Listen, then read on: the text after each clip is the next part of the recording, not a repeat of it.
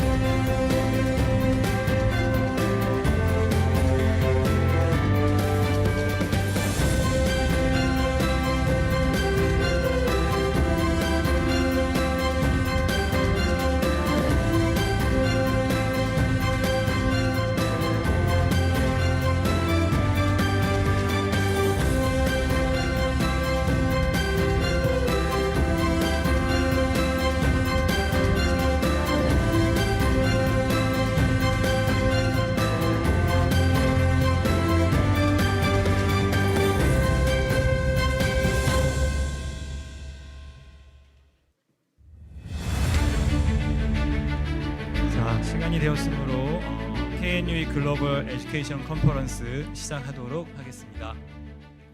예, 인사드리겠습니다. 저는 오늘 오전 사회를 맡은 한국교원대학교 교육연구원 소속 평생교육센터장 김영석입니다. Now it's time to begin the first KNUE Global Education Conference. I'm honored to serve as the moderator for this morning session. My name is 영색 Kim. Okay. 국민 의례가 있겠습니다. 모두 Before we begin the conference, we will have the national ceremony, including the singing Korean national anthem and the time for the moment of silence. 국민 의례를 갖도록 하겠습니다. 모두 자리에서 일어나 주시기를 바랍니다.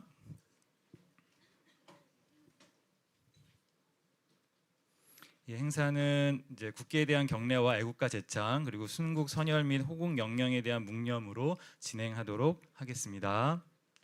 자, 그럼 먼저 국기에 대한 경례 시간을 갖도록 하겠습니다. 국기에 대하여 경례.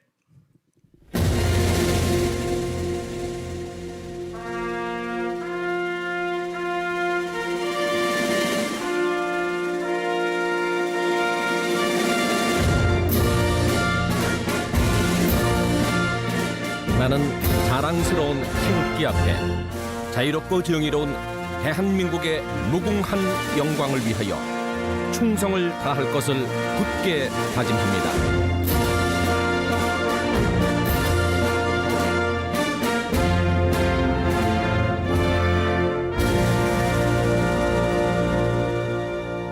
바로 애국가 제창이 있겠습니다. 반주에 맞추어 1절만 제창하겠습니다.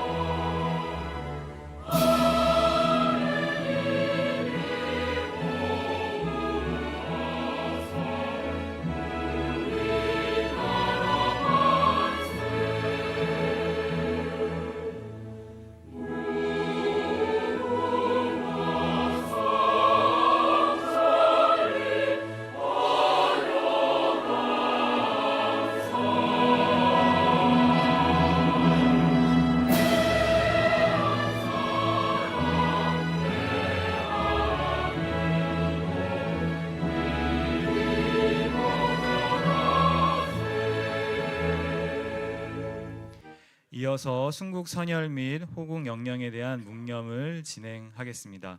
일동 묵념.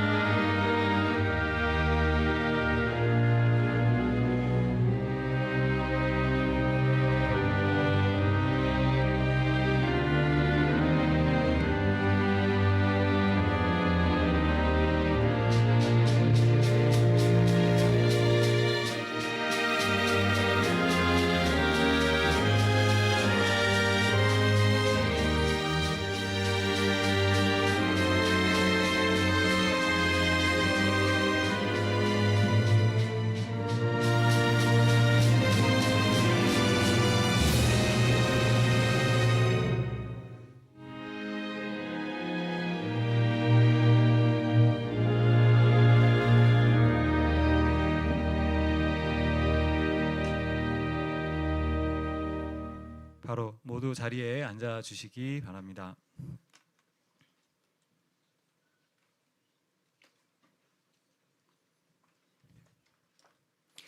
컨퍼런스를 시작하기 전에 앞서 순서지에 나와 있는 대로 먼저 환영 리셉션 시간을 갖도록 하겠습니다.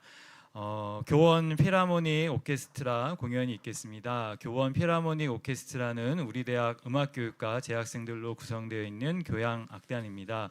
곡은 총 두 곡으로 하이든의 심포니 104번 런던과 한태수의 아름다운 나라입니다.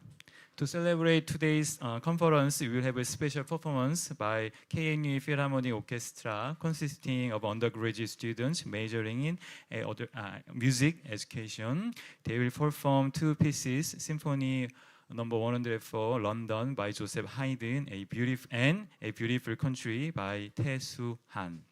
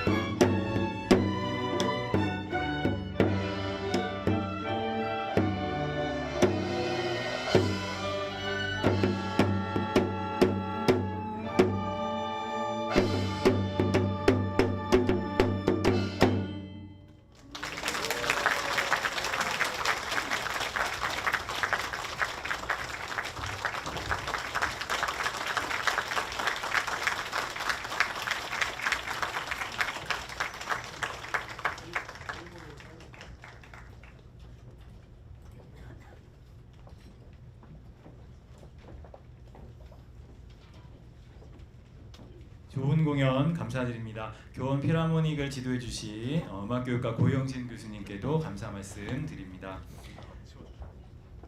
이번 학술대회는 AI 기반 미래교육과 교육혁신을 주제로 2차례 기조 강연과 3개의 테마 세션 그리고 종합 토론으로 구성되어 있습니다.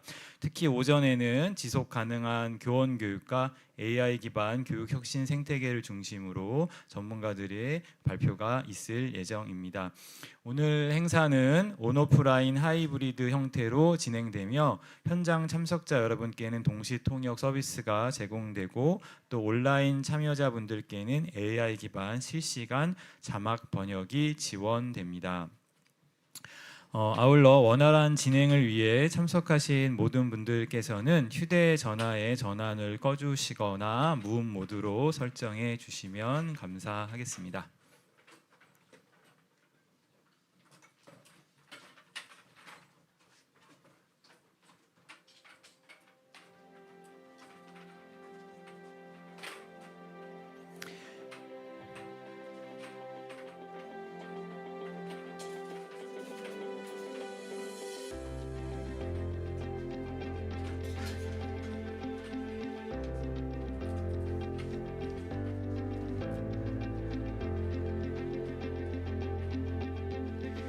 예, 그러면 드디어 오늘의 K-GEC 2025년 AI 시대의 교육과 교원 교육의 미래를 함께 설계하는 뜻깊은 시간을 갖도록 하겠습니다. 다시 한번 바쁘신 중에 참석해 주신 여러분들께 감사드립니다.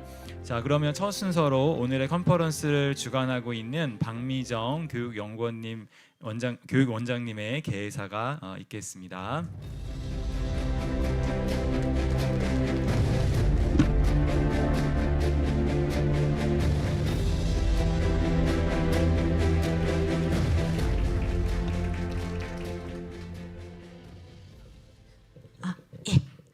Good morning, everyone.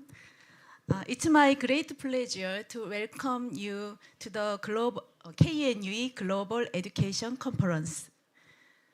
존경하는 내외의 기빈 여러분, 그리고 이 자리에 함께해 주신 모든 분들께 깊은 감사와 환영의 인사를 드립니다.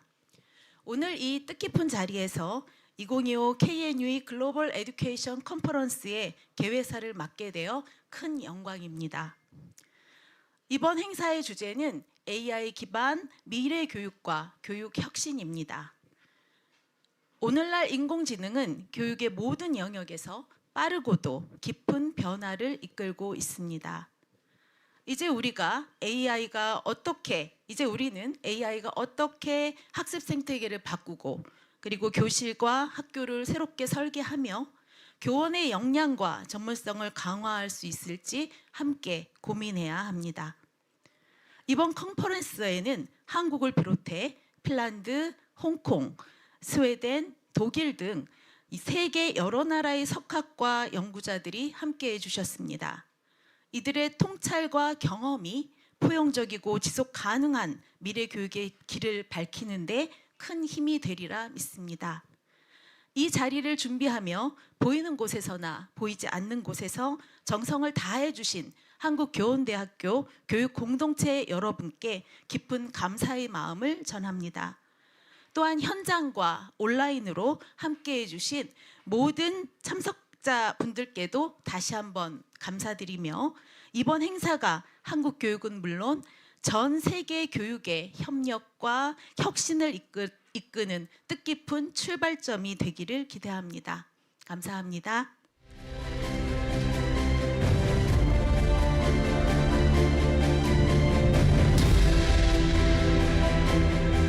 다음으로 차오규 총장님의 환영사가 있겠습니다.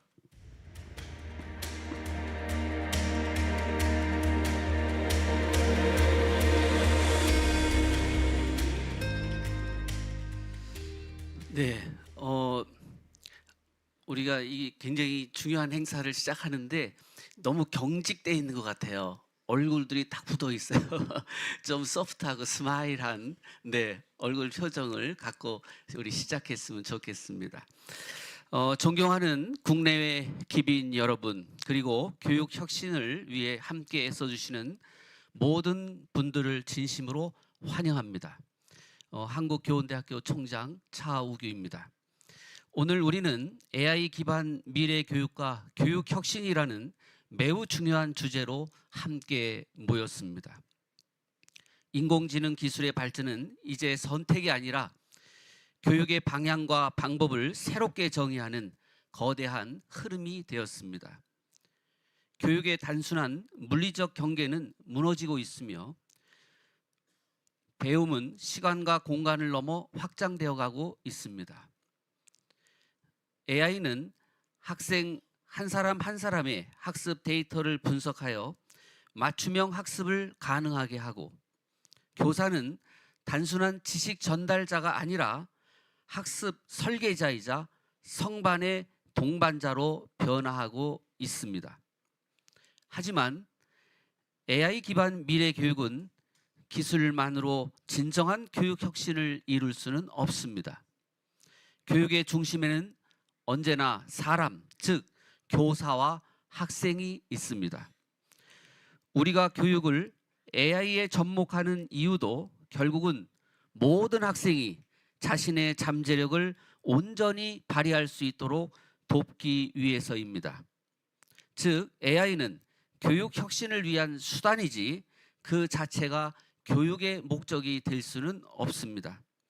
한국교원대학교는 이러한 변화의 중심에서 AI 리터러시 지도 역량을 갖춘 교원 양성과 연수, 데이터 기반 교수 학습 방법의 혁신, AI 활용 교육 모델 개발 및 보급 등을 통해서 교육의 패러다임 전환을 선도해 나가고 있습니다.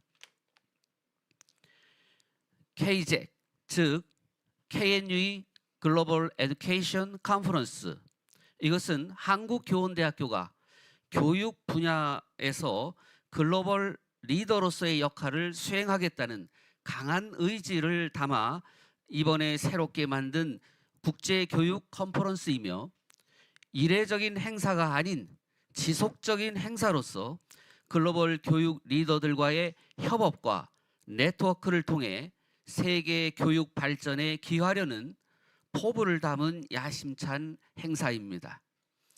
오늘 이 자리가 AI 시대의 교육 방향을 함께 모색하고 새로운 가능성을 여는 지혜의 장이 되기를 바랍니다. 그리고 참석하신 모든 분들의 열정과 통찰이 미래 교육의 새로운 지평을 여는 밑거름이 되기를 바랍니다. 또한 전 세계의 교육 발전을 위해 국내외 여러 교육 관계자와 연구자들이 매년 개최될 예정인 K-GEC 행사에 적극 동참해 주실 것을 간곡히 부탁드립니다. 마지막으로 이번 행사를 빛내 주시기 위해 핀란드, 스웨덴, 독일, 홍콩 등에서 직접 참석해 주신 교수님과 연구자분들께는 더욱더 깊은 감사의 말씀을 전하고 싶습니다. 그리고 오늘 행사를 위해 애쓰신 우리 교육연구원과 관계자 모든 분들께도 깊은 감사를 드립니다. 한국에 머무르시는 동안 건강하시고 또 아름다운 추억도 많이 만들어 가시기를 바랍니다. 감사합니다.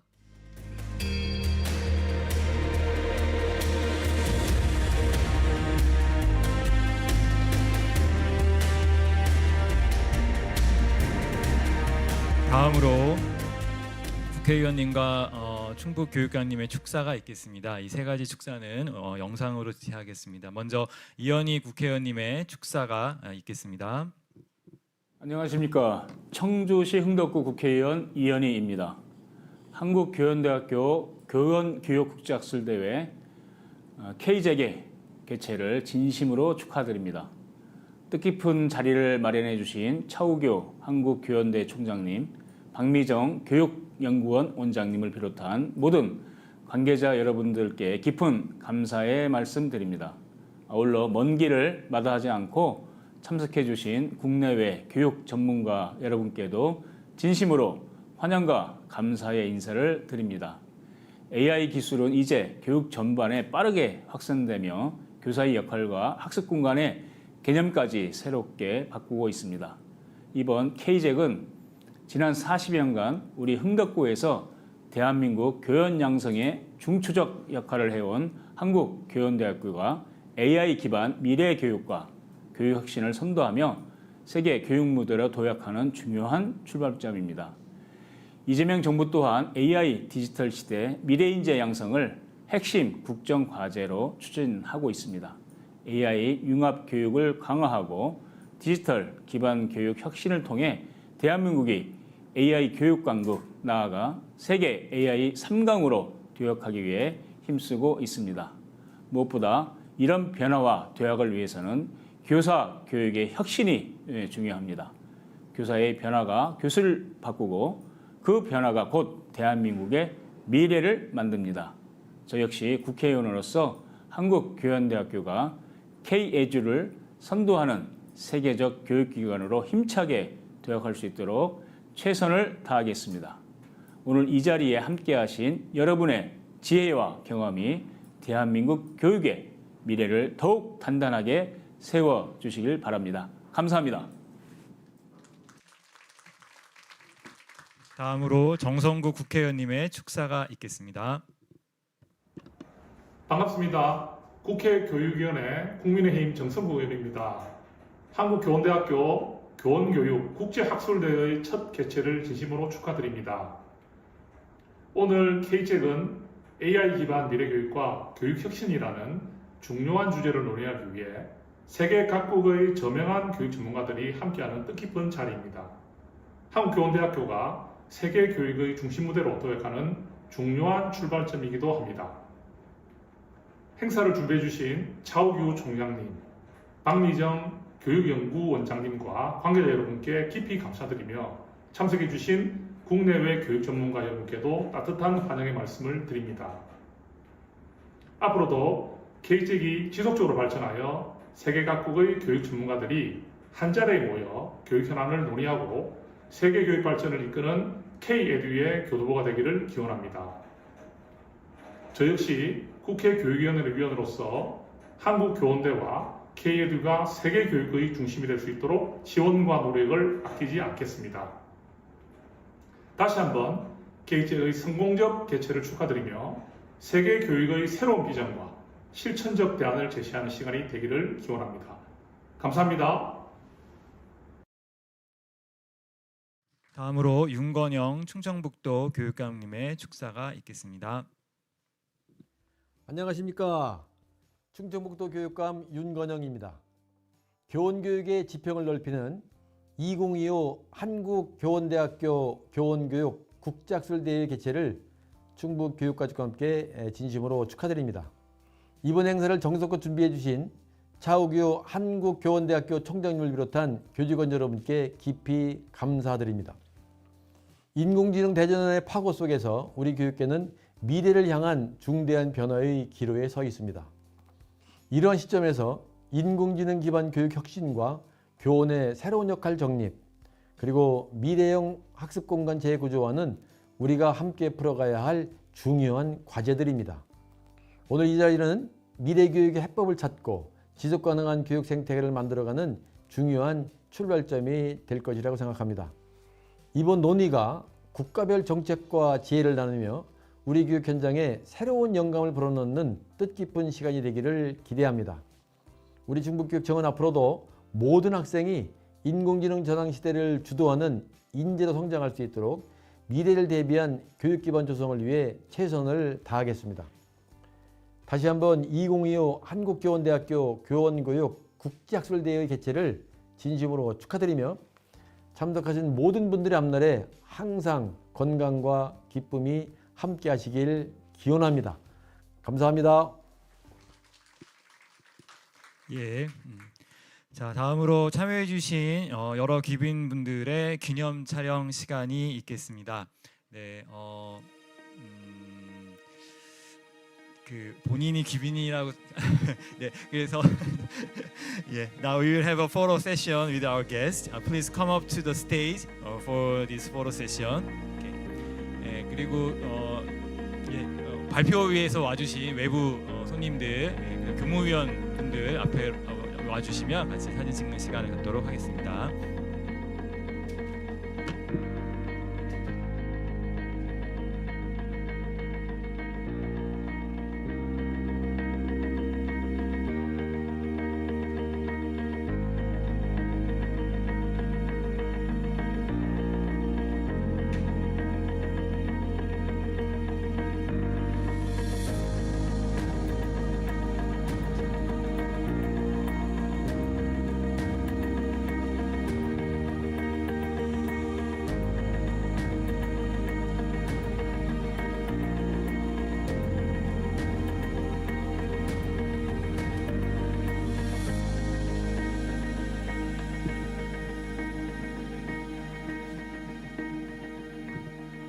사진을 두 줄로 쓰면 안 되겠죠? 네, 좀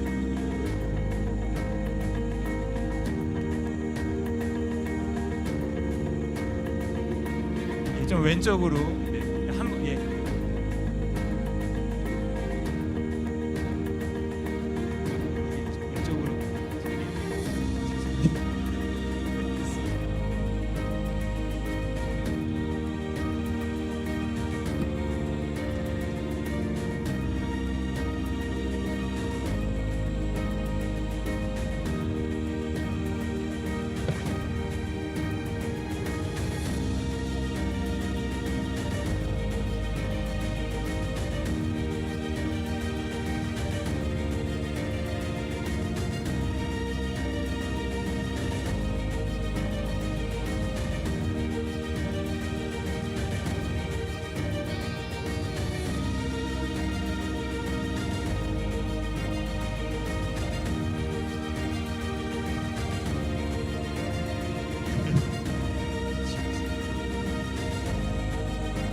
예, 감사합니다.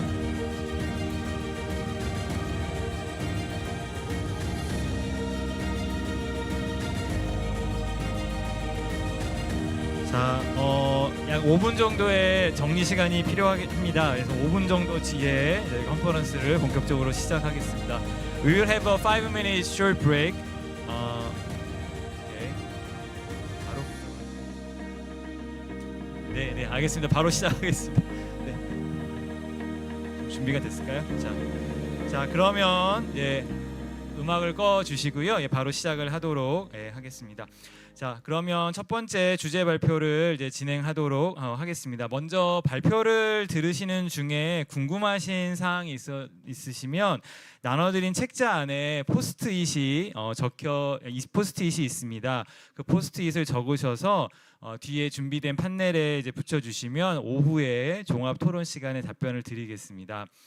또한 오전 컨퍼런스는 영어로 발표가 진행됩니다. 따라서 동시 통역을 제공하고 있으므로 통역이 필요하신 분들은 이어폰을 사용해서 이제 들으시면 되겠습니다.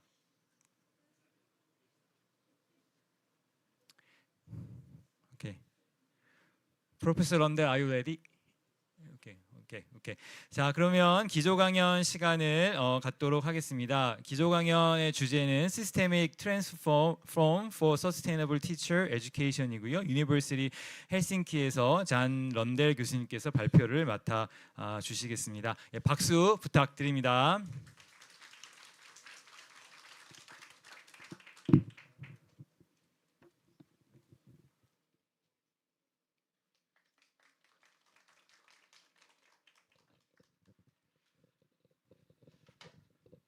Mr. President, distinguished ladies and gentlemen, it's my humble feeling to be present here today, and I'm very honored to be asked to give a keynote lecture for this prestigious conference. And as you see, I have a very complex title. A complex title that contains 3 different concepts. We heard this morning already in the speeches about artificial intelligence. Well, world is more complex than artificial intelligence. And I'm going to address systemic transform, sustainability, that means long-term applications, and we do this in the context of teacher education. And as you see, I represent the Luma Center Finland. Whenever I say Luma, it means STEM in the rest of the world. We have our own abbreviation for STEM in Finland. Everyone is talking about Luma, no one talks about STEM. However, it's exactly the same thing. And since I have been training teachers for almost 2 decades, I use Finland as an example to start up with outlining the field that we are working with. When we talk about STEM teachers or teachers in general, we have a differentiation in Finland. So the primary school early year teacher education is the faculty of education. They become really good in education.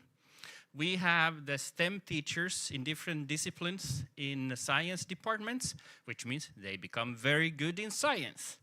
And now the challenge is to combine these two. Because when we talk about teacher training, we need to talk both of science skills, but also pedagogical skills. But it's not enough.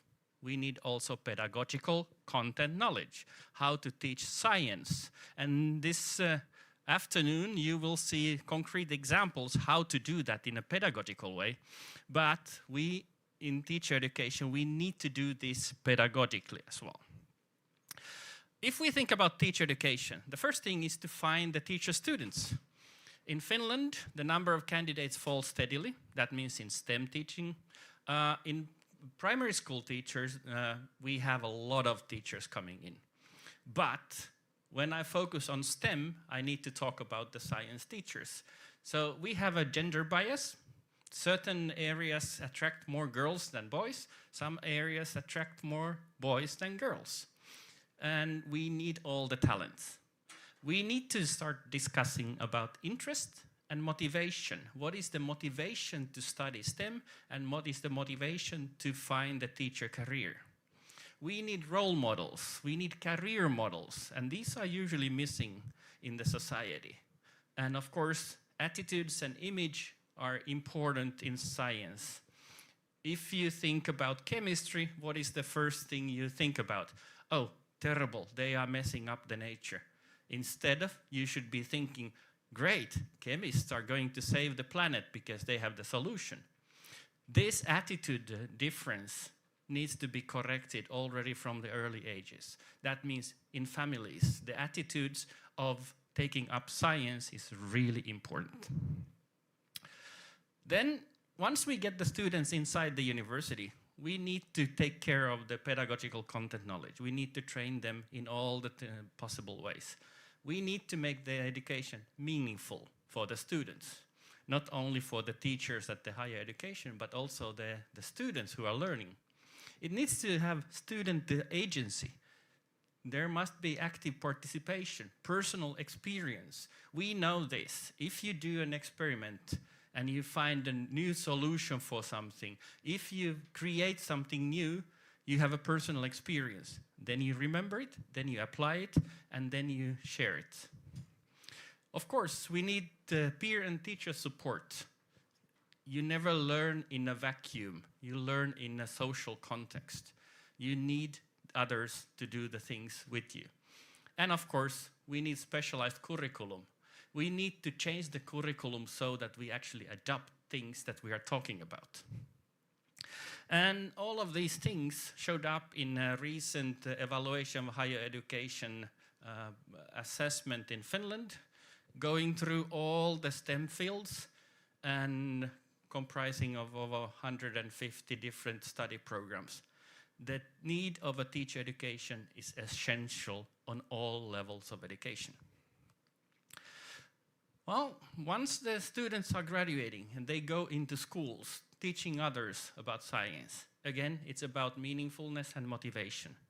It's also about the surrounding where they are going to work, how they are going to work, how they are supported, not only by other teachers, but also the administration part, how they are schooled forward. That means there is a lifelong learning coming in here.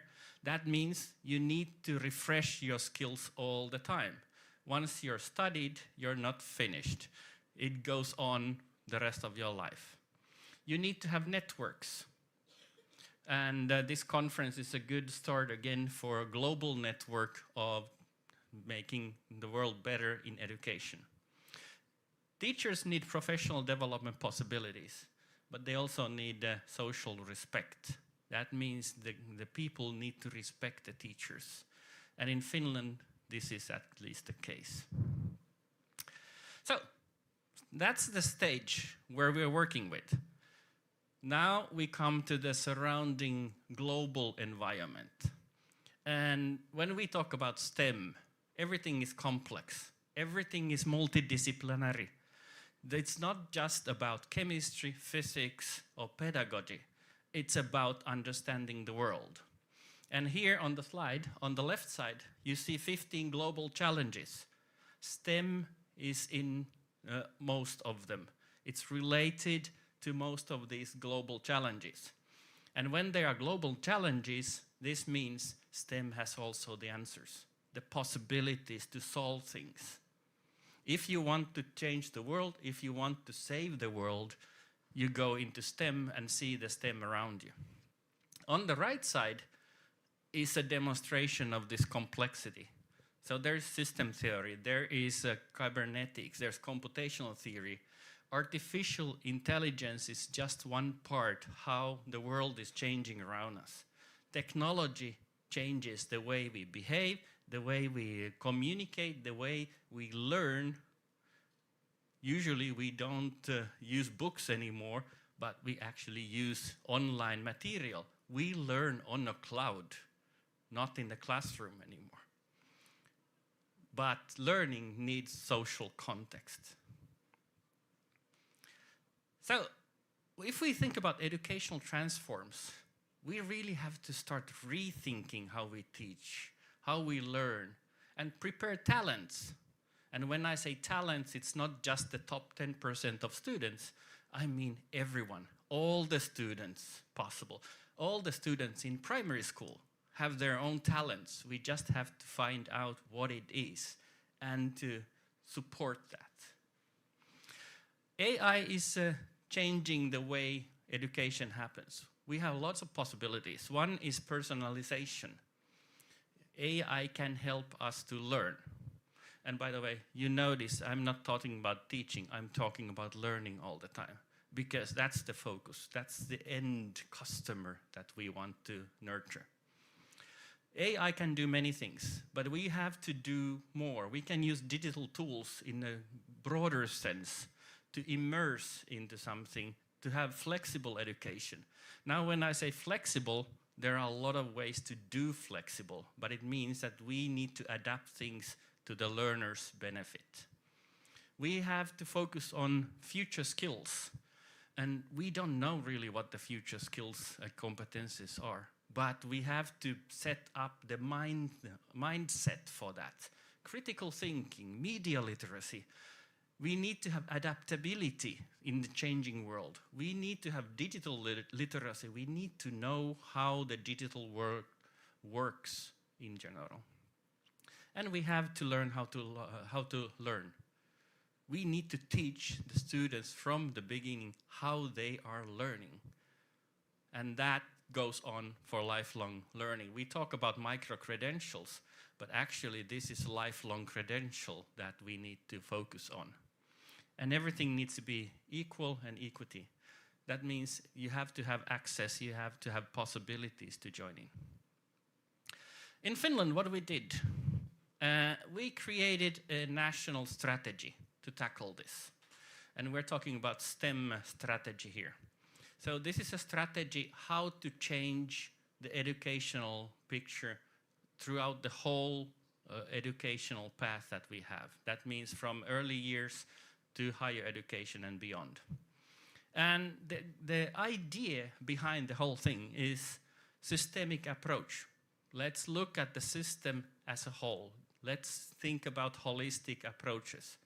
And we need to address then not only learning, but also teaching. How to prepare the teachers in the long run. And we need to do this on different levels. We have to think about the policies we have.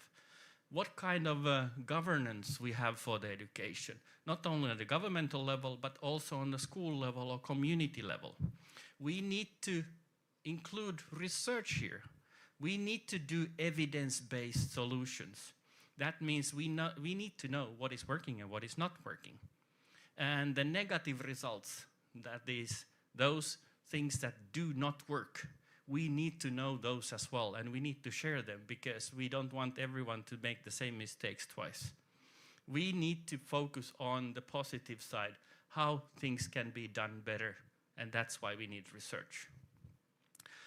We need also curriculum design. We need to rephrase our curriculum, and we need to adapt education to focus on the good benefits of the new curriculum design. We need to complement this with the all teacher education we're doing. All levels, starting for early years to the high school. And we need to go into the practice. We need to change the practices, not just preach about it, but we need to do that in real life.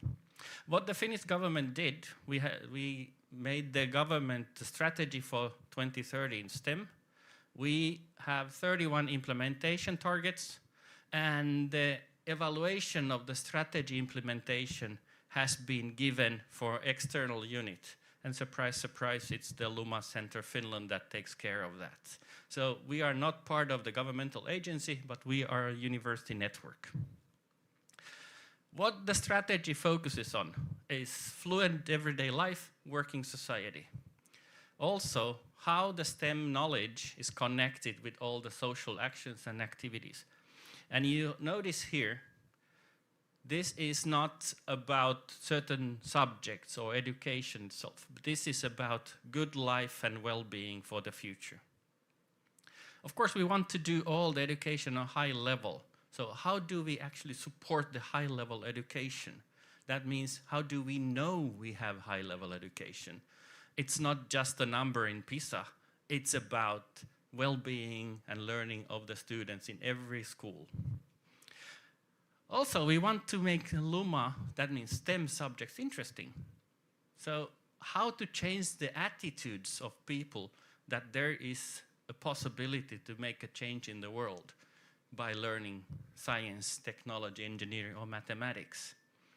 And then we need to increase communication about the skills and possibilities that we offer. This is a governmental strategy. And one of the things we focused on is that it's not just about formal education, but it's also about non-formal, informal education. Everything that we do beyond the school as well. That means clubs, camps, whatever happens in the families. Cooking together with the parents is a learning experience in STEM. Surprise, surprise. So we have a network of 11 research universities. I'm representing that network. And this is the network that specializes, especially in non-formal, informal education. But we are connected with the teacher education at these universities as well, which means we are connected with all the teacher education units in Finland. And everything we are doing has a research backup from the universities, and everything we find suitable for teacher education for the future, we feed back to the teacher education. And we include the teacher students in Luma activities that we have, which means it's a win-win situation that we can promote STEM. And now when we talk about STEM, we talk about STEAM as well. We want to address things in a multidisciplinary way. It's not just about one subject. It's about those 15 challenges we have in the world. Let's take, for example, sustainability, how sustainable things are. If we talk about educational reforms and sustainability, the only way it's sustainable if it goes into the structures. That means changes the society in a way that it goes for the better. And that means also training the teachers for the changes. And when we talk about STEAM, Luma surrounding in Finland is not restricted to creativity and curiosity under arts. But for me and for us, A is all sciences. We heard a lot of nice tones this morning from the symphony orchestra. That's STEM. There is STEM embedded in that. And that's the way we need to think about the STEAM, how to incorporate everything together. What Luma means in Finnish context is collaboration. We need to do things together. And we're talking about ecosystem. Our biologists always tell me that you can't use that term, but we want to use it to show that we are working together, co-creation together for a better things. We are on the upper left corner, the blue marked part. That's the teacher education university, researchers at the university. But we need the rest of the society there. We need the media. We need the educational associations. We need science centers and museums to work with us. We need the government to work us. We need the governmental agencies that work with the professional development programs or curriculum design. We need to go where the people are.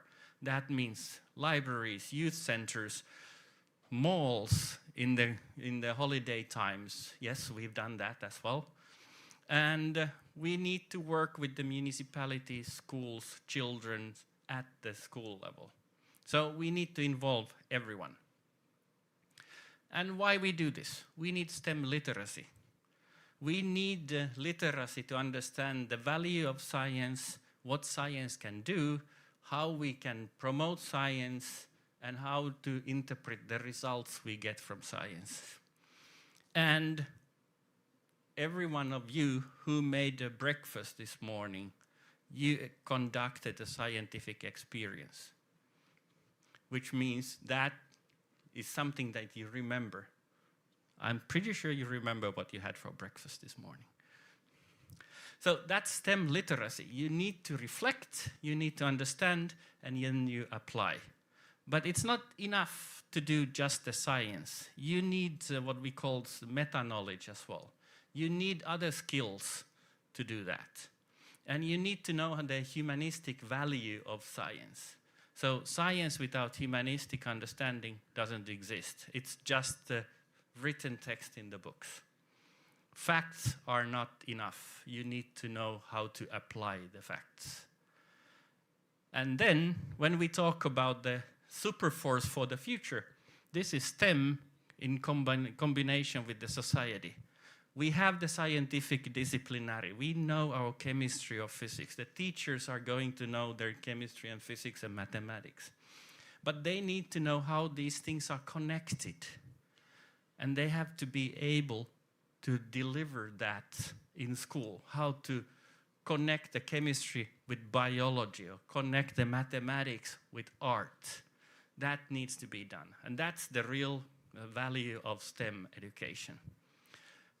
We need also to have skills. Teachers need skills in cognitive and metacognitive skills. Neurosciences are giving us a lot of hints how people learn today. Why don't we use that information to produce better ways of teaching? That means easier ways to learn. And we need social and emotional skills. Every time we learn something, there are emotions involved. When we make decisions, 85% of the times you use the decisions based on emotions, not facts. We need the emotions, we need to understand the emotions, we even need to restrict the emotions sometimes. But we need the emotions to understand and remember, to store the information in a particular context, social context. And what we also need are the attitudes and values. We need the different attitude, what the media is presenting nowadays. We need to have a positive mindset. We need to have a mindset that focuses on the future. We have the solution. We can offer that. And every teacher changes the world by tackling the questions in STEM. And that means they will train all the students to understand the value of STEM. STEM is part of your everyday life. It's a part of the surrounding on every student in every school, here in Korea, but also around the world. So what do we need? STEAM with all sciences, creativity and curiosity. We need to know a lot of things. We need to train ourselves in many things. We need interdisciplinarity. We need to know that sciences work together, not separate. We need problem-solving skills, how to tackle the problem to find the right bus at the airport when you arrive there for the first time. That's a problem-solving skill. We need resilience and flexibility. Changes affect us all the time. We need to adapt to the changes and find a way to go forward. We need to learn, and we need logical thinking. And now you wonder why Leonardo da Vinci appears here. He's the one real STEAMist in the world. He was doing music, art, architecture, sciences, all at the same time. The only problem with this picture is that he's old in the picture. Most of the inventions in the world have been done by young people, between 10 and 30 years old. We don't see that in the textbooks. So when we talk with students, whether they are in school or university, they are the ones making the innovations. We need to nurture them, to give them the possibility. And by teacher education, let's concentrate with pedagogical knowledge, content knowledge, and the pedagogical content knowledge. And for teacher training in Finland, this means this goes on through the whole teacher training 5 years that we have in the programs.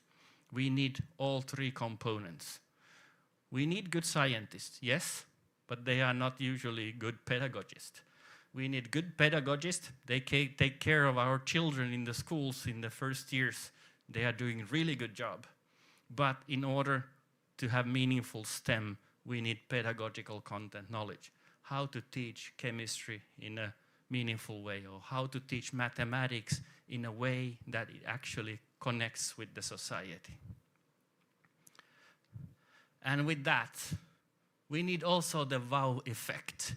We need an effect that makes us to stop and wonder and ask the questions what the children are also asking. Why, how, where, when, what? And if you want to know the science behind the picture, I'm available at the lunch break or coffee break. Thank you.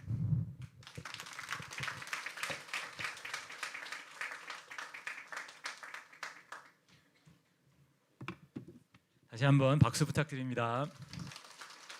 예, 말씀드린 대로 궁금하신 사항 있으시면 포스트잇에 메모하셔서 나중에 오후에 주시면 오후에 이 부분에 대해서 답변해 주신 시간을 갖도록 하겠습니다. 예, 그러면 두 번째 발표를 진행하겠습니다. 두 번째 발표는 Education University of 홍콩에서 수젠 양 교수님께서 발표해 주시겠습니다. 발표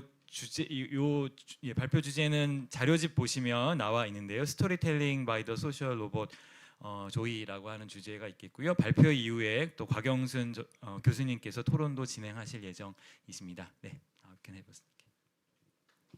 예, 박수 부탁드립니다.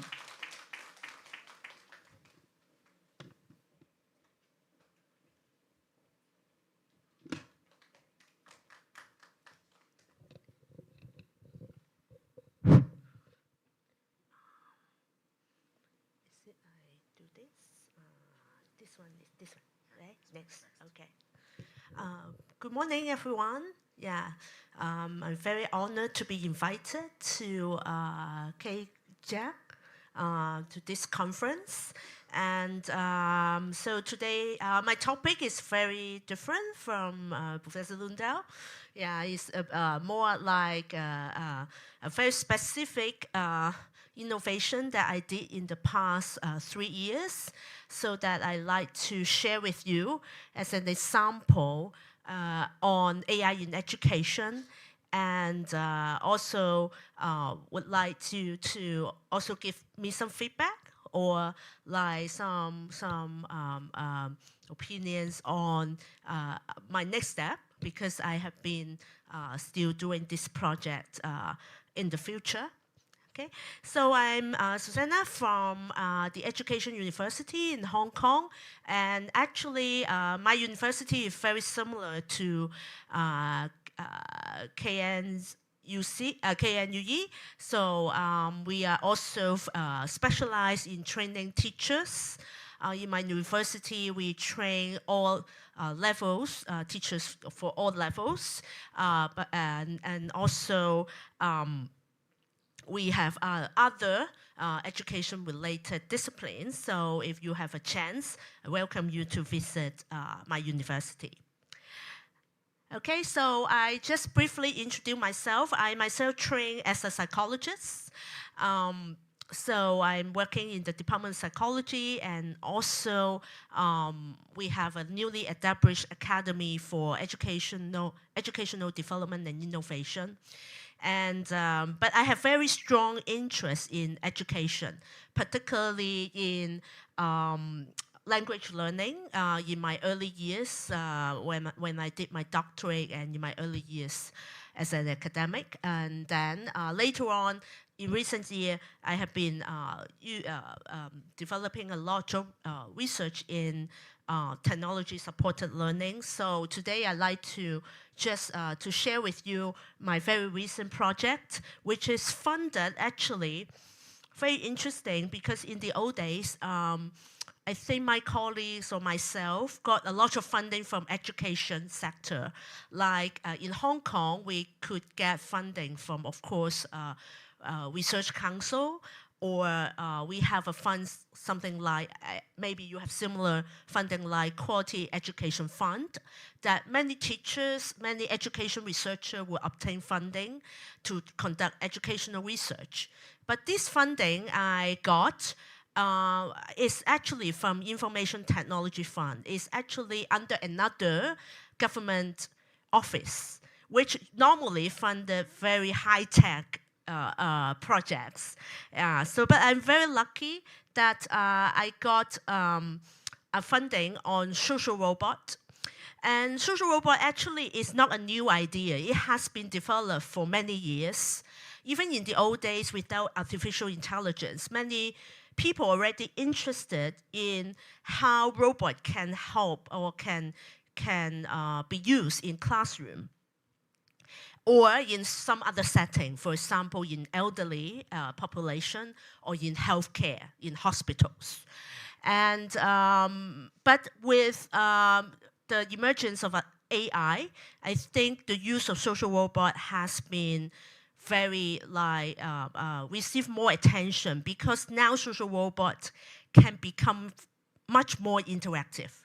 So if you read very old studies in social robots, those social robots are actually controlled by human behind a curtain, something like that. Because at that time, technology is not that advanced, but they still want to know how the social robot, how social the robot is, can help especially young children to learn in classroom setting.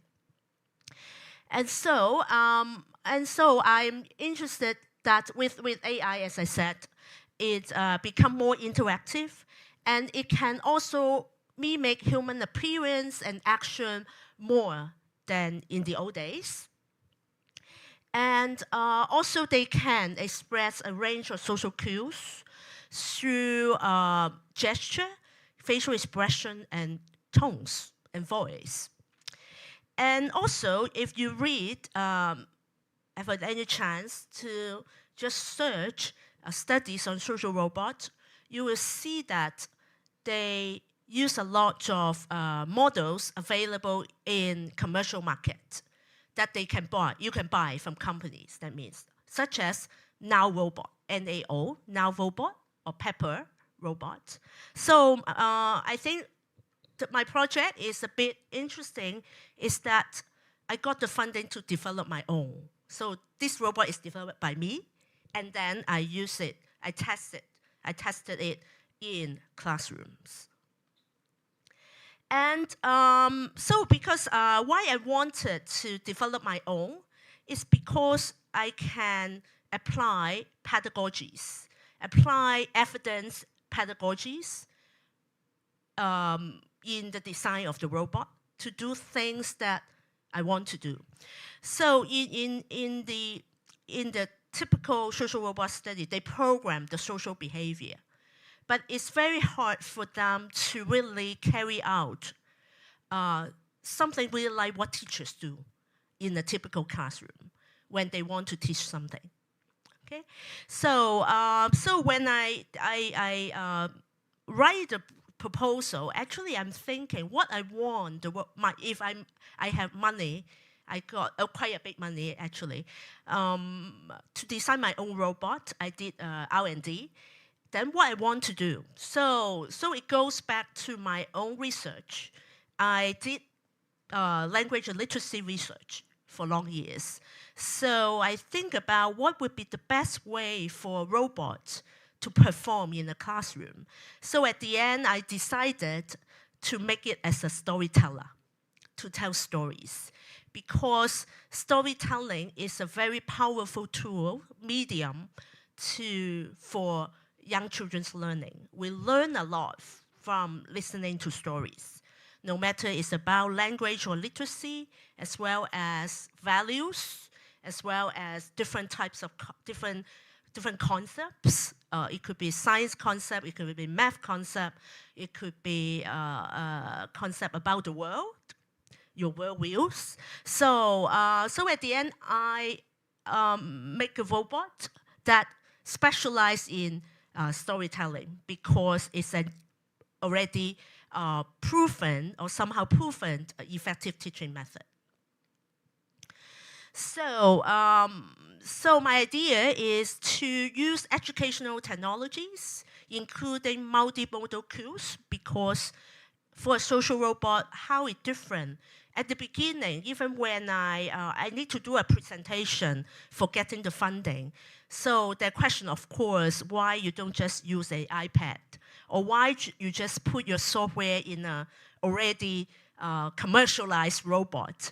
And luckily, our team was able to convince the panel to give us money because we think that we develop our own robot, we are able to really put in the pedagogies that we think is the best way for children. So we involve multimodal cues. The robot not only present the story visuals, but also facial expression and movement.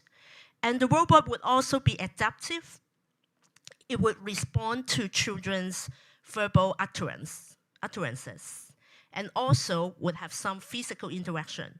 I will show you some example later that the robot is able to respond to children's gesture. Okay, so it would also, of course, in my study here, I would like to tell you one study that I did to show you the effects of learning with this robot on attention, learning attention, perception, and language. Okay, so this is the look of my robot. The name is called Joey. I give it, I don't know whether it's its name. It's called Joey. There is some reason why it's Joey. First, it's more gender neutral. Second, is easy for Chinese to pronounce because for Chinese, we have certain phonemes that is very hard for Chinese to pronounce. So Joey is something very easy for Chinese to pronounce. So is our, and you see it's big. Why is so big? Because the interaction is different when it is, most of the commercialized robots are like small and put it on table. And it's like you sit down and then just interact, okay? It's like a chatting function mostly. And we have social cues, like you see they have face, so that will convey some social cues, and also some human-like behavior. So I will give you further example. Okay, so this is about my study. Overall, it's like there are very few actually social robots specialize in storytelling. And also that also compare directly to other storyteller. Okay. So this is what we want to see is the effects of social robots as storyteller, and to how its effect on children's expressive vocabulary, story comprehension, and also their perception of activities. Okay, so this is the outlook. I will spend a few slides to show you Joey. It's pretty big, and you see also most robots would not have arms because it would be the most expensive part to make if you produce a robot. So you see many surface robots would not have arms. And so this is basically the hardware that we want. We would have, of course, would have camera, microphone, speaker, and there would be also a monitor for showing teaching material, basically. And this is some we have used. By the way, I reported one study maybe involve I don't remember, like 100 of children. But this robot has been used by 40 schools in Hong Kong. Yeah, and we receive very positive feedback. Most of children love it, and they really like to interact with Joey. Okay, so our learning activities. So we program it to conduct learning activities that we designed, and these activities are very also typical happening in classroom. Okay, if you are a teacher, you know, especially early year teachers. So usually when you use a storybook for teaching, we first tell the story first, right? So children listen to story, and then teacher will also invite children to do it with him or her. So it's co-tell story. And then finally, it would be retell story, because you want the children to use their thinking, their understanding, organization of language, and tell you about what they just heard about the story. Okay? Of course, there was some other process that we are actually going to do, like sharing or personal experience, like play some games. Okay? So, but we stop here. It's like we call it story retell teaching pedagogy. Okay, so these are just show you the social side of Joey. So it will show certain expression and with arm movement. So it's basically also, when we design it, we think that when we talk, we have something like this, right? We move, we don't like this. So we really make it more like human. So it will move the arm while telling story. And also we are also inspired by teachers in the classroom. When they tell story, they have facial expression. They will go with the storyline.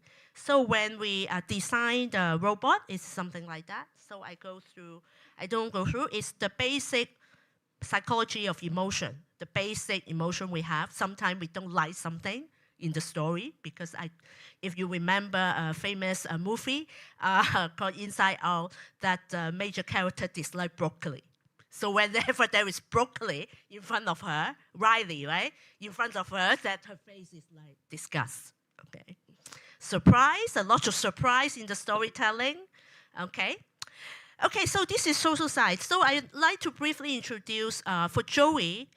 This is what is facing the children, right? Just now you see the emotions, the look, the teaching materials, the social thing.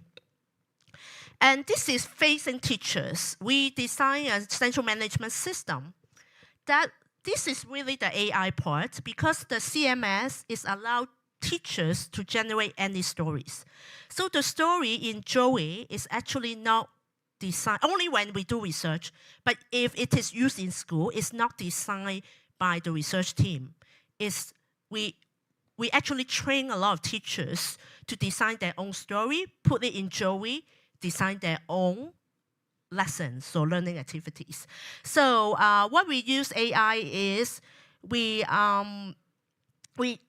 ask the teacher to input the text of the story, your storyline, and then AI can generate the visuals, the audios, the questions, all combined together, and then you click a button, then it will be from cloud, download to Joey, and then Joey will tell story. Okay, so the idea is like this. And this is our original. So you see, you could create visuals, generate the pitch. You can adjust the speed to adjust to different needs of student and the pitch. And also questions, because Joey will ask questions. So generate questions to ask children, okay? And we have another version developing now. Then I will tell you what is the upgrade. This is the first version, not very perfect. And we did it when ChatGPT just released. So the AI performance now is much, much better, okay? And only English, it only support English in the original version. Okay, so we tested in 81 kindergarten children in Hong Kong, so I don't go through very detail. I know I have time limit. Okay, so I maybe just very quickly just let you know we measure certain things, very typical education and psychological research, and then we have 3 conditions, 3 groups for comparison: robot, tablet, and human. And then we do all the testing, and so I'm not going through. We test about the words presented in the story, how well they can comprehend the story, and the perception. Okay, and the 3 conditions are robot and iPad. Tablet is not iPad; it's actually a Android tablet, and then a human storyteller. Okay, so we group them together, assign them to different conditions, and for the intention, we use an algorithm. We videotape, and then we do use an algorithm, also AI, to generate an attention score. Okay, so these are the results. So I just very briefly go through with you is we got significant result, particularly the you can see the robots and human are similar or good or perform better than the tablet condition.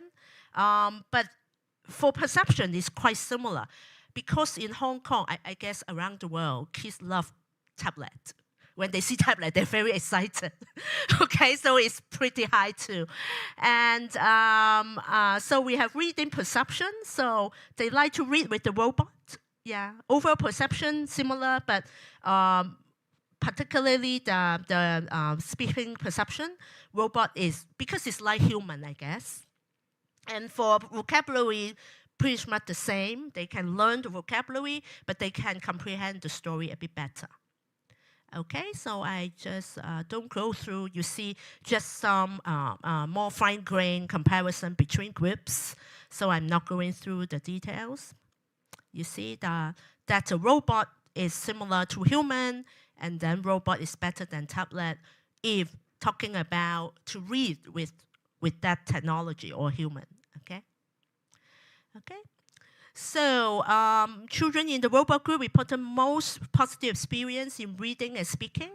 So we highlight this type of like more embodied or more interactive human-like experience, but delivered by technology would promote engagement and learning.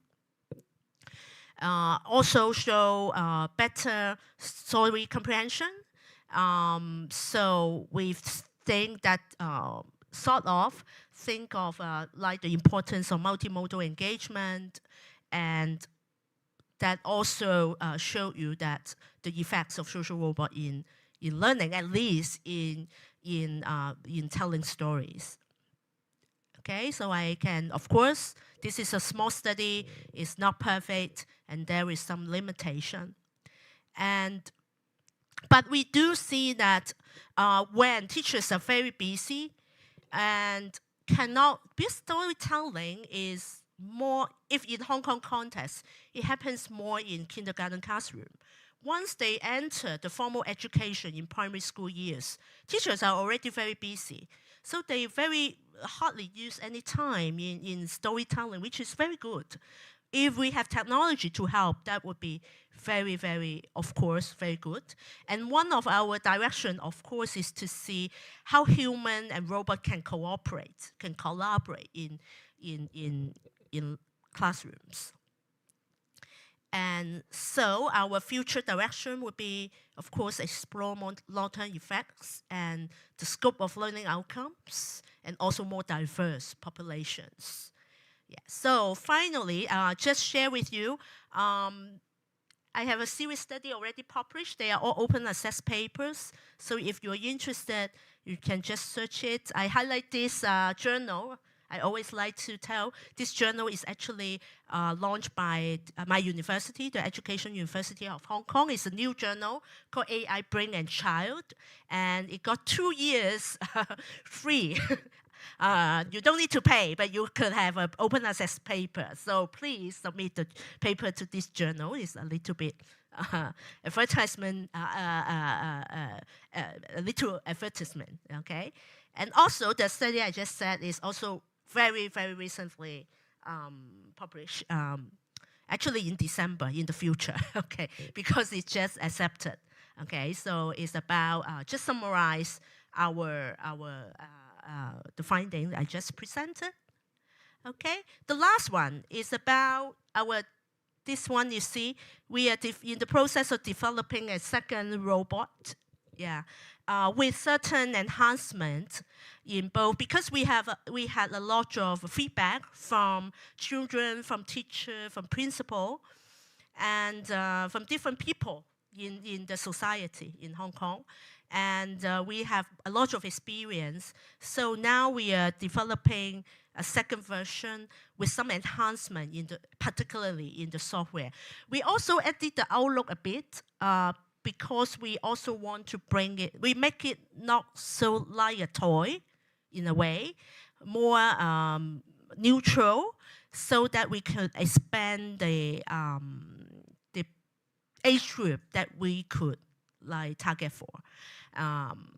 The second, and also because of the advancement in AI, you know now there were many more LLMs or other AI models available for us to use. So we were capable, for example, for the jury number 1, I was not able to develop Cantonese, my language, because Cantonese at that time, the text-to-speech is not okay, is not good, because Cantonese language, we have a lot of tones and very hard.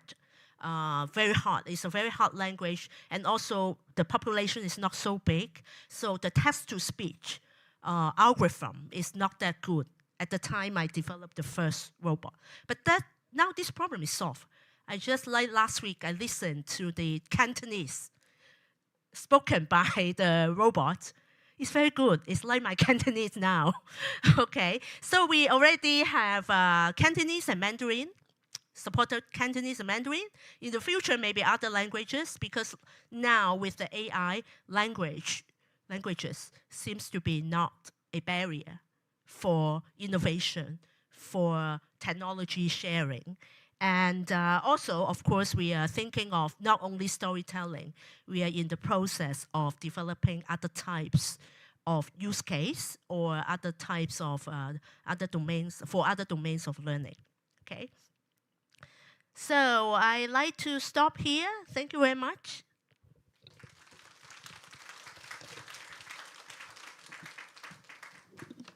네, 발표 감사드립니다. 예, 이어서 우리 대학의 곽영순 교수님께서 자료집에 나와 있는 내용 말씀 주제로 토론해 주시겠습니다. 네, 박수 부탁드립니다.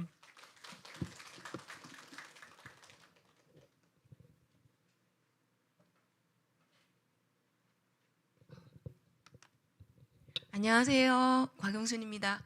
Good afternoon. We shifted from morning to afternoon. Since this is lunchtime, I will be quick. Still, I will take just 10 minutes. Thank you for your presentation, and that was intriguing. I was so curious the shape of that robot, Joy. So finally, I could see in her presentation. Okay.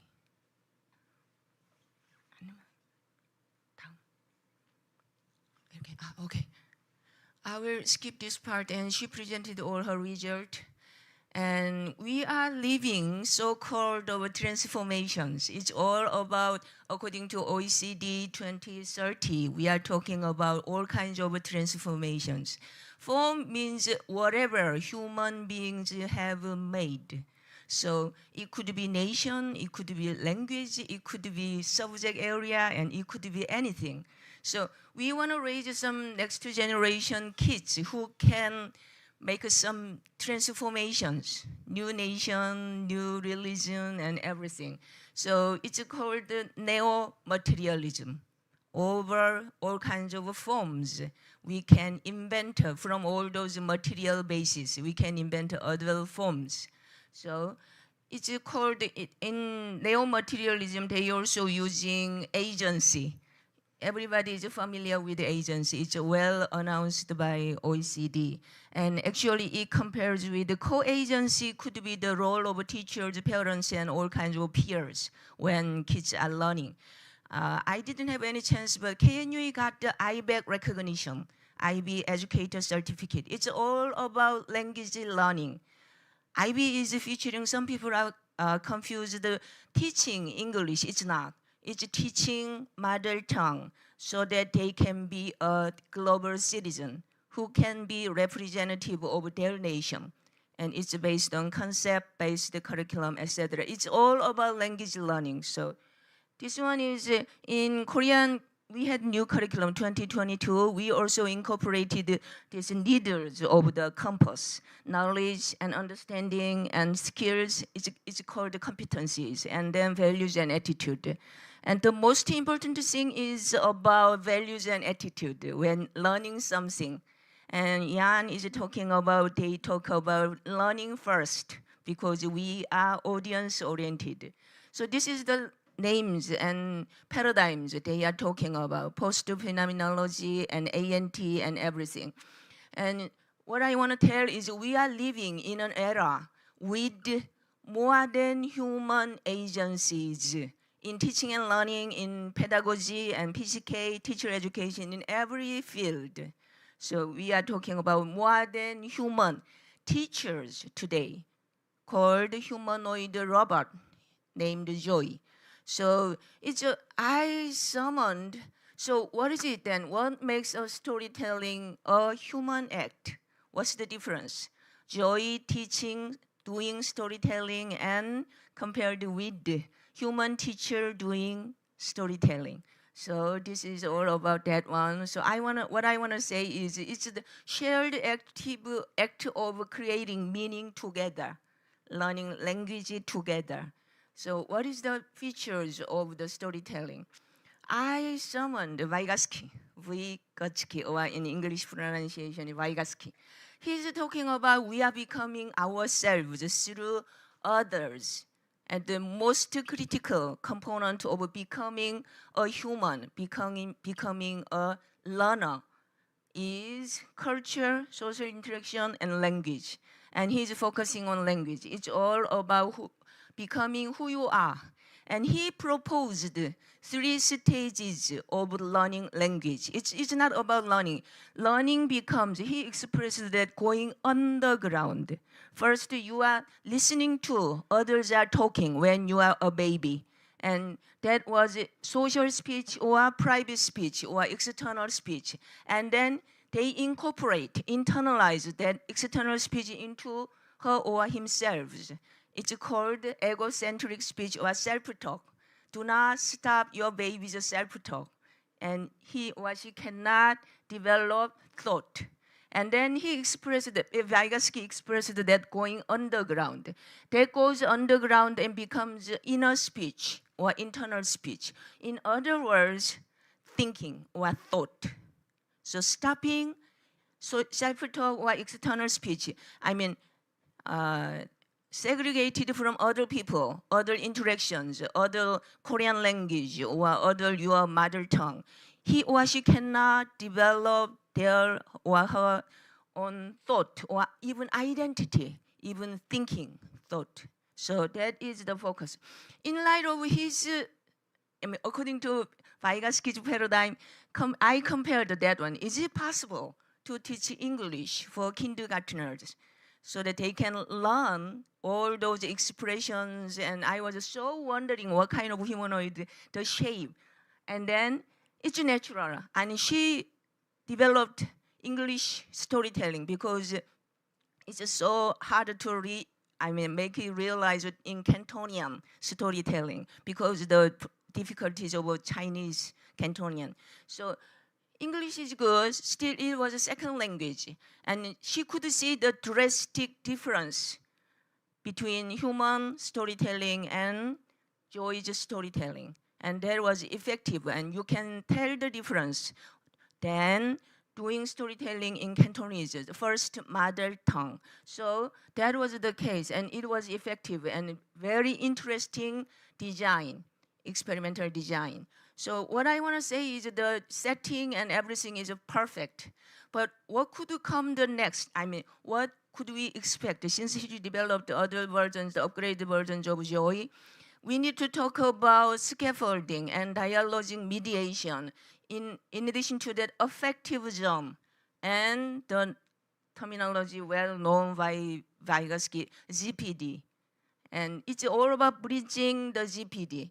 So what I want to say is we should be someday, somehow, in some field, human teachers will be replaced by more than human agencies.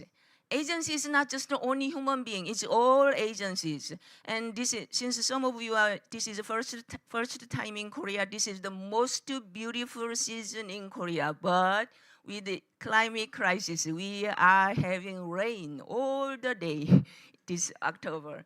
So we could have a bright and sunny, beautiful day. And stop by again, okay? So this is all new literacy. And could Joy can excel? Or how can he? My conclusion is we need to incorporate and work with Joy or other humanoid robots as a co-agency. They will not or should not replace human teachers, but in certain area, Joy could do a better job. And we need to find some kind of balancing between human teachers and more than human teachers.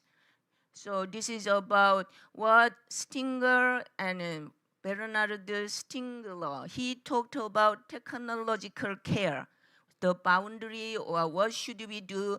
And what I want to say is robots can replicate voice, but not voice meaning. And in addition to that, I wondered it could be better we had some kind of videotaped, recorded material, how Joy interacted with kids. And I was wondering, is there any interaction component among kids, not Joy and kid, among kids? It could be better if you could implement it in a group activity. And what I want to say is we need to accept humanoid robot or other AI, including ChatGPT, as a co-agency in our learning and teaching. And to do that, we need humanoid robots as empathetic mediators. And we need to take into consideration ethical literacy. It's a whole new world and all kinds of standards into that. And co-agency as a sharing becoming human creativity and amplified by machine adaptability, yet guided by ethical intentionality. Where we should go, what we want to do by storytelling robots. And finally, the goal is not to humanize robots, but to rehumanize education, living together, learning and teaching together with co-agency, such as more than human agency, Joy. So that was my presentation. That was so interesting. I envy her situation. Tons of money, and we could do something else. When I was young, my kids, they are learning languages through Teletubby, remember? All kind of sunny sign, all kind of emotions. The most important thing is if you could, since you have lots of money, I want to see some kind of that one. A new form of embodied pedagogy. A robot or another version of upgraded Joy, he or she can deliver emotional aspect as well, cozy and mommy smell and all kind of that environment as well.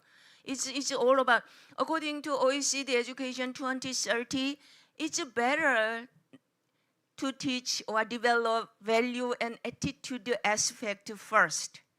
Knowledge aspect or skills aspect, you can do that later in a better way. But the ground level or basic level of learning anything, becoming a Korean, getting your own identity, is all the grounding starting point is values and attitude.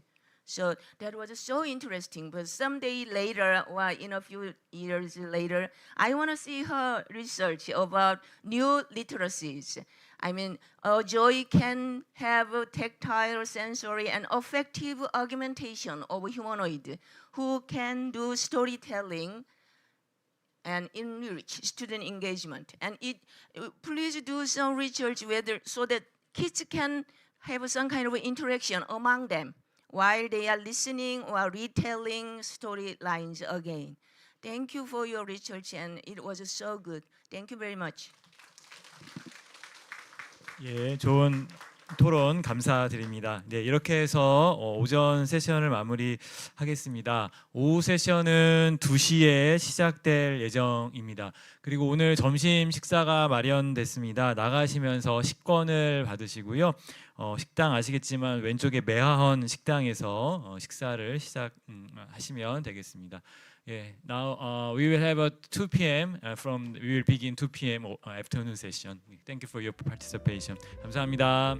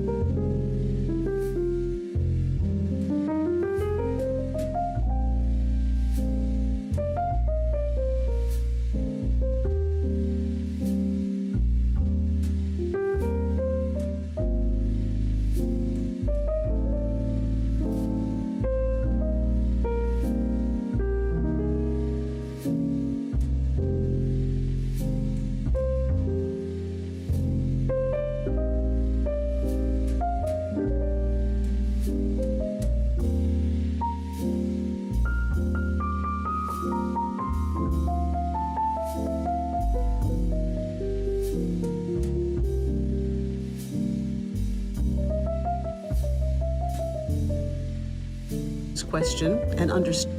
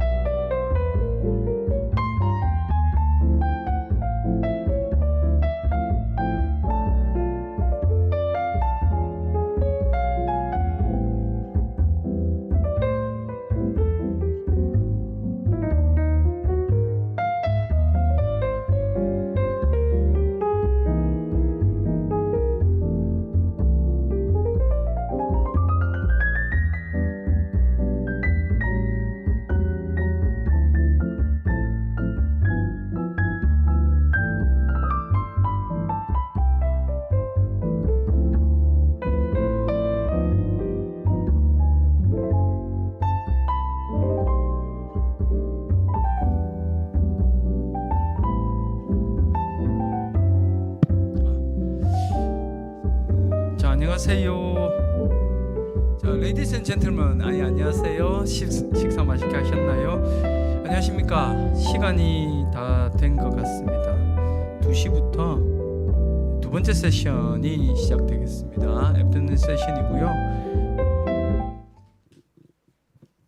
자리 착석을 해주시기 바랍니다. 바로 오후 세션을 시작하도록 하겠습니다. 자, 행사 진행 요원 되시는 분은 밖에 계시는 참석자분들 안으로 들어와 달라고 부탁해 주시기 바랍니다. 자, 시간이 됐습니다. 그래서 오후 세션을 시작하도록 하겠습니다. 저는 오후 세션 사회를 맡은 한국교원대학교 이대학장을 맡고 있는 김영훈입니다. 만나 뵙게 돼서 반갑습니다.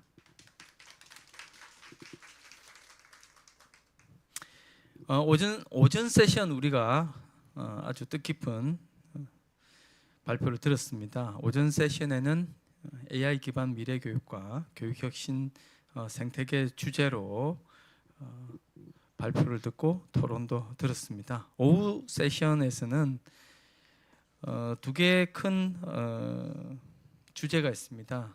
첫 번째 주제는 Future Classrooms and Restructuring Learning Spaces로 오후 첫 번째 세션을 하고요. 오후 두 번째 세션은 Strengthening Future Teacher Competencies and Redefining Educational Professionalism으로 진행이 되겠습니다. 이번 컨퍼런스는 아시겠지만 온오프라인 하이브리드 형태로 진행되고 있습니다.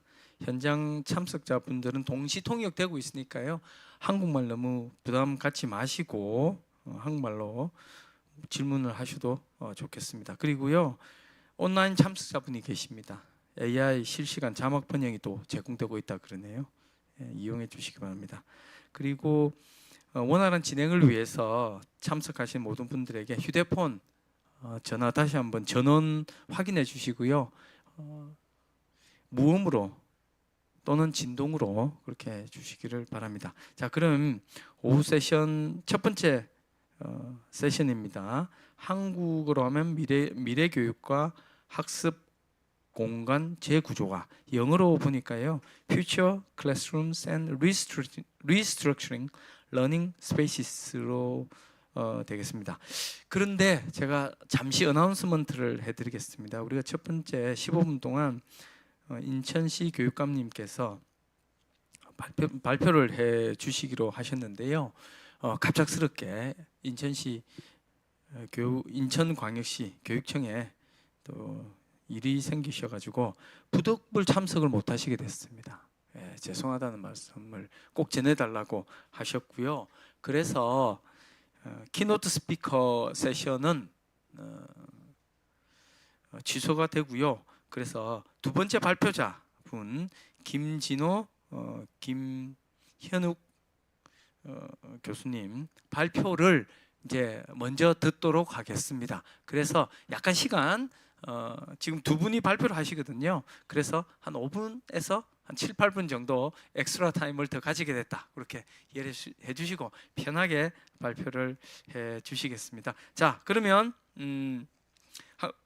한국교원대학교 두 분, 김진호, 김현욱 교육 전문가십니다. 두 분 다 Discussions on Future Oriented Classroom Structures in South Korea 이런 주제로 발표를 해 주시겠습니다. 예, 감사합니다.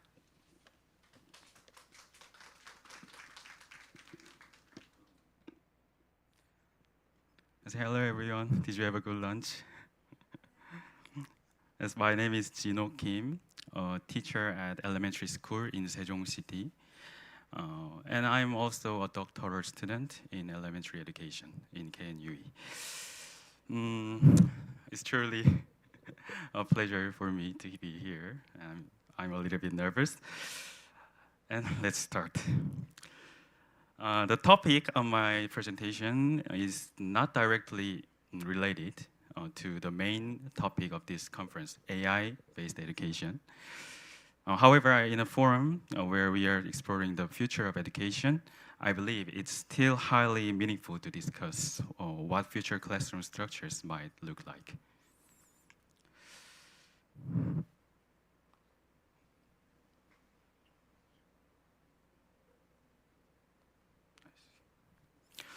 When we talk about future education, we often mention key concepts such as AI, digital education, teacher and student agency, personalized learning, and inclusive education. Today, I'd like to suggest that these themes can also be meaningfully explored within the framework of multi-grade classrooms. The concept of multi-grade classrooms is actively discussed around the world, but the terminology varies by context. For example, when referring to intentionally designed educational settings, the term multi-age is often used.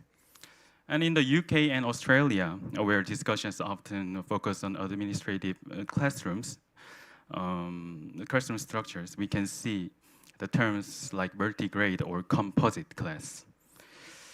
In Korea and Japan, the term 복식학급, literally translated as combined class, is typically used. Today, I'll use the term multi-grade class, or in Korean, 다학년학급, because it captures both the administrative and educational dimensions of this concept. A multi-grade class can be defined as an organizational structure where the instruction occurs for 2 or more grades within a single classroom, enabling heterogeneous learner groupings. Globally, research and discussion of multi-grade education are expanding, and we can identify 2 major tracks. First, natural factors such as population decline or rural depopulation, which make multi-grade classes necessary. And second, intentional design, where multi-grade classrooms are created for specific educational purposes. In South Korea, the situation is somewhat unique. As you know, the country is facing a rapid decline in the school-age population due to low birth rates. This has led to a sharp increase in multi-grade classes, especially in rural and remote areas. But statistically, the number of multi-grade classes is also increasing in large cities such as Seoul. In other words, despite the limited public attention and academic discussion, multi-grade classrooms have become a relatively common educational phenomenon in Korea. However, within our strongly year-graded system, multi-grade classes are still often seen as a marginal and inferior educational environment. I will say about the historical perspective of the multi-grade class. Historically, multi-grade classes have existed far longer than year-graded systems. From ancient Rome until the establishment of modern public education in the 19th century, multi-grade groupings were the norm. The year-graded system later became dominant because it allowed for more efficient student management and standardized curriculum design and easier assessment. However, this system also has clear blind spots. It restricts learning diversity and fails to reflect the social realities students face outside of school.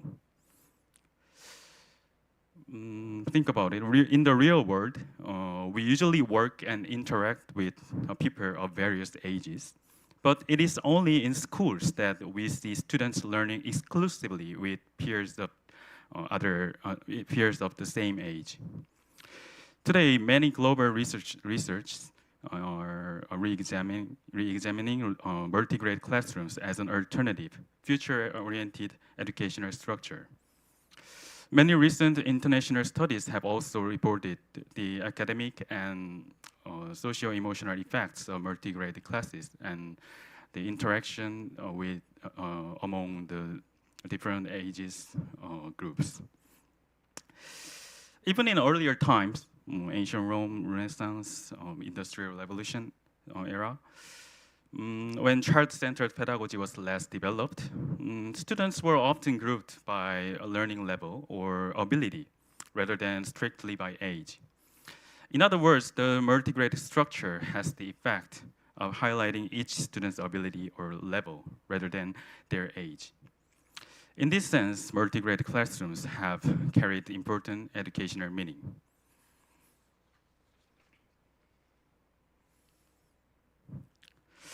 Before conducting this study, I carried out a brief survey and several interviews with teachers currently in charge of multi-grade classes in Korea. Many reported that there is very little institutional or policy support for multi-grade classrooms. They pointed out major difficulties in operating curricula and designing instruction suitable for multi-grade contexts. Some even said that under such conditions, schools should avoid creating multi-grade classes whenever possible. Even general teachers, those not currently teaching in multi-grade settings, tend to perceive them as difficult and disadvantaged environments. Some of them even said to me that, why do you research about the multi-grade class? We should distinguish those structures. As you can see on the screen, recent Korean news articles about multi-grade classrooms also highlight largely negative perspectives, showing that many parents and teachers oppose the formation of such classes. In light of this reality, where multi-grade classrooms have become an inevitable part of teachers' professional lives in school, in Korean school, I became curious about how the academic community has been addressing this issue. That curiosity led me to undertake to present this study. This study begins with the recognition that Korean research on multi-grade classes needs to take a more educationally oriented direction. To explore this, I collected and analyzed 15 Korean studies published over the past decade. The fact that there are only 15 papers on this topic in 10 years clearly shows that the field remains small and that the scholarly discussions are still limited. Nevertheless, I tried to conduct a meaningful analysis based on these studies. First, I analyzed how each study used different terminologies, what research contexts they focused on, and which actors they emphasized. Next, I examined them through 5 goal and justification frames commonly used in studies of classroom structure and educational policy. First, administrative and efficiency. Second, learning and development. Third, community and sustainability. Fourth, inclusion and equity. Fifth, innovation and future education. I will say the findings about the terminology. About 80% used the Korean term 복식학급, reflecting an administrative rather than educational viewpoint. The term 복식학급 is administratively used in Korea, but its very definition carries the implication of pursuing the school for operational efficiency due to declining student numbers. It is also a term borrowed from expressions originally used in small schools located on Japan's remote islands. This usage appears to hinder the broader and more educational interpretation of the concept of multi-grade classrooms. In English, terms like multiple class, multi-grade, or multi-age, double-grade class were used, but they are usually literal translations without careful distinction in meanings. About the research context, more than half of the studies focused on rural or small school context, reflecting need-based realities rather than educational opportunities. And about the actor focus, most were teacher-centered, with far fewer focusing on students or communities. Research framed around administrative efficiency often relied on literature reviews or descriptive reports, with very little data-driven or model-based analysis, such as assignment algorithms, or teacher deployment, or co-teaching systems. Likewise, studies addressing student outcomes mostly examined short-term, single-subject interventions like effects in physical education, while longitudinal, experimental, or mixed method studies connecting class design to both academic and socio-emotional outcomes were extremely rare.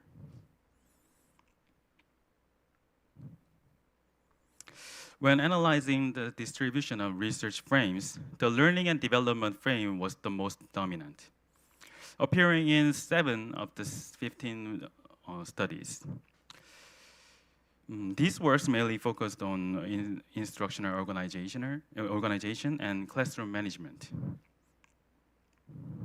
often combined with an administrative and efficiency frames. Interestingly, I had initially expected that fewer studies focusing on learning itself. So this was somewhat surprising. However, most of these works do not actually aim to enhance students' learning, but rather discuss the challenges teachers face in instruction and classroom management within multi-grade settings.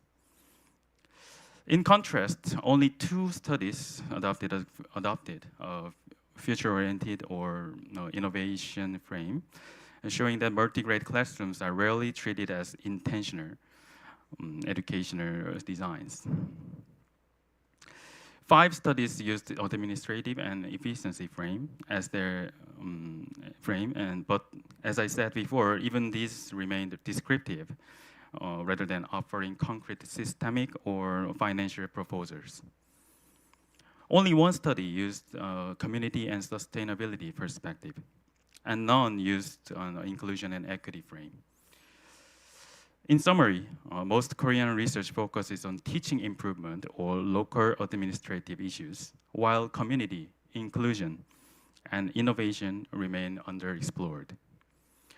This indicates that the discourse on transforming multi-grade classrooms from temporary solutions to intentional educational designs is still quite limited. Let's now discuss these findings in a comparison with international context.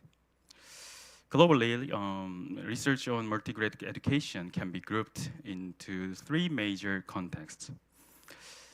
First, in developing countries, multi-grade classes arise primarily from necessity due to teacher shortages and population growth.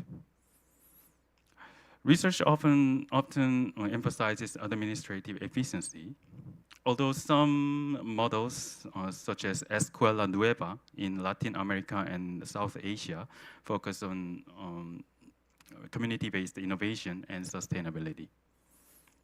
Second, in Northern Europe and North America, we can find the researches about the intentionally designed multi-grade settings. Examples include non-graded programs, small school networks, and multi-age curriculum models. Next, in UK and Australia, the discussion is more administrative, focusing on multi-grade classes as a practical response to fluctuating enrollment in rural or urban areas. In contrast, Korea's unique context characterized by population decline and rural depopulation has produced an urgent need-based track. However, research has not advanced far in terms of innovation, inclusion, or sustainability. And even efficiency-focused studies tend to remain descriptive rather than transformative. This does not mean that administrative discussions are unnecessary or should be reduced. In fact, given Korea's circumstances, in that administrative and policy discussions should be strengthened, I think, since even such discussions are not yet active. At the same time, these efforts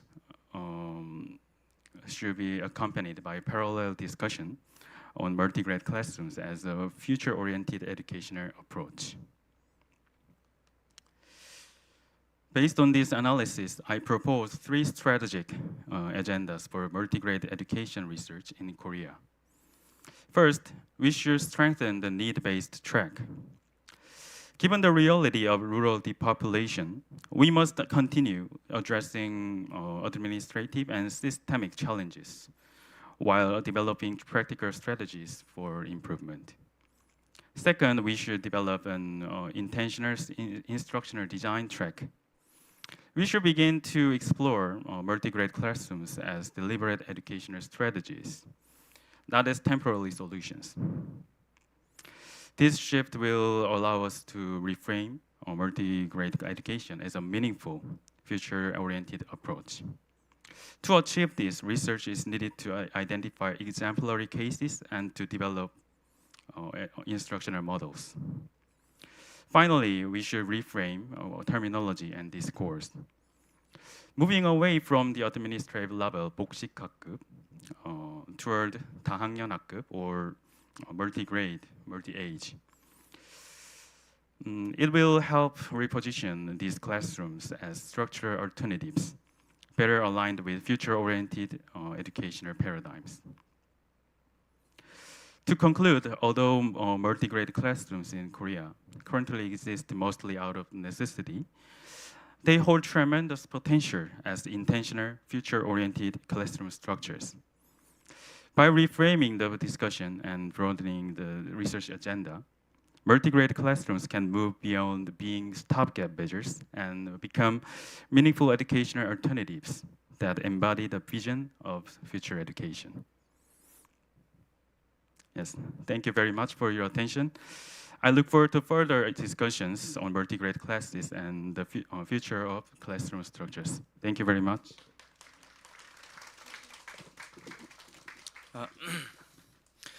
네, 발표 잘 들었습니다. 비교 교육학 입장에서 다양한 논의들과 주제들을 발표해 주신 것 같습니다. 예, 감사드립니다. 그리고 그 다음은 토론 시간이 되겠습니다.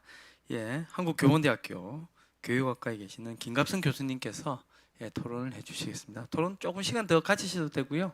예, 부탁드리겠습니다. 감사합니다.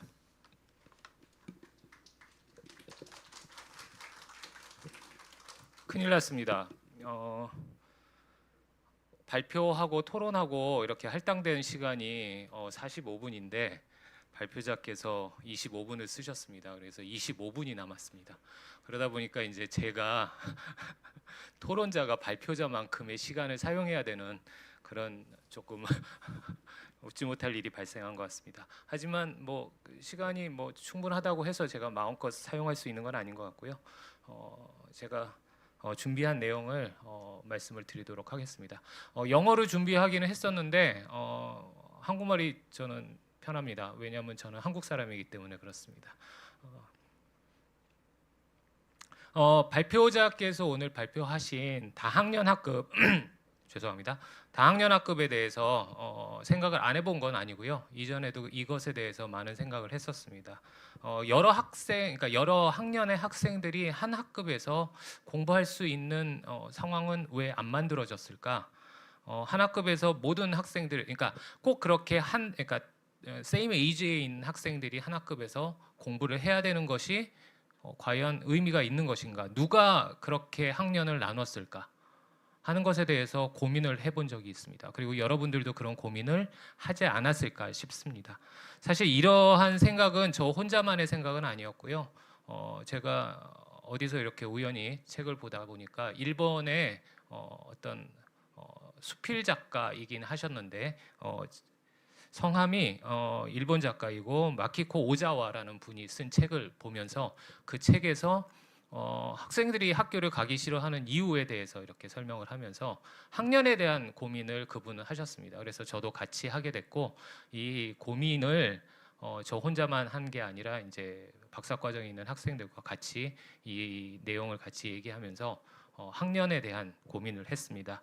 그런 상황에서 오늘 이 발표 원고를 받고 학년에 대해서 다시 한번 생각할 수 있는 기회가 생기지 않았을까 싶습니다. 발표자 두 분이지만 오늘 발표 한 분이 하셨죠. 그래서 발표자들께서 미래지향적인 교실 구조의 논의를 다학년 학급에서 찾고 있는 것 같습니다. 미래교육의 목표가 개인화, 협력 그리고 책임감 있는 주체성 함양이 실제 교실에서 현실되기 위해서는 지금과 같은 어떤 단학년, 그러니까 단학년 학급보다는, 그러니까 같은 나이에 있는 학생들이 한 학급에서 지내는 것보다는 좀 이렇게 다양한 학생들이, 다양한 연령의 학생들이 학급에서 지내는 것이 훨씬 더 의미 있겠다라는 그런 얘기를 하시고 있습니다. 또한 의도적인 교육적 이점을 위해서 다학년 학급을 상대적으로 발전시킨 그러니까 유럽에 있는 나라들과는 다르게 잘 아시겠지만 우리나라의 경우에는 다학년 학급이라고 여기서는 이제 복식 학급이라고 얘기도 하긴 했지만 그렇게 뭐라 그러나요? 이렇게 잘 알려져 있거나 이렇게 쉽게 볼 수 있는 그런 상황은 아닙니다. 특히 이제 대도시에 사셨던 분들 같은 경우는 더 그럴 것 같은데 사실 우리의 경우에는 다학년 학급보다는 사실 학교를 축소하거나 학교를 폐쇄하는 게 더 빠른 방법이고 더 현실적으로 효율적인 방법이기 때문에 그런 방법을 많이 사용을 하고 있습니다만 앞으로 학년 인구가 급감하고 있는 현실 속에서 또는 그 지역의 어떤 규모가 이렇게 줄어들고 있는 그런 상황 속에서 계속해서 그러니까 학교를 없애는 것만이 능사는 아닐 것이다라는 그런 생각과 함께 다학년 학급에 대한 생각을 조금 빨리 더 서둘러서 좀 해서 노력을 해야 되지, 정책적으로 노력을 해야 되지 않을까라는 발표자의 생각에 충분히 동의를 하고 그것에 대해서는 이견이 있을 수 없을 것 같습니다. 토론자이니까 토론자로서의 역할을 이제 해야 될 것 같은데 토론자로서 세 가지 얘기를 좀 해보고 싶습니다. 처음에는 저도 이제 공부를 한 사람이기 때문에 발표 내용에 대해서라기보다는 발표의 형식 또는 뭐라고 그래야 되나요? 이 연구에 대한 내용에 대해서 형식 또는 방법 이런 것에 대해서 좀 얘기를 해보고 싶고요. 또 하나는 이제 발표자께서 이제 생각하셨던 내용과 또 제가 갖고 있는 생각이 다를 수 있으니까 질문을 몇 가지 좀 드리고 싶고 또 오늘 이제 마지막 슬라이드에서 약간의 그 어떤 정책적인 흐름, 앞으로의 그 방향성을 좀 제시하시긴 하셨지만 저도 저 나름대로의 방향성을 좀 제시하는 그 세 가지 포인트를 가지고 말씀을 드리도록 하겠습니다. 첫 번째 의견은 이제 학술적인 의견이라고 말씀을 드릴 수 있을 것 같은데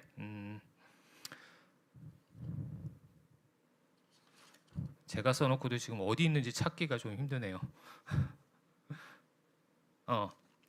이 목적을 그러니까 지금 다학년 학급이라고 하는 이러한 내용들을 이렇게 발표를 해주셨는데 이 연구를 수행함에 있어서 연구 방법이 사실 뭐라고 그래야 되나요? 연구 동향 분석이라고 좀 해야 될까요? 그런 내용들 아까 이제 15개의 연구물들에 대해서 분석을 하셨는데 이 분석이 지금 연구자께서 설정해 놓으신 그러니까 이 설정은 이제 본 발표에서의 연구 목적입니다. 설정해 놓으신 연구 목적을 달성하는데 가장 합리적이고 효율적인 연구 방법이었을까라는 그런 생각을 합니다. 사실 연구 두 번째 제가 이제 말씀드리고 싶은 내용과 좀 유사하긴 한데 연구 동향 분석에서 가장 여러 가지 방법이 있습니다. 주제어를 분석한다든지 연구 분석 그러니까 방법론을 분석한다든지 아니면 결과를 분석한다든지 하는 방법이 있는데 그것들을 그냥 단순히 이렇게 평면에다 놓고 분석하는 것이 아니라 사실 시기를 구분해 가지고 분석하는 방법을 많이 사용을 하고 있습니다. 시기에 따라서 그 연구물이 언제 많이 나오고 어떨 때 많이 나오고 어떤 정권에서 많이 나왔는지를 분석을 해야 그 연구가 왜 그때 그렇게 많이 나왔을지 아니면 왜 그 연구가 잘 이렇게 많이 제시가 되다가 갑자기 어느 순간 연구가 없어졌는지 이런 것들을 분석해내는 것은 사실 연구 동향 분석에서는 굉장히 중요한 분석이고 그것이 어떻게 보면 연구 동향 분석이 가장 중요한 분석이라고 할 수 있는데 그 분석이 조금 빠져 있다라고 하는 그런 점을 좀 말씀을 드리고 싶고요. 그 다음에 연구 자료가 사실 연구 동향 분석에서는 굉장히 중요한 그런 그 자원이죠. 연구 동향 분석을 할 때 어떤 자료를 어떤 방법으로 이렇게 수집했느냐에 대해서 굉장히 중요한데 사실 여기에는 그런 부분이 그렇게 구체적으로 나와 있지 않습니다. 그러니까 물론 이제 그 세 가지의 크라이테리아가 있습니다. 그러니까 어떤 조건에 맞는 연구물을 이렇게 취했다라는 그렇게 해서 15개의 연구물을 이제 제시를 하시긴 하셨는데 이 크라이테리아가 모든 사람들이 다 인정할 수 있는지 아니면 학계에서 이것에 대해서 공감대가 형성이 돼 있는지가 조금 논의거리가 되지 않을까 그런 생각이 들어서 말씀을 드리는 거고요. 네 번째는 이제 분석 틀을 제시를 해주셨는데 오늘은 이제 이렇게 파워포인트를 제시하다 보니까 이제 그림으로 조금 나오긴 했지만 제가 받은 이제 원고에서는 사실 어떤 그림보다는 이제 글로써 이렇게 프레임워크가 나와 있습니다. 그러다 보니까 어쩔 때는 그 내용 가지고 분석이 되어 있었던 부분도 있고 뒤에 결과에서 어떤 부분에서는 그것과는 다른 부분이 조금 있어서 아예 처음부터 그림을 예쁘게 그리시고 프레임워크를 그리셔서 분석 프레임을 그리셔가지고 이렇게 진행을 하셨으면 훨씬 더 일관성 있는 연구 결과가 나타나지 않았을까라는 그런 생각이 들기는 들었습니다. 그 다음에 그 내용 중에 많은 부분이 약간의 그 뭐라 그러냐 이제 물론 이제 연구자들의 어떤 연구적 식견이나 그런 능력이 출중하다는 걸 저는 인정을 하겠으나 연구 결과든지 아니면 내용에 있어서 약간의 그 내 말뿐만 아니라 나만의 생각이 아니라 다른 사람도 이렇게 생각하고 있고 이러한 내용들이 나만의 그 다른 사람들로부터 많이 지지도 받고 있다라고 하는 근거가 조금 많이 필요한 그런 내용들이 곳곳에서 좀 발견되는 그런 아쉬움이 있었다라는 것을 말씀드릴 수 있을 것 같습니다. 그 다음에 이제 질문에 관한 겁니다. 두 번째 부분인데요. 우리나라에서 아까도 제가 잠깐 말씀드렸듯이 다학년 학급이 정말 성공할 수 있을까라는 게 정말 궁금하기는 합니다.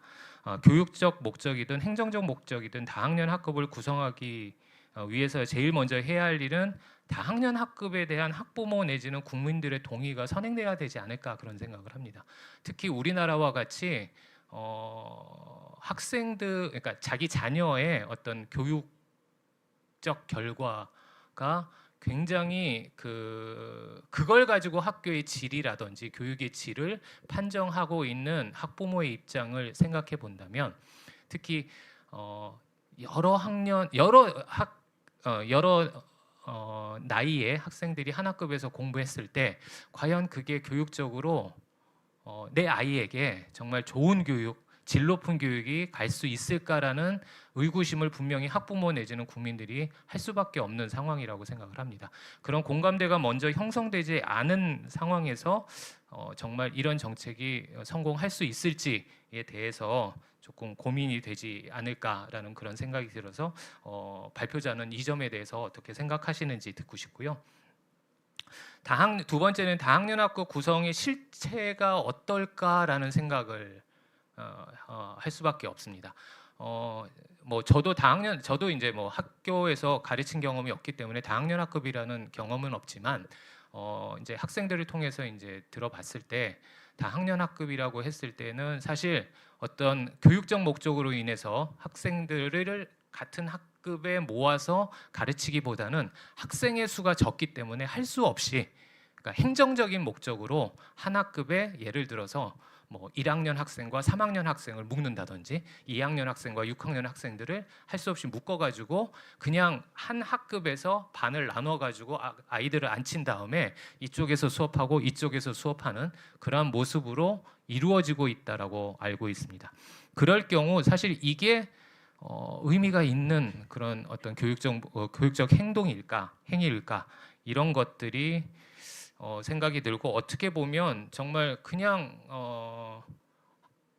이것은 그냥 우리가 행정적으로 편하게 하기 위한 하나의 방법 중에 하나로 잘못된 선택을 하고 있지 않을까라는 그런 걱정도 들어서 그 점도 좀 궁금하긴 합니다.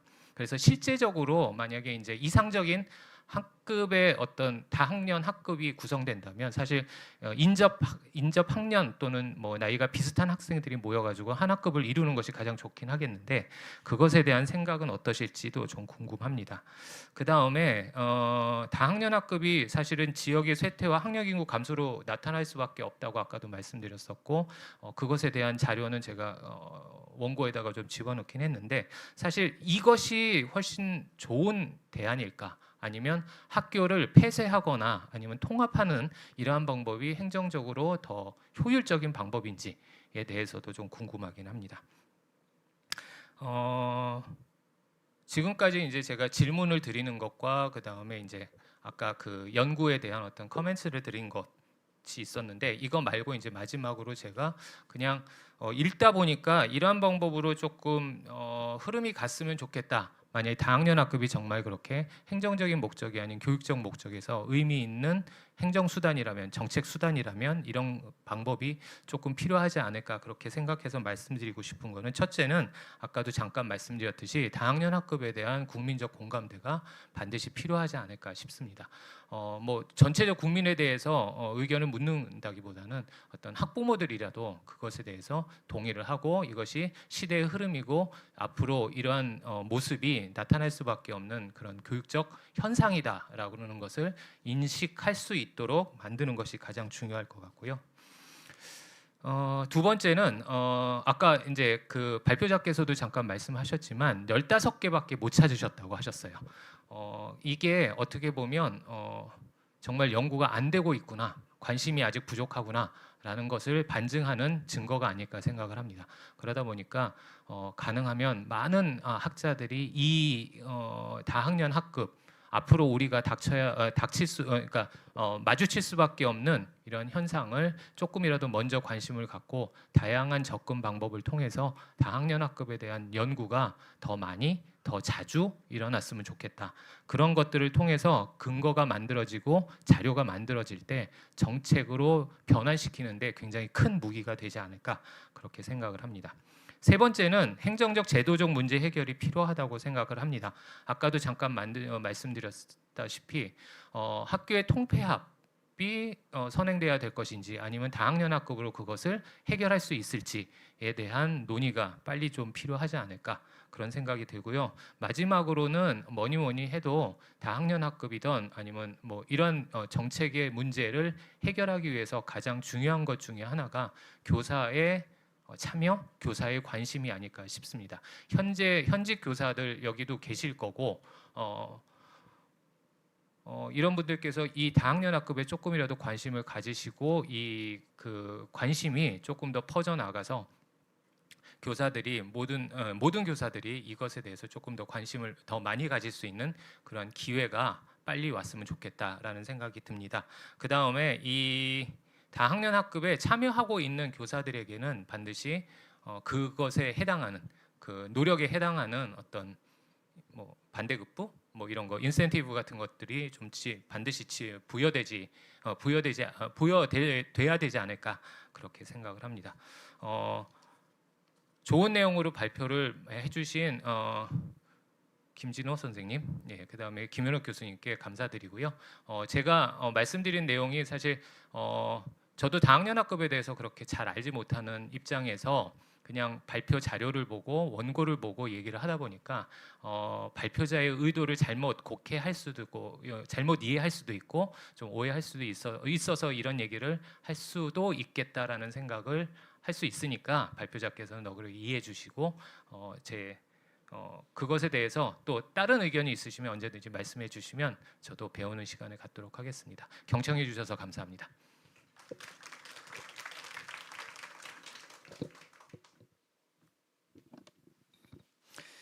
예, 발표 잘 들었습니다. 여기 이제 계속 동시 통역을 하시고 계실 것 같은데 외국 분들이 잘 이해 못하실 것 같아요. 통역을 잘 해주셔야 될 것 같은데 예, 저도 한 2, 3분 쓰겠습니다. 시간이 좀 남아서. 한국에는 두 가지 농담 아닌 농담이 있습니다. 교육과 관련돼서. 한국에는 두 가지가 안 오르는 게 있다 그럽니다.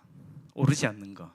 하나는 남편 월급, 샐러리, 또 하나는 아이들 성적이라 그럽니다. 그래서 한국에서 제일 안 오르는 게 남편 월급과 아이들 성적이다. 이 말은 굉장히 한국 국민들은 교육에 대해서 나름대로 관심이 많고요. 아무도 안 웃네요. 예, 그 다음에 저도 학부모지만 우리가 사람이 자기 계획 중에 제일 안 풀리는 게 있지 않습니까? 그죠? 세상 일이 제일 마음대로 안 되는 거가 한국에서는 자기 자식이라 그럽니다. 이제 뭐든지 하겠는데 제일 마음대로 안 되는 게 자기 자식이다. 이 말은 곧 반증하면 한국 사회에서 교육은 교육 이상의 의미를 가지고 있다. 이 외국 분들이 잘 이해를 못 하실 거예요. 그렇기 때문에 그만큼 교육이라는 거를 교육으로만 접근하지 말고 한국 사회를 이해하는 하나의 바로미터라고 이렇게 생각해 주시고, 이제 두 번째 발표도 그런 연장선상에서 한국적인 상황이다라고 이해를 외국 분들이 해주시길 바랍니다. 그리고 마지막으로 이 한국의 지금 상황이요, 학교 상황이 얼마나 심각하냐 하면 뭐 지금 다학년도 관계되지만 여기 또 이제 북유럽에서 스웨덴, 핀란드, 뭐 또 홍콩도 있고요, 뭐 한데요. 학령 인구란 게 있습니다. 아시겠지만 여기 많은 분들 아시겠지만 통계 데이터입니다. 2020년 5년 전을 보면 2020년 학교 학생 인구와 2030년 학생 인구를 딱 보면요, 10년 사이에 적게는 20%, 많게는 40%가 줄어듭니다. 이제 앞으로 5년 남았습니다. 5년 전에 비해서 앞으로 5년 후에 대한민국에서 학교의 학생 수가 적어도 30% 적다는 겁니다. 그래서 지금 여기 오신 분이 이해가 안 되실 겁니다. 외국에서 오신 분들은. 그러니까 이런 상황이 한국에 있기 때문에 지금 우리가 하는 이런 미래 교육, 그리고 교육 혁신, 그리고 뭐 새로운 아이디어, 새로운 제도, 이런 것들이 스웨덴, 핀란드, 홍콩, 독일과 비교해 보면 한국은 굉장히 아주 흥미롭지만 스페셜한 그런 케이스들이 있다라고 생각하시고, 외국에서 오신 분들은 나름대로의 또 아이디어나 또 코멘트를 나중에 또 혹시나 하실 수 있으면 해주시길 바랍니다. 제가 그렇게 길게 말씀드리는 이유는 한국적인 상황이, 교육적인, 특히 교육의 상황이 전 세계 어느 국가하고 비교해봐도 다르다라고 하는 거고요. 지금 제 나이대에 있는 교수들은, 저는 그렇습니다. 제가 태어났을 때는 언더디벨롭드 칸츄리에서 한국이 있을 때 태어났고요. 제가 학교 다닐 때는 디벨로핑 칸츄리 때 학교를 다녔고요. 그리고 제가 대학 교수일 때는 거의 선진국에 가까이에 있는 이런 한국에서 제가 생활하고 있습니다. 전 세계에서 온리 한국만이 40년, 50년 사이에 언더디벨롭드, GNP가 100불 미만인 데서 GNP가 지금 1인당 GNP가 거의 3만 불 이상인 국가는 온리 한국입니다. 이런 상황의 교육이라는 게 과연 어떻게 인식돼야 될지 외국 분들도 좀 생각해 주시길 바라고요. 자, 이러다 보니까 시간이 거의 이제 맞춰져 가고 있습니다. 사회하기 참 어렵습니다. 자, 두 번째 발표자는 김용 교수님께서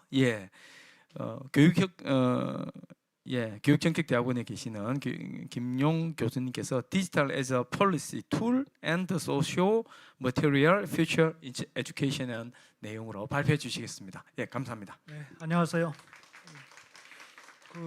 저도 발표를 영어로 준비했는데 오늘 와서 동시통역이 된다고 해서 편안하게 말씀드리겠습니다. 이런 자리가 상당히 좋은 것 같습니다. 오늘 발표하시는 분들이 배경이 다 달라서 각자 자신의 배경을 가지고 미래 교육에 관해서 이렇게 자유롭게 다양한 의견을 나눌 수 있는 공간이 되는 것 같습니다. 저는 개인적으로 교육 정책을 전공하는 사람이고, 교육 정책 연구자의 입장에서 미래 교육을 어떻게 생각해 볼 수 있는가에 관한 말씀을 드리려고 합니다. 제가 택한 제목은 Digital as a Policy Tool and the Social Material Future Education입니다. 그러니까 디지털이라고 하는 게 정책 수단이라고 하는 점, 그 다음에 미래 교육이라고 하는 것을 테크니컬한 면만 보지 않고 사회 물질적 면을 같이 보아야 되겠다, 이런 게 제 기본적 문제 의식입니다. 요즘에 보면 미래 교육이라고 하는 게 특히 한국에서 일종의 만병통치약처럼 다루어집니다. 이 왼쪽의 그림은 한국의 교육부가 만들어낸 그림인데요. 위쪽은 현재의 교육을 보여줍니다. 아래쪽은 미래의 교육을 보여줍니다. 이 그림에 나타나진 않지만 현재의 교육을 미래의 교육으로 바꾸어주는 가운데 들어있는 가장 중요한 것이 교육의 디지털 전환이라고 하는 것입니다. 보시면 현재는 보통 조금 나쁘게 좋지 않게 표현되어 있고 미래는 굉장히 이상적으로 표현되어 있는데 디지털이라고 하는 것이 교육을 이렇게 바꿀 것이다 라고 하는 그런 그 생각을 담고 있죠. 오른쪽에 비디오 클립입니다. OECD가 만든 비디오 클립인데 제목은 New Normal in Education입니다. 교육에서의 새로운 노멀인데 2분 정도밖에 안 되는 영상이니까 같이 보시겠습니다.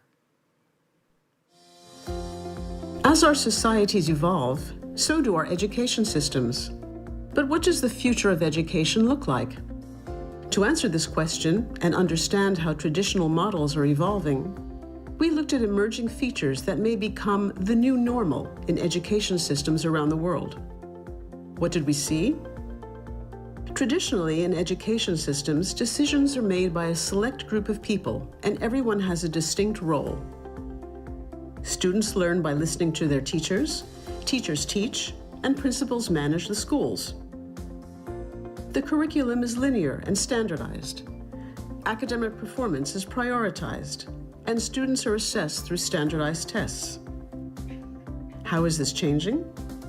Education systems embodying the new normal are part of a larger ecosystem where decision-making and responsibilities are shared among a wide group of stakeholders, and students are active participants in their own learning. In these schools, the learning process and student well-being are also valued in addition to academic performance. There is a recognition that students come from different backgrounds and learn in different ways. Learning happens in a non-linear process with different types of assessments used for different purposes. These schools are monitored no longer just to ensure accountability, but also to encourage frequent feedback at all levels to continually improve the education system. The future, by definition, is unpredictable, but by developing responsive education systems, we can help our children adapt to, thrive in, and even shape whatever the future holds. To find out how you can help too, visit our website. 예, 어떻습니까? 그 두 개의 그 서사의 구조가 굉장히 비슷하죠. 그러면 제가 근데 오늘 진짜 선생님들하고 미래 교육에 관한 이야기를 좀 나누려고 하는데 제가 활용하는 중요한 개념 중에 하나가 사회 기술적 상상이라고 하는 개념입니다. Socio-Technical Imaginary라고 하는 겁니다. 이 개념은 이제 그 과학 기술학, Science Technology Studies라고 하는 이제 과학 기술학에서 나오는 개념인데요. 우리가 미래 교육이라고 하는 게 어떻게 보면 상상의 영역이잖아요. 미래에 이렇게 될 것이다. 그 다음에 상당히는 어떻습니까? 기술에 기반한 상상이죠. 마치 하늘을 날아다니는 뭐 택시라든가 이런 걸 우리가 상상하는 것처럼. 근데 그 상상이라고 하는 게 어떤 시대, 한 시대에 그 사회의 구성원들이 집합적으로 가지게 되는 어떤 생각, 또는 내가 바라기에, 내가 생각하기에 이런 미래가 되면 좋겠어라는 소망, 이런 것들이 결합되어 있는 것들이죠. 그런데 그 소망 중에는 이렇게 하면 나에게 이익이 될 거야, 또는 나에게 도움이 될 거야 라는 생각도 해볼 수 있겠죠. 이런 나의 많은 사람들이 여러 가지 서로 다른 이해관계, 요구 이런 것들이 결합되어서 우리가 그 어떤 미래를 그린다고 볼 수 있습니다. 그러니까 미래를 그린다고 할 때 그것의 기본적인 속성 자체가 사회기술적인 어떤 상상일 수 있겠다, 그런 생각을 해봅니다. 미래 교육이라고 하면 어떻게 보면 많은 사람들이 마치 하늘에서 뚝 떨어진 어떤 것, 매우 바람직한, 매우 이상적인 어떤 것이라고 생각하기 쉬운데 저는 조금 다른 생각을 가지고 있습니다. 미래라고 하는 것이 대개는 과거나 현재의 연장에 있고 과거나 현재가 상당 부분 미래를 결정한다고 생각합니다.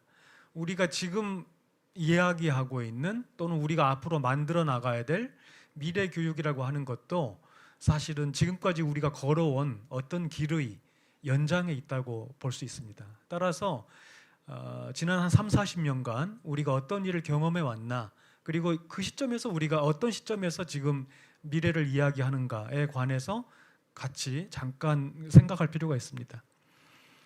대략 한 1980년대부터 서양의 많은 국가들이 행정개혁이라고 하는 걸 실행합니다. 근데 그들이 행정개혁을 실행하게 된 직접적 배경은 경제적 위기에 처해서 국가의 재정이 줄어들었기 때문입니다. 국가의 재정이 줄어든 상황에서 이른바 NPM 개혁이라고 하는 신공공관리, New Public Management라고 하는 개혁을 추진하게 되죠. 비슷한 시기에 세계화라고 하는 게 대략 한 1990년대 그 무렵부터 세계화라고 하는 게 굉장히 빠르게 진전됐죠. 근데 세계화라고 하는 게 뭐 상품, 사람의 이동 이런 면으로 나타나기도 하지만 교육의 세계화라고 하는 것도 매우 활발해졌습니다. 학생과 교사들이 국경을 넘어 왔다 갔다 하고 교육의 프로그램이 국경을 넘어 다니고 하나의 상품이 되고, 또 하나는 교육 정책마저도 국내 정책에서 글로벌 정책으로 매우 크게 성격을 바꿨다고 볼 수 있습니다. 그런데 이 신공공관리 개혁이라고 하는 것은 기본적으로 재정이 줄어드는 상황에서 개별 기관이 자율적으로 운영하고 그 운영 결과에 대해서 책임을 져라 라고 하는 논리에 따라서 개혁이 이루어졌습니다. 그러니까 어타너미라고 하는 accountability, 자율과 책임이라고 하는 것이 이 매우 중요한 이제 운영의 원칙으로 작동하게 되었죠. 또 세계화가 이루어지다 보니까 어떤 현상이 발생했는가 하면 국가 간의 교육, 국가의 교육이 금방 비교되게 되는 것입니다. 이를테면 요즘에 우리가 경험하는 것처럼 피사 테스트를 보게 되면 피사 테스트 결과를 가지고 온 세계는 아니죠. 주로 OECD 국가들 가운데 어떤 나라 아이들이 공부를 잘하고 어떤 나라 아이들이 문제를 잘 못 풀고 이걸 우리가 비교할 수 있게 되었죠. 비교하는데 어떻게 하는가 하면 숫자를 가지고 비교하게 됐죠. 이를테면 그 리딩에서 어떤 나라는 몇 점, 매스에서 어떤 나라는 몇 점, 이런 식으로. 그러니까 자연스럽게 이 교육 행정의 양식, 교육 정책의 양식이 바뀌게 되었습니다. 이른바 governing by numbers, governing by comparison이라고 하는 수에 의한 통제, 그다음에 비교에 의한 통제라고 하는 두 개의 양상이 결합하게 됩니다. 그런데 이 신공공관리라고 하는 게 출발할 때에는 자율과 책무성, 자율과 책임이 같이 중요하다고 했는데 조금 시간이 흐르고 보니까 둘 가운데 중요한 것은 책무성뿐이고 자율이라고 하는 것은 책무성을 묻기 위해서 부여된 어떤 조건이었던 것, 이걸 저희가 알게 된 것 같습니다. 얘들아, 너희들한테 자유를 주었으니 결과를 내봐 라고 하고 마지막에 결과를 묻는 거예요. 그러니까 From autonomy to accountability라고 하는 이런 현상이 있었던 것 같아요. 그러면서 이제 처음에는 그 autonomous management, school autonomous management라고 하는 학교 자율운영 얘기를 한참 하다가 최근에 오면은 PBA, Performance Based Accountability 얘기를 한참 많이 하고 있죠. 성과를 보여라 학교에서. 근데 그 성과는 반드시 숫자로 표현되거나 가시적인 것, 눈에 우리가 확인할 수 있는 어떤 것으로 표현해야 한다, 이렇게 말을 하고 있습니다. 그래서 이제 많은 학교들이 지금 어카운터빌리티 압력, 책무성 압력에 시달리고 있죠. 근데 이 상황하고 다른 부분에서 전개되었던 데이터화라고 하는 것, 데이터피케이션이라고 하는 것하고 매우 자연스럽게 맞아 들어가기 시작합니다. 숫자라고 하는 게 훌륭한 데이터죠, 교육에서. 그리고 또 하나 다른 맥락에서 이 데이터화하고 또 다른 기술 영역에서 제기되었던 디지털화라고 하는 게 잘 결합하게 됩니다. 그래서 이런 흐름 속에서 우리가 미래 교육을 지금 맞이하고 있는 것 같습니다. 미래와 관련해서 그 상당히 많은 이야기는 매우 낙관적이고 매우 긍정적입니다. 그리고 미래 교육이라고 하는 것은 상당히 많은 문제를 잘 해결해 줄 것으로 기대를 모으고 있죠. 여러 가지 기대가 있지만 뉴라고 하는 연구자가 대충 미래 교육이라고 하는 게, 특히 디지털화된 미래 교육이라고 하는 것이 4가지 정도의 문제 또는 문제를 해결하거나 목표를 달성할 수 있다, 이렇게 얘기합니다. 첫 번째는 우리가 요즘 많이 이야기하는 그 개인화 학습에, 그러니까 학생 맞춤형 교육이라고 할까요? 모든 학생들의 개별적인 수준이나 적성에 맞게 이 디지털화된 기기를 통해서 교육을 제공할 수 있다라고 하는 생각. 두 번째로는 에비던스 베이스드 러닝, 애들이 학습하는데 그냥 대충 하는 게 아니라 이 숫자로 데이터화된 진단 결과를 가지고 그 진단 결과에 맞추어서 상당히 합리적으로 학습을 전개할 수 있다고 하는 것. 세 번째로는 학교의 효율성.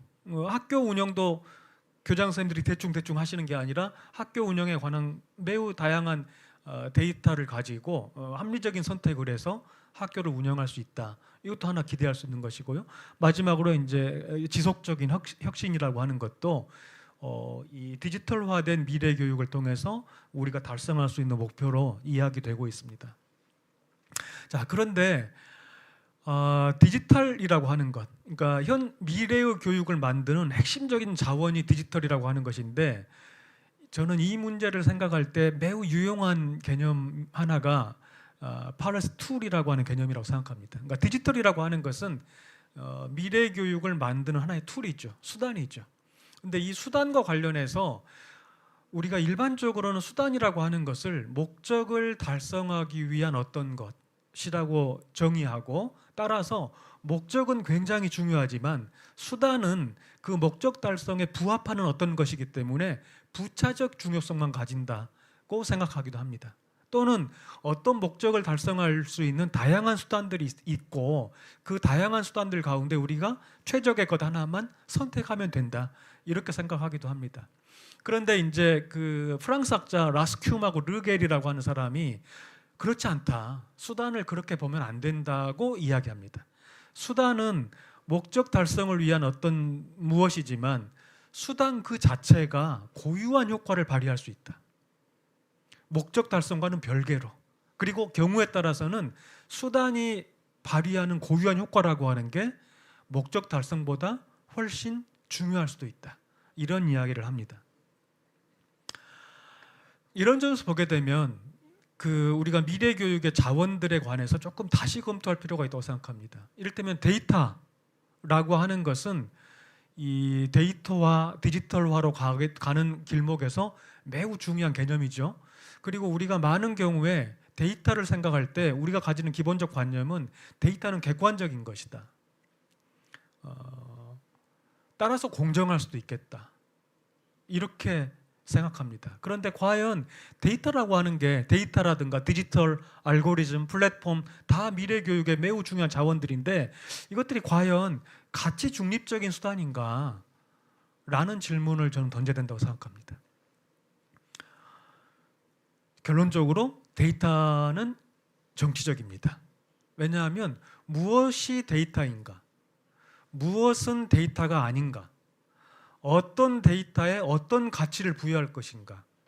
이것은 모두 사람이 결정하는 문제입니다. 그리고 그 과정에 결정하는 사람의 인터레스트와 관심과 이런 것들이 다 개입할 수 있습니다. 데이터 프로세싱, 데이터 처리한다고 하는 것도 단지 절차적인 것이 아닙니다. 이 데이터 처리하는 과정에 온갖 이해관계, 요구들이 다 개입해 있을 수 있습니다. 요컨대 미래 교육을 만드는 수단이라고 하는 것이 결코 객관적이거나 중립적이거나 그러지 않을 수 있다는 것입니다. 데이터화 또는 디지털화라고 하는 게 나름의 힘을 가지는 것 같습니다. 우리가 이제 데이터와 디지털화를 통해서 많은 걸 기대하고 있죠. 아까 우리가 보았던 뉴라고 하는 사람이 말하는 4가지의 약속, 디지털화된 그 교육 체제의 4가지 약속을 우리가 기대하잖아요. 이걸 이룰 수 있다. 그런데 데이터화와 디지털화의 과정에서 또 다른 현상도 존재하는 것 같습니다. 이를테면 데이터화라고 하는 것은 전문가가 누구인가를 바꿔주는 효과를 발휘하는 것 같아요. 전통적인 교실에서 또는 전통적인 학교에서 전문가는 교사였죠. 그러니까 아이들을 교육하는 데에서의 전문가가 누구냐라고 물으면 많은 사람들이 의심 없이 교사입니다라고 말을 해왔죠. 그런데 디지털화된 또는 데이터화된 교육 환경에서 보게 되면 교사는 그다지 전문가가 아닙니다. 오히려 그 데이터를 다루는 사람들, 테크니션들이 전문가의 위치를 점하게 됩니다. 데이터화라고 하는 것이 전문가를 바꿔주는 효과를 발휘하는 것입니다.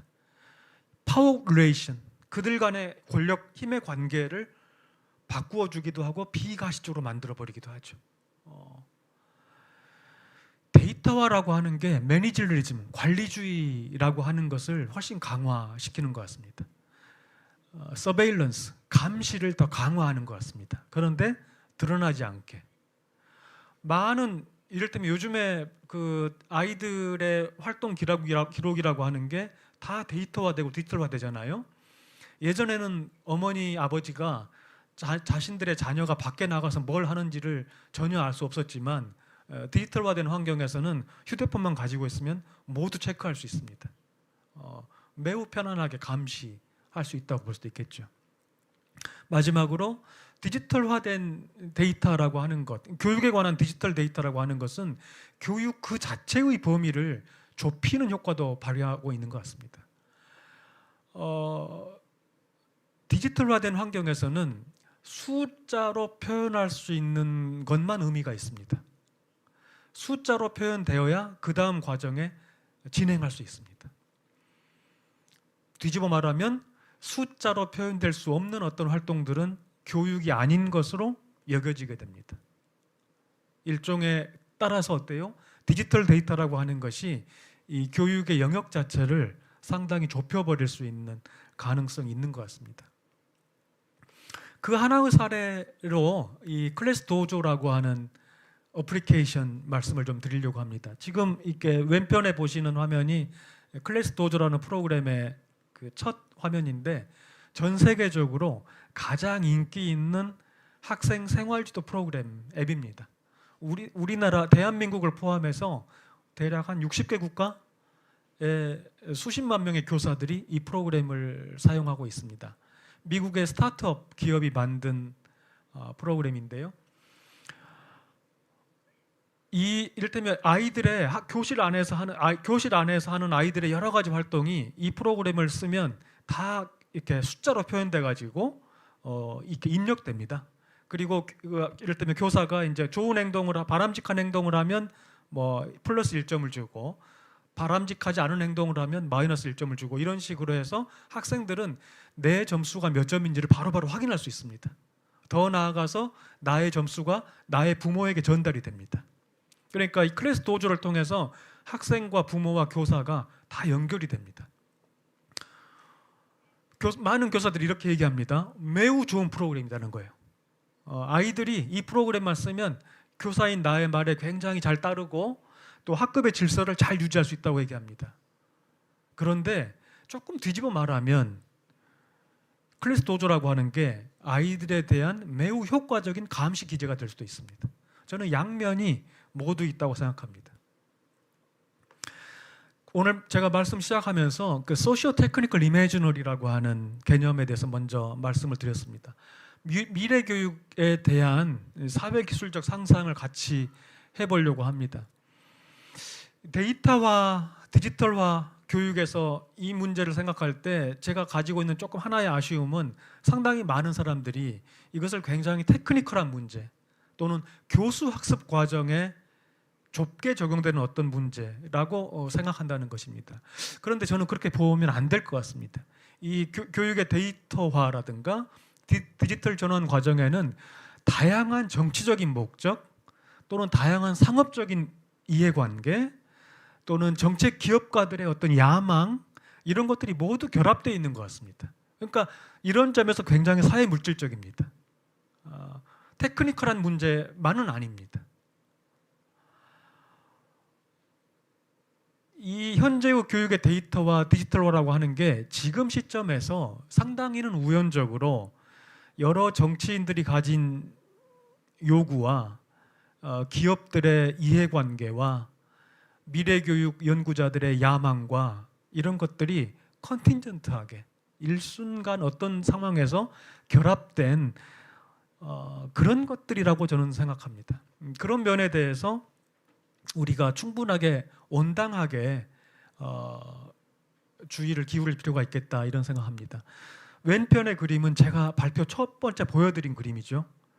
이렇게 현재의 교육이 앞으로 이렇게 바뀔 거라고 우리나라 대한민국의 교육부가 선전하고 있습니다. 그런데 미래의 교사가 정말로 학습 디자이너가 될지 아니면 데이터 수집가가 될지 모르는 일입니다. 미래의 학생이 능동적 학습자가 될지 데이터의 원천이 될지 모르는 일입니다. 미래의 교실이 우리가 이상적으로 꿈꾸었던 맞춤형 학습을 전개하는 공간이 될지 신행동주의의 실험장이 될지는 모르는 일입니다. 저는 우리가 이 두 가지의 갈림길에 있다고 생각하고 이 두 가지의 갈림길 중 어딘가에 위치하게 될 텐데 이것 자체는 굉장히 사회물질적이라고 생각합니다. 마지막인데요. 크롤 옵티미즘이라는 개념이 있습니다. 잔인한 낙관주의라고 하는 겁니다. 우리가 진짜 이렇게 뭘 하고 싶은데 진짜 하고 싶은 게 그것을 달성하는 것을 막는 거, 방해하는 거, 이게 잔인한 낙관주의입니다. 교육의 데이터화와 디지털화를 통해서 객관적이고 과학적인 어떤 정책 과정, 또 교수 학습의 과학화 이런 걸 이루려고 합니다. 그런데 어떤 과정에서는 이 교육이 데이터화하고 디지털화하는 과정에서 매우 중요한 인간의 본질이라든가 학습에 관한 복잡한 과정이라든가 또는 교육의 다양성이라고 하는 것을 우리가 잃어버릴 수도 있을 것 같습니다. 데이터화가 그걸 막을 수도 있을 것 같습니다. 정책 과정에서 굉장히 투명하게 정책을 결정하자 데이터화를 통해서라고 이야기하지만 그 투명성이라고 하는 것은 모두에게 해당하지 않습니다. 몇몇 사람들에게만 정보가 가고 데이터가 가고 그들에게만 투명합니다. 따라서 데이터화나 디지털화가 반드시 의사결정 과정을 개선할 것이라고 하는 보장도 없습니다. 대략 이런 정도의 말씀으로 미래교육에 관한 저의 생각을 전해드렸습니다. 고맙습니다.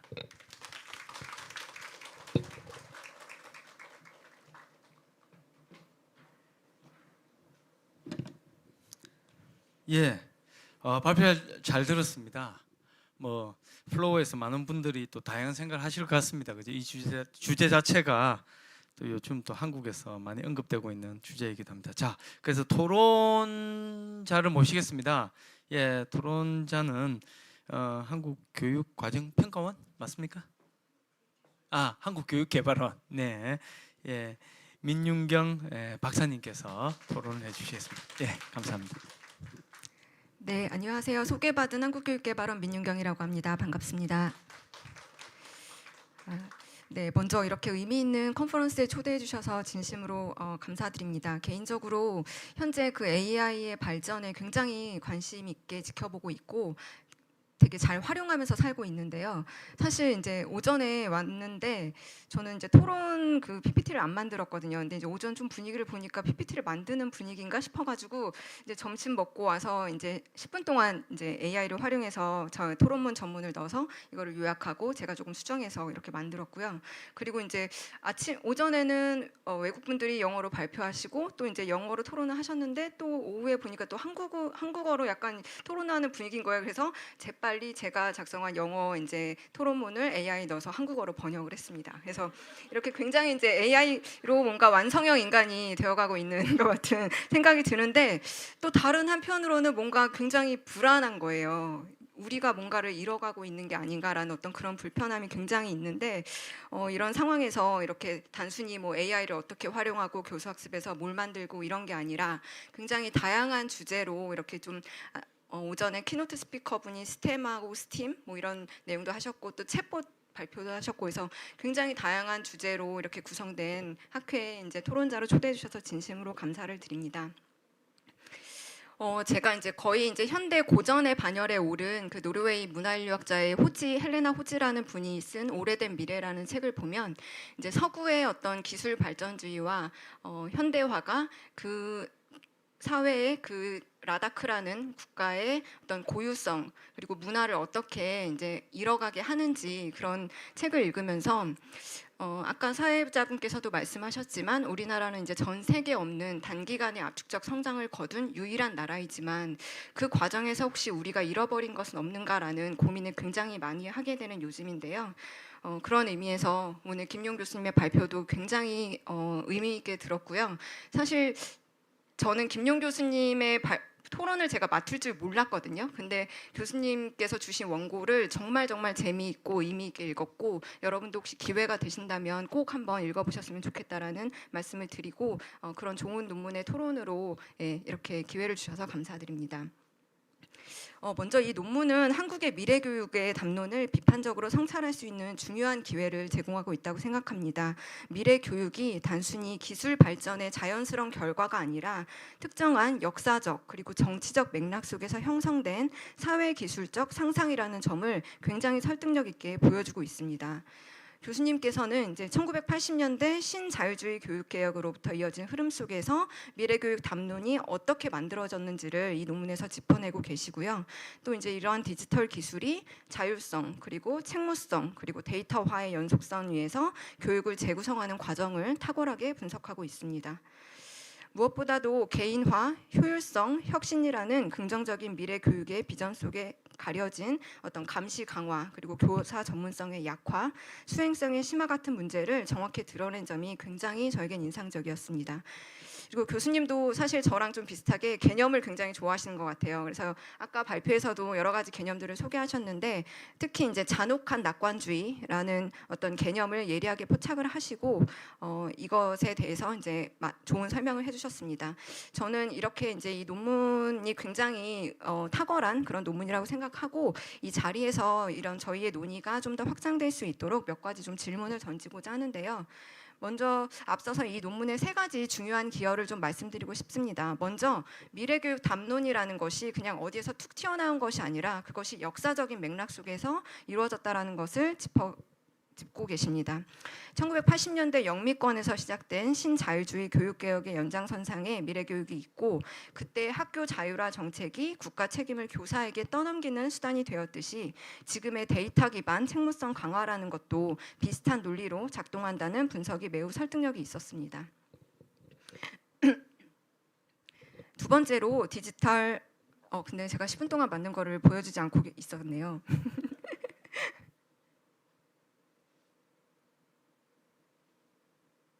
네, 여기. 그리고 두 번째로는 디지털 기술을 단순한 어떤 도구가 아니라 정책 수단으로 바라본 점이 굉장히 인상적이었습니다. 데이터랑 교수님이 누누이 강조하셨듯이 데이터랑 알고리즘은 중립적인 존재가 아니라 어떤 특정한 가치와 권력을 강화하는 정치적 장치라는 것입니다. 예를 들어서 데이터는 모든 사람에게 투명한 게 아니라 그것을 다루는 관료나 기술 전문가에게만 투명합니다. 그 과정에서 교사 전문성은 점점 약화되고 기술을 사회로부터 분리해 생각하는 결정론적 시각을 넘어섰다는 점에서 매우 중요한 시사점을 주고 있습니다. 그리고 세 번째로 이런 잔인한 낙관주의라는 개념을 통해서 교육 데이터화의 역설을 명확히 보여주고 있습니다.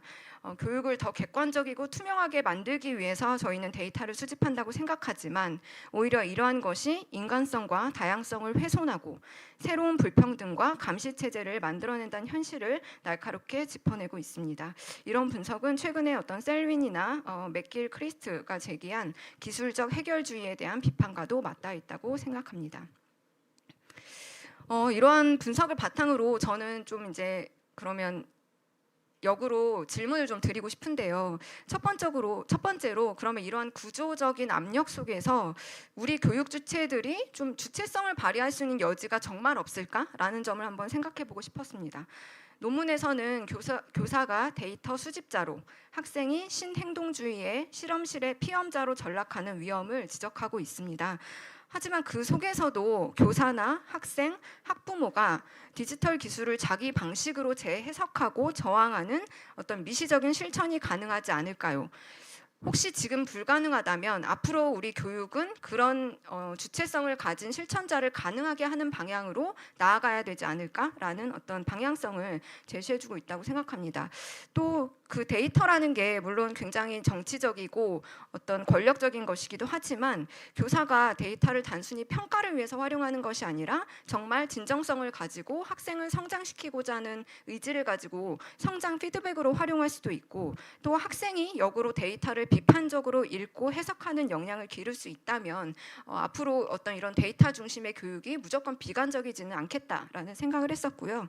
관련해서 최근에 이제 루이스나 펜그라지오 같은 분들의 연구처럼 데이터화된 교육 속에서도 이런 행위자의 주체성과 비판적 리터러시를 강화하는 방향을 우리가 탐구할 필요가 있겠다라는 생각을 해보았습니다. 그리고 두 번째로 그 데이터화의 잔혹함을 지적하셨는데, 그렇다면 이것을 넘어서는 어떤 이미지너리는 가능하지 않을까라는 질문을 제기해보고 싶었습니다. 이 논문은 데이터피케이션이 교육의 본질을 훼손한다고 지적하고 있지만 동시에 또 데이터가 가지는 긍정적인 가능성을 저희가 무시할 수는 없다고 생각합니다. 예를 들어 학습 격차를 진단한다든지 개별 피드백을 제공한다든지라는 것은 데이터를 통해 가능합니다. 그래서 핵심은 그것이 감시나 성과주의로 흐르지 않도록 하는 제도적, 윤리적, 문화적 장치를 만드는 것이 아닐까 합니다. 이와 관련해서도 벌랜드 앤 가르시아 등의 제시하는 이런 학자들이 제시하는 데이터 저스티스라든지 인간 중심의 학습 분석 같은 연구가 이런 대안을 모색하는 좋은 출발점이 될 수 있을 거라고 생각합니다. 그리고 마지막으로 이제 데이터가 교육의 본질을 희생한다라고 계속 비판을 하셨는데요. 그렇다면 우리가 찾아야 할 교육의 본질은 무엇인가라고 질문을 던지고 싶었습니다. 물론 논문에서는 그것을 인간성, 학습의 복잡성, 그리고 교육의 다양성이라고 짧게 키워드를 제시하고 있긴 하지만 향후 우리가 이런 비판을 바탕으로 좀 더 구체적으로 살펴볼 필요가 있을 것 같습니다. 측정하기 어려운 가치들, 예를 들면 비판적 사고, 협력 역량, 창의성, 윤리적 감수성, 그리고 전인적 성장과 같은 것을 데이터 중심 환경에서 어떻게 왜곡하거나 배제되는지를 탐색하고 비에스타 등이 말한 주체화 개념을 바탕으로 데이터 중심의 교육 속에서도 인간의 자유와 성장의 영역을 어떻게 우리가 지켜낼지 논의가 이어지면 데이터와 함께 또 교육의 본질을 지킬 수 있는 그런 교육이 가능하지 않을까라는 생각을 해보았습니다. 네, 오늘 제가 드린 이 세 가지 질문이 교수님의 어떤 의도를 왜곡하지 않는 그런 질문이었길 바라고요. 저희들의 이 논의가 좀 더 실천적이고 구체적인 방향으로 확장되는데 제 토론이 작은 도움이 되기를 바랍니다. 무엇보다도 이 논문이 우리 모두가 기술 낙관주의에 매몰되지 않고 인간다운 미래교육이라는 것이 과연 무엇인지를 다시 생각하게 만드는 귀중한 계기를 제공한다고 생각하고요. 앞으로 저의 연구 방향에도 굉장히 중요한 어떤 방향성을 주는데 귀한 논문이었다고 생각합니다. 네, 감사합니다.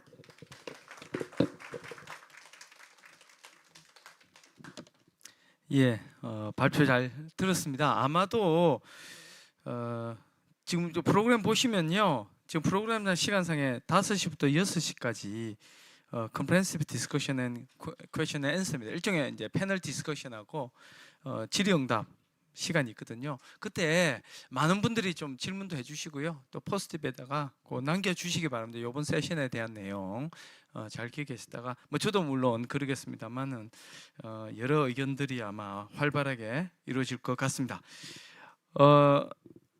기존 연설이 빠져서 제가 시간이 많이 남지 않을까 생각했는데 역시 하다 보면 항상 시간이 이렇게 또 약간 오버됩니다. 자, 이제 프로그램상의 커피 앤 티 브레이크가 되겠습니다. 그래서 3시 10분밖에 안 됩니다. 원래 15분인데요. 10분 후에 3시 반부터 오후에 두 번째 세션 또 시작하도록 하겠습니다. 예, 참가해 주셔서 고맙습니다.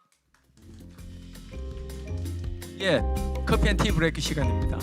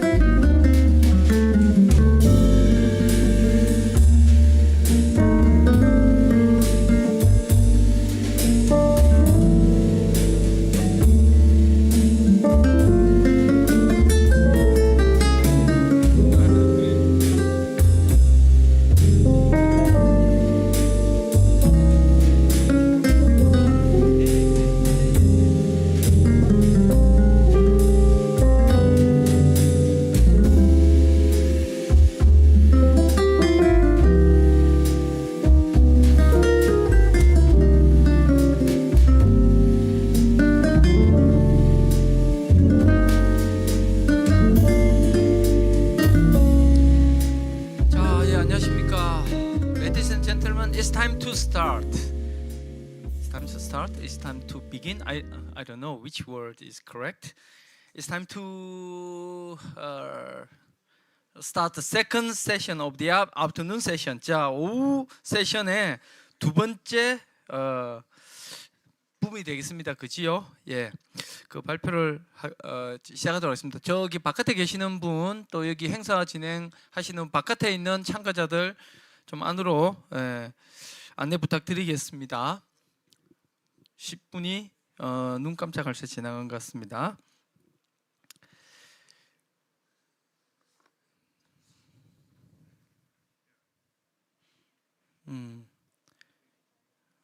베니베시, 그램, and some. 예, 자 안녕하십니까. 세 번째 주제, 또 오늘 오후 두 번째 세션을 시작하도록 하겠습니다. 세 분의 논문 발표자가 계시고요. 세 분 다 해외에서 오셨습니다. 그리고 토론자분 오셨고요. 자, 우선 첫 번째 발표자를 모시겠습니다.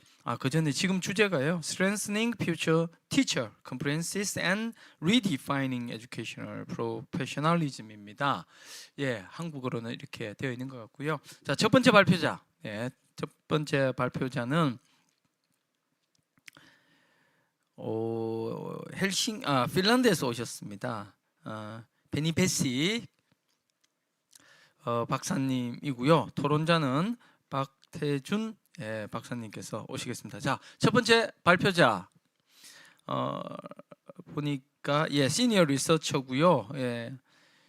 핀란드 이게 대학 이름을 어떻게 말을 해야 될지 모르겠습니다. 그렇지만 크리스토퍼 베니베시 저하고 오랫동안 연락을 주고받았는데 베니베시 박사님께서 발표를 해주시겠습니다. The title presented by Dr. Penny Bessie is Future Unlimited? On learning for plenary responsibility technology, augmentability and sustainable AI in education. 제목이 so how can I say it? It's so lovely, fantastic, fashionable, but frustrated. 예, 큰 박수로 발표자 모시겠습니다. 예, 감사합니다. Thank you so much. I agree that's a fantabulistic title which I put there. There are many buzzwords there, right? You can name them and you can see them. But first of all, I would like to express my gratitude to the president of Korea National University of Education for bringing us all together from different countries, different continents, and opening this new platform for discussing such important questions and such critical questions, which are really makes us think and makes us discuss and makes us more critically inquiring even concepts which are hard to pronounce, hard even to think about. And I got a lot of inspirations actually already as an adjunct professor of Korea National University of Education. In the last many years, I had a lot of opportunities to discuss with Korean researchers. And I would like to say also thanks for all the opportunities and possibilities what this intercontinental discussion opened also in my thinking.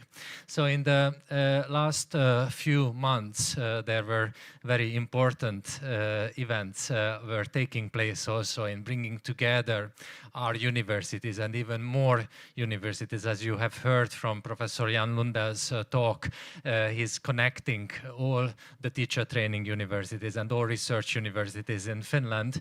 And I'm happy to announce that MOUs are signed and will be signed in the very near future also between these organizations. So you can see a recent visit for my campus in Middle Finland, in the also very hard to pronounce the name of my place. It's Jyväskylä. Jyväskylä, that's the name of the place.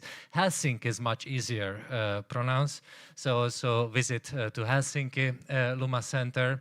And in the last preceding days, I had also the pleasure to get to know also some policy makers and had the discussion, for example, the Incheon city's policymaker who also supposed to be the speaker of this forum. However, we could read his presentation slides in the proceedings. I can recommend to all of you because it also presents a very strong view on the future of education and how to what are the steps to be made to future-proof our next generations. So it was a very interesting discussion, and it's made me think a lot, just like the previous session. I think I have a lot of connection also with the speakers with the previous sections when I ask the question, where did the future go? Okay, this is my question today. Yesterday, I've been invited to give a talk in the tech education, this computer and human interaction conference. And they asked me to talk about the future of future education. First, I thought that this is a very bad mistype here, but no, this is the question that the future of future education, and I think this is the topic what we just circle around also in this conference with some cruel optimism, with some idealistic optimism, or with I wouldn't say pessimism, but my Finnish friend knows it. We often say in Finland, I'm not pessimistic, I'm realistic, right? So pessimism, realism. I grew up in the 80s, and we had a lot of discussions, hopeful discussions, even in the socialist countries where I grown up, about the future. Future was open-ended. Future was, even in socialist countries, was a realm of unfulfilled possibilities, like an empty space, what we will occupy. And then what happened during the years, we could see, I was a little bit lazy scholar, I must admit, preparing to this conference, but Professor Kim wasn't a lazy scholar, and he presented us this story of what happened with the future since the 80s. So we can see that how this open-endedness and this full of possibilities, so this uncolonialized future has been occupied and substituted with this datafied and numerical and this goal-oriented future visions. So and when we reached even this global recognition of those kind of crises, which is not only financial crisis, it's not only some based on some human currency, but based on a planetary reality, which is climate reality. We can see that targets missed, promises broken, and a future itself is a little bit like a catastrophic, not even a little bit, but quite much a catastrophic realm. So it was all presented in the previous talks, these slides, much more punctual and much more accuracy. So I think it's also important to see that what is this critical moment and what is the critical discourse about the future really signify for us. Also in education, much more, I think, than in any other realms of our human grounds. So we can ask, okay, what remains? So my discutant professor who will talk after me was working in Columbia University. So another thinker from Columbia University, Gayatri Chakravorty-Spivak, introduced the concept of unlearning. Unlearning is a very specific way of learning. It means in this context that how we can break with those kind of traditions, those kind of systems, those kind of processes, which actually put us in a trap in our discourses and in our thinking. So how we can break this kind of vicious circles, these karmatic circles, and even these logically paradoxical loops what we are reproducing also throughout education. So we know that how education also reproduces social inequality. We know all of this from many aspects of our research, but also in the sustainability level, and also in this context, I think we need to think critically about education. So what remains when we aspect our radical responsibility in education? How we can think about what honestly reckoning these kind of processes, and what does it mean to bring back a pluralizing thinking about futures, and how we can change practices in education, how we can turn literacy into competency, how we can turn knowledge into action. I think this is really the critical question here. And when I look together with you into these pictures, I could ask, do you know what is on these pictures? We don't have time now to play this quiz, but many of you could have seen it. If you use Microsoft products, then this is just the beginning, one of the power plants which been reopened just to force the very first moments, very first phases of this energy needs what we are facing with the current technological transformation. And when there are some physicists in the room or environmental scientists, they know what this number means, 835 megawatts. Incredible number. This is not enough, I can tell you. And when you look at this picture, I hope you pay attention not only the chimneys, but also this white little building there. This is the data center. So datafication was mentioned, and data as an immaterial notion is introduced here. Data is just numbers. No, data is not number. Data is material. Heavy material is used to produce, to compute this data.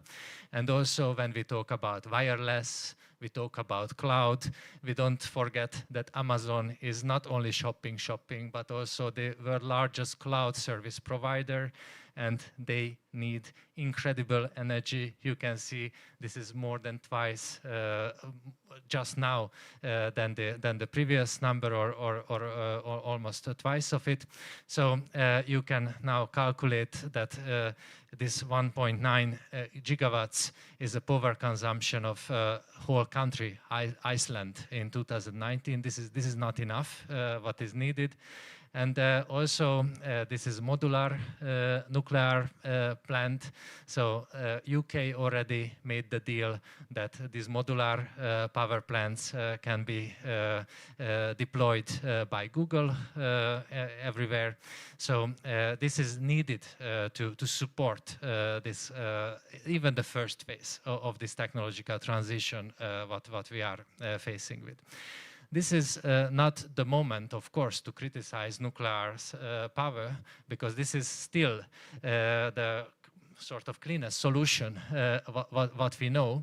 However, there need to be some technological change, even in the computation, maybe quantum computer, maybe some other solution will help us to recognize and also to navigate through this swamp, which is not anymore an information highway, as you can see, but really troubled land of many questions and many challenges involved. So I don't go into too much details, because I have very limited time, but even simple search performed nowadays with the AI-supported Google services, you can compare that what is the energy cost of this different kind of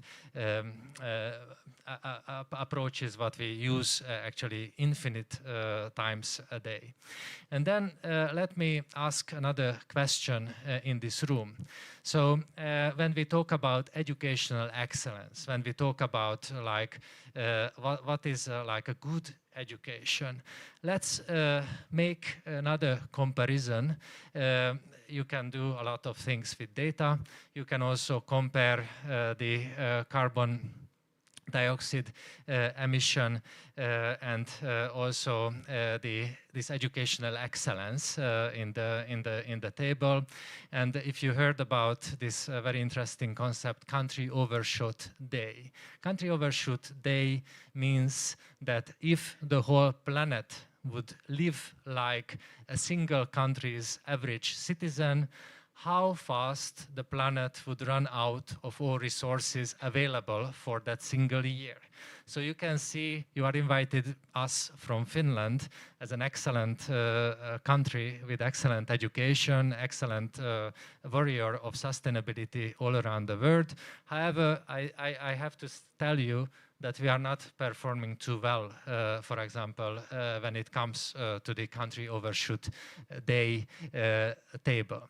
And this is definitely, again, not something to draw very quick conclusions from this, or not for populistic interpretation, but educational excellence is also something to think about critically when we think about critically about future concepts. So you can see more and more comparisons between these dates and also this OECD excellence performance rates. So we definitely need new imagination, new imageries also to sustain hope in it's a quite hopeless moment, and what we can do in the time of hopelessness. It's also not a talk against technology. Don't misunderstand, because these technologies also provide some leaping opportunities. But what is worth to recognize that when we talk about education 5.0 or Industrial Revolution 5.0, we must admit that all the industrial revolutions before are all happening still together with this 5.0. So first, second, third, fourth, if you want, is even wireless needs to be carried by wires and so forth. So, however, when we use these technologies, when we responsibly use these technologies, I think it's even more critical that how do we use them? How do we adopt them? If the cost is too high, so high, then how we spend these costs, and for what do we spend these costs? Because definitely, on the other hand, these technologies also have not only promises but real opportunities that even like when you look at higher education, so some universities can jump into the top by adopting very advanced policies and very responsible policies by using this kind of massive opportunities which are opened by these technologies. We know this kind of examples that how disadvantage turned into an advantage with a future technology. So zipline story in Rwanda, no time to talk about it too much, or the bullet train network in China, or this online money online money sending in Kenya. So, but there are also some other examples. This is from military, a very brutal technology. It's an implant which helps the soldiers who are deployed to overcome their jet lag, for example, and also different kind of physical challenges. So now you have even stronger technology, and this is when we talk about adaptation throughout our brain. So yes, throughout thinking. So this is a responsibility that how do we use this kind of tools which can expand our capacities. We don't need these implants. We have many other solutions to augment our human capacities, and this is also what we can think about when we talk about graduate attributes. So how we would like to see the students who finishing like a university degree or getting a degree, and what kind of characteristics, what kind of skills, competencies these students need to have. So how these tools can also enhance, augment those capabilities, and we see that there are certainly many possibilities here to build on. And my question is that is augmentability in itself is a new skill? What we talk about? Can we develop this kind of, we called it open-mindedness and so on, but I think it gets more concrete nowadays with this, and more critical with these technologies. So definitely understanding agency. This was already told by previous speakers, that how critical it is in the question when we talk about agency as a meta capability, and also augmentability as a meta capability. And also we need to see also the constraints, the limitations, and also we need to see the implications of these kind of processes, and also the limitations of the augmented concept itself. So we definitely don't want to become tool focused and tool dependent in this augmentability process. We also try to avoid inequity. We want to have equal access. We want to have more transparency instead of opacity, because these are very opaque technologies if you think about it. So there are many ethical imperatives and there are many risks to be handled to navigate this landscape. So recently with my colleagues we took a critical view of how many well-being concepts are used nowadays in education. So we found that these well-being concepts are the most discussed. So each of them, I think, very important to consider also in this discussion.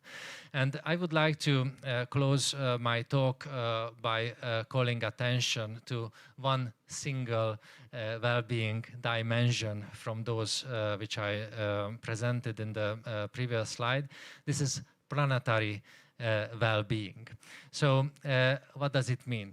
It means that we need to think and act in education for the whole ecosystem, and also need to take into account that what kind of values, what kind of complexities, what kind of visions and what kind of actions we are carrying out. This is also now summarized in European Union's Green Comp strategy.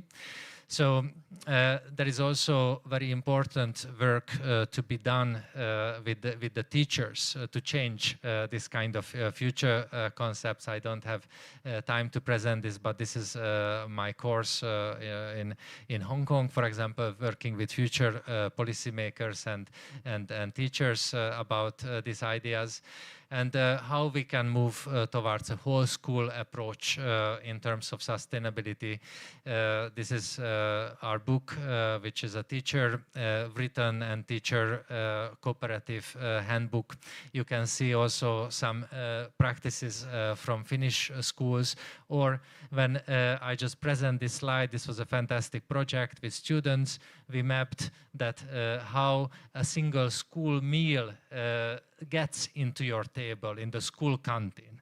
How many sustainability-related decisions made before this single plate of meal is in front of you? So these are these insights, I think, we want and what we need to develop. And also in planetary dialogue with other countries, we have very interesting projects going on between South African and Finnish students. Also, it's heavily involves and builds on teacher training activities. So I need to go back to Leonard Sommer's book. So actually he will present his book. Many of these practices are included together with other practices in his book. So if you want to know more information about this, I really recommend his book. And for example, in this exhibition, which I just had time just to show you just for a half minute, children, fourth grader students used visual generative AI to present their utopic, dystopic future visions about sustainability in the globe. And we have seen in our experiment that how to use this technology was not anything to do with this digital native idea, but they really need to learn how to use these tools, because these tools is maybe not only a mirror when we can see our own stereotypes and our own learned not so good practices are reflected on us, but it can be a window to an unknown, might be a window to something which is beyond our capacities, also which can help us to unlearn those practices what we want to get rid of, what is critical in our survival. So when the cost is this high, I think it's worth to reimagine together education, and even in the time of hopelessness, imagination and science together will be a very important tool, and also this social and emotional aspects, the human face of learning, as we have heard from our president. So technology is not to replace humans, but making us even more human if it's possible. So thanks a lot for your attention, and I'm very happy to be here and looking forward to the discussion. Thank you.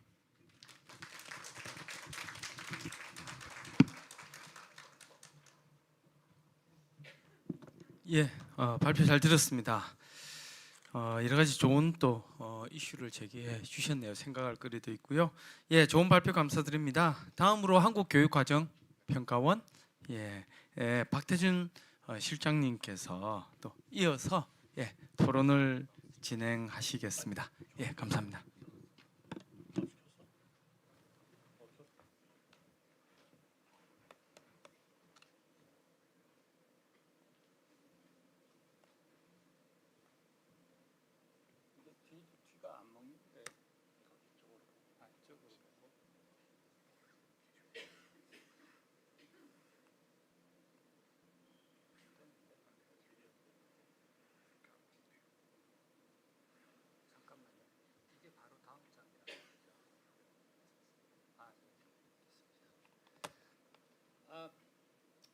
Thank you for your insightful presentation, Dr. Fenvesi.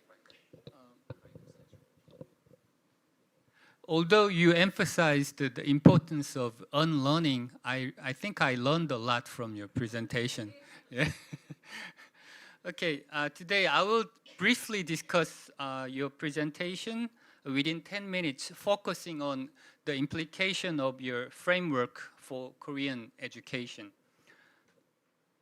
So in his presentation, Dr. Fenvesi introduced 3 essential concepts, namely unlearning, technology augmentability, and planetary responsibility. While explaining these essential concepts, he argued that the discourse on the future of education should not be an alibi for neglecting present responsibilities, such as addressing environmental costs and social equity issues. I couldn't agree with you more when it comes to these topics. And as an example, he also pointed out that the current AI technology heavily relies on 19th and 20th century fossil fuel infrastructure, and the critical question here is, what futures does it make thinkable, and for whom?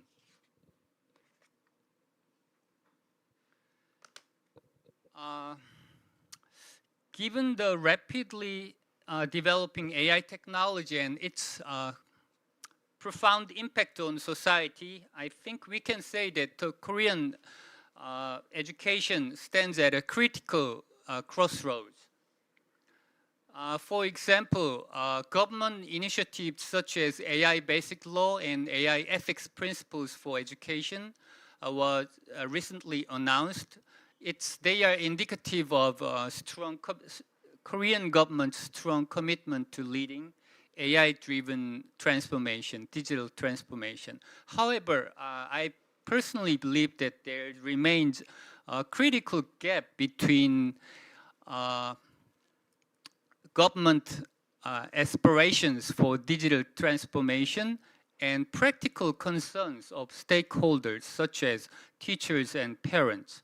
So for example, the Korean Ministry of Education tried to implement AIDT or AI digital textbooks beginning to 2025, but after much controversy, public controversies, the plan actually downgraded from mandatory textbooks to optional teaching materials. So the plan effectively slowed down after much public controversy.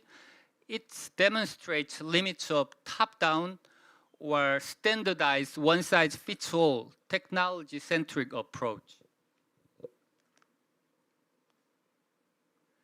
So why did it slow down or failed?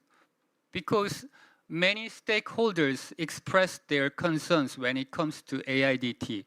Well, for teachers, they expressed concerns about insufficient preparation time for textbook adoption, classroom adoption, and for parents, they expressed their concerns about too much use of digital devices or too much screen time for their children.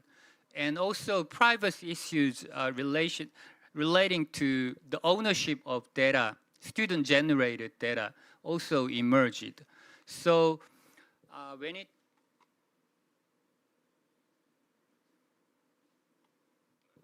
comes to the case of AIDT in the context of Korean education, I would say three elements were missing or lacking from the perspective of Fanny Vessi's framework.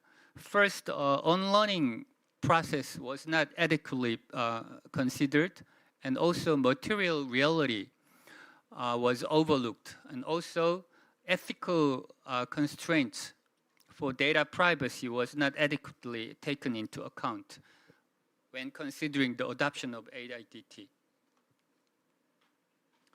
And so I would argue that there are some alternative pathways for Korean education taking into account of Dr. Penvesi's framework. So first, I'd like to argue that we need to prioritize the developing teachers' competencies for the digital transformation era.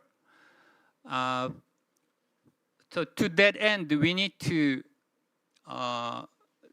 equip them with AI capabilities, or understanding AI capabilities, and also we need to equip them with autonomy to design curricula appropriately, and also we need to equip them skill to handle ethical dilemmas. Secondly, I'd like to order bottom-up innovation spaces. So instead of, as I told you before, top-down standardized one-size-fits-all policies, we need to foster possibility spaces for autonomous experimentation. So these are all the suggestions made by Dr. Fanny Vessi in his manuscript submitted to this conference. And thirdly, I'd like to argue for planetary responsibility in digital literacy. So we need to consider including planetary responsibility as an integral part in the Korean curriculum. So we need to discuss AI's immense energy consumption, as Dr. Fanny Vessi illustrated in the nuclear power plants pictures.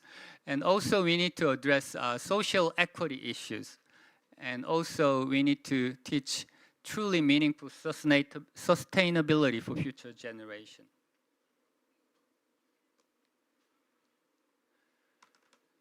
And lastly, I'd like to suggest this overarching call to action based on Dr. Fanny Vessi's presentation. So we need to look beyond the dazzling promises of digital technology. So we need to use the digital technology, including AI, as a tool to augment true values of education and as a tool to enhance more just and sustainable future. Thank you very much.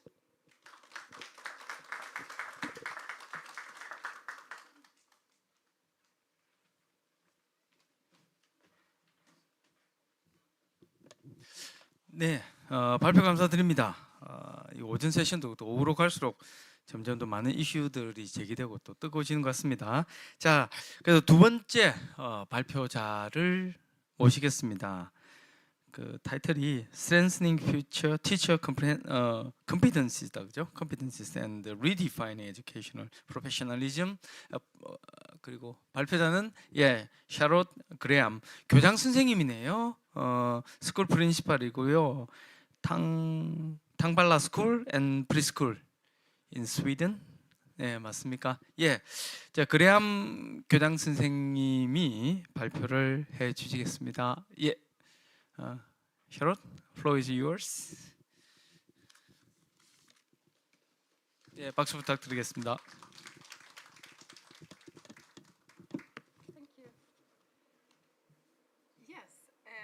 I'd like to speak today a little bit about, sorry, yes, of course. I have a bit of a sore throat. I'm a school principal, a school leader, a pedagogical leader. I have about 100 teachers that I lead, and I try and make it about education. And these, the things I'm going to speak about today are, how do I change the slide? Here? Oh, this one. Are the things that I can influence most of all. This is just a presentation of me. I'm from Norway originally, but now I live in Sweden. And I've also lived in the UK, in northern England for many years. 여러분 안녕하세요. 오늘 한국교원대학교에서 연설하게 되어 매우 영광입니다. 오늘 제 강연에서는 학교 리더로서 우리가 맡은 모든 학생들의 더 나은 학습을 위해 실제로 변화를 이끌어낼 수 있는 방법에 대해 이야기하겠습니다. 영향을 미칠 수 있는 다양한 방법이 있지만 오늘은 제가 가장 효과적이라고 생각하는 몇 가지를 자세히 말씀드리겠습니다. 무엇보다도 우리는 우리의 기대치를 높여야 합니다. 우리는 어떤 학생도 실패하도록 내버려 두어서는 안 되며 학생의 학습 어려움에서 벗어나 우리 기관의 교수법의 어려움에 초점을 맞춰야 합니다. 또한 우리는 교수와 학습에 과학적인 접근을 해야 하며 신경교육학과 인간두뇌가 실제로 어떻게 작동하는지 이해하고 관행적으로 이어져 온 구식교수법은 과감히 버려야 합니다. Yes, this is one of the ways we can use AI today. I hope it said what I was hoping for. So these are the three things that I've arrived at just now that where I can influence my students' learning. The children at my school, they come when they're very young, age 1 to preschool, and then they leave my school when they're 16. So I have about 15 years that I can influence of their learning. And these three things I was thinking of is, first of all, expectation. I think I need to have very, very high expectations of my teachers and of the children, that everyone can learn and can go far forward. And the second thing is has to do with learning difficulties, because in Sweden, for example, we have all children in the same classrooms. We don't have different set of abilities, and sometimes we don't teach the children enough that have the learning difficulties, or they are taken out of class and they're not taught in the same way. So I think we need to move away from thinking about people having learning difficulties and instead seeing what we can do, teaching difficulties, how we can change our teaching and be more differentiated so that everyone can learn in the classroom together.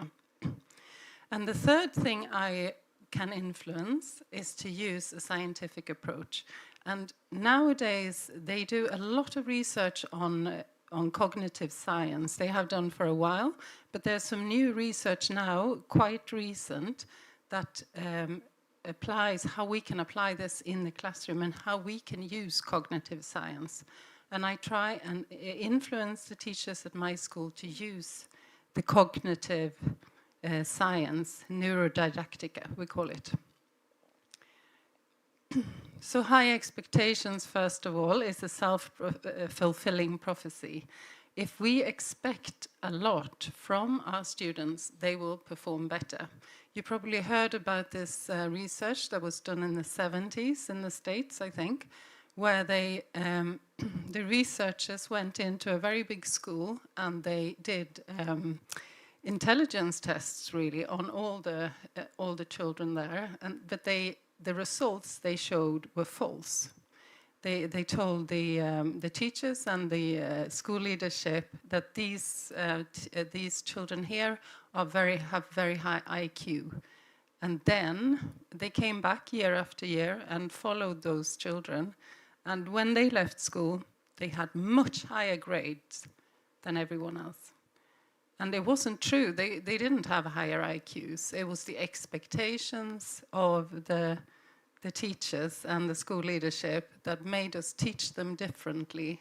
You probably heard of this, the Pygmalion effect, we call it. And I think that makes much bigger difference than we expect in schools. So high expectations, I think, is one of the main things. And then we have this thing about differentiated teaching. In Korea, you're probably much better at this than we have been in Sweden. This is a normal bell curve for the IQ. So, so most of the children we have at our school will be somewhere here in the middle, in the yellow part. And many of my teachers say to me that they don't have time to plan for the lower achieving, the lower IQ kids, children, and they don't have time for these higher achievers that come with the really difficult questions either, because they have to teach to the big mass in the middle. There's many of them that say that.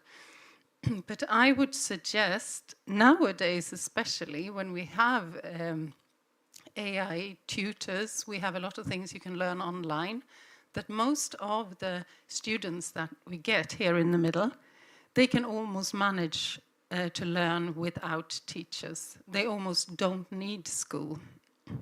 Whereas these children here in the lower ability, they need the teacher's help. They can't learn this by themselves. And quite often they also don't have parents that can help them very much. So we need to concentrate on the lower learners to help them achieve what they need to achieve in their life. But we also need to help these higher IQ children because we need them. In the future, I think many of these are the ones that come with the answers to Christoph's problems, perhaps with new medicines, solutions to the world's climate problems. We need to keep them interested because at least in Sweden, a lot of them, they get bored. When they're 12, 13, 15, they're almost sick of school, they want to leave because it's so boring. So if we concentrate on the lower abilities because they need us, and the higher abilities because we need them, then I think we will get quite far. And this is just a picture to illustrate, you perhaps have seen it before, that they want to watch this, I think it's baseball. They want to watch this baseball match. And here, in the first half of the picture, all the students get the same help. They get to stand on a little box. But if you redistribute the help, they can all see the match. You've probably seen this kind of picture before. So you can do things differently in the classroom to help the ones that actually need it. And if you took away this wooden fence altogether, then everyone could see without any help. So that's also perhaps the third picture. And that's what we call differentiated teaching. And I think it's very important in school to differentiate teaching. That is another picture to illustrate this. This is snow. You have snow in Korea too, yeah, in the winter. Snow is coming soon in Sweden. And this is the caretaker here. And there's a boy in a wheelchair. And the boy in the wheelchair is asking, could you take the snow off my ramp first so I can get up? And he says, no, I have to help everyone else first to get up the stairs. But in actual fact, if he had shoved the snow off the ramp, everyone could have walked up the ramp. So he didn't need to do the stairs first, just because most people use the stairs. Illustrations are sometimes very good. So I think we need differentiated teaching. We need less boring lessons. Sometimes teachers just deliver lessons the way they've always done it, instead of thinking, what do these students in front of me now need today to be able to learn what they need to learn? And we can't change the others. We can't change the students. They are what they are. We can only change the way we teach them. That, I think, is an important lesson for school. This is something else that I've been thinking a lot about, the fact that this is school before my time even, probably from the 1940s, 50s, the first picture. And this picture here is what school often looks like today. And it's so similar. It's too similar. It's the same thing, even though everything else almost in the world has changed. Scientific approach then to find the best way of learning. So a scientific approach is that we find out, this picture here perhaps shows it, we have something we wonder about and we find out how to do it. And we need to do this also in school. And one thing that's to think about is that we often endorse the scientific method, for example, for science, for the subject science. But for the actual teaching methods, sometimes we don't use scientifically proven facts. This is just what I think. We do it the way we always did it. We do it the way that we were taught in school, or the way that our parents were taught in school. It's very old-fashioned often, the way we teach in school, even though there is science, didactic, neuroscience. Neuroscience researches how we learn, how we remember things, and what we remember. And this scientist here, we're not going to watch this film now, but she talks about retrieval practice. So she says, for example, that it's not a matter of how much we try and put in the brain, it's how much or how often we try and pull it out. So every time we try to remember something, then we remember it for longer. And they have done a lot of research on this. So often in schools, I don't know if you have the same here, the teacher will come in and give a lecture, and then maybe another lecture the week after, maybe another lecture, and then after 4 weeks, there's perhaps a test. Neuroscience shows us that this is a very ineffective method. So it shows us that we should instead, after teaching something, saying something for maybe 10 minutes, we should try and recall it, try and remember it. And we should try to get everyone to remember it. And this is a much more effective way of learning, but it doesn't happen so often. So now in my school, for example, we try and use these methods. So the teachers will talk for a little while, and then all the kids have small whiteboards. And then the teacher says, so write down everything you can remember from the last 10 minutes. And the children have to write it down, or the students. And then, or for example, she says, write down the most important thing I said the last 10 minutes, and then you have to hold it up. It's just a way to try and remember what was said. And this is very important. So she calls it retrieval practice, trying to remember things. This is retrieval practice. And I don't think it's used that much. Perhaps you are better at using it here, but this way of systematically trying to remember things rather than waiting and have a big test at the end.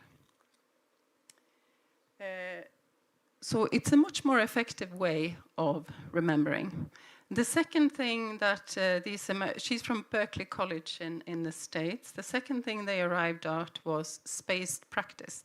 So they worked out the ratio of how often you have to retrieve things to be able to remember it long term. And the ratio was 1 to 10. So if you want to remember something in 10 hours, you have to try to retrieve it after 1 hour. And if you want to remember something after 10 days, you have to retrieve it after 1 day, etc. So there's a ratio to this. to remembering things. And why this is important, I think, is because we waste a lot of time in schools because we teach things that nobody remembers. And that is a waste of time.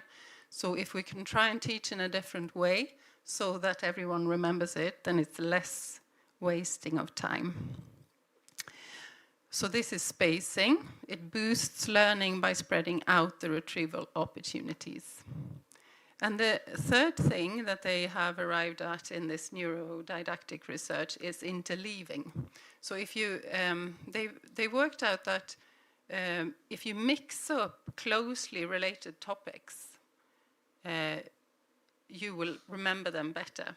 So it's, I don't know what your maths book looked like here, for example, but in Sweden, quite often, they do one set of problems, and then they do one chapter of that, and then they finish that, and then they do a different set of problems. So first they do addition, then they do division, for example, and but actually they've proven that it's much better to mix those things together. It's much harder to learn, but they learn it better. They remember it better at the end. So interleaving is better, like mixing up things, not doing the same things over and over again. They've shown that. And they also shown that feedback, metacognitive feedback, is very useful for learning. And what I mean by showing this is that we know this. Science have proven that these are better ways to learn, but we're sometimes not very good at using the science in school. And I don't mean like science as in science, but the science of learning in school. So those are the 4 things that neurodidactics suggest: retrieval, spacing, the practice, interleaving, doing different things after each other, and feedback, metacognition. These are some of the this is the some of the research here. Powerful teaching. Pooja Agarwal did the initial research on that. That's a very interesting book if anyone's interested in learning more about it. I don't know if you have these Teach Like a Champion series here. They got many books with teaching methods where they use these. They're very, very good. And this book here, Make It Stick, also talks about the science of learning. This book in the middle has a lot of films and examples. It's a very easy read, whereas this one here is much more wordy textbook. But it's very interesting books about it. And these are some of the books that are very influential on education. Anything really by John Hattie. Visible Learning, you probably have all read this. Andy Hargreaves, anything by Andy Hargreaves is also very, very interesting. And Michael Fullen, of course. And then we have Pamela Bernard, which Christopher worked a lot with. It's about mixing in art in teaching, to me, like an artistic way of teaching. So, and this book here is the one I wrote here a few years ago, and I've heard that it's being translated to Korean any day now, coming out, but I haven't seen it yet, so I don't know if it's true. But it's coming. It's on Routledge in 2022, and then I also wrote a chapter for Leonard's book, which is presenting after me. It's about new ideas for education. What do we need for the future? So those are the things that I wanted to talk about today, how we can influence as school leaders. I don't know if there's any other school leaders in the audience today. Is anyone here leading principals or school leaders? No, maybe not. But that is what I can do for education. Oh yes, it's in German too. Oh, and that is the book in Chinese, my book in Chinese. That's already come out, but I don't know about the Korean one. So thank you. That was all I had for today.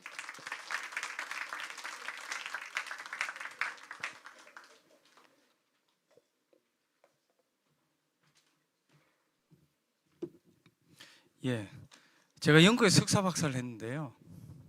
오늘 새로운 단어를 많이 배운 것 같습니다. 다이 블라블라 something 그리고 언러닝 예 좋은 영어 수업이 됐습니다. 그리고 마지막에 그 최근 트랜스포메이티브 에듀케이션 교원대학교에서는 충분히 한 6개월이면 번역을 할 것 같아요. 예, 좋은 책을 소개해 주셔서 감사드립니다. 이제 다음은 토론을 부탁드리겠습니다.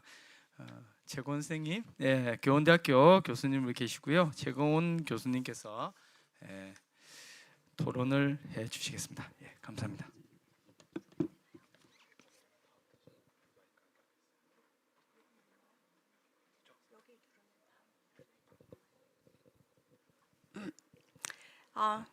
Thank you very much to Ms. Graham for such insightful presentation.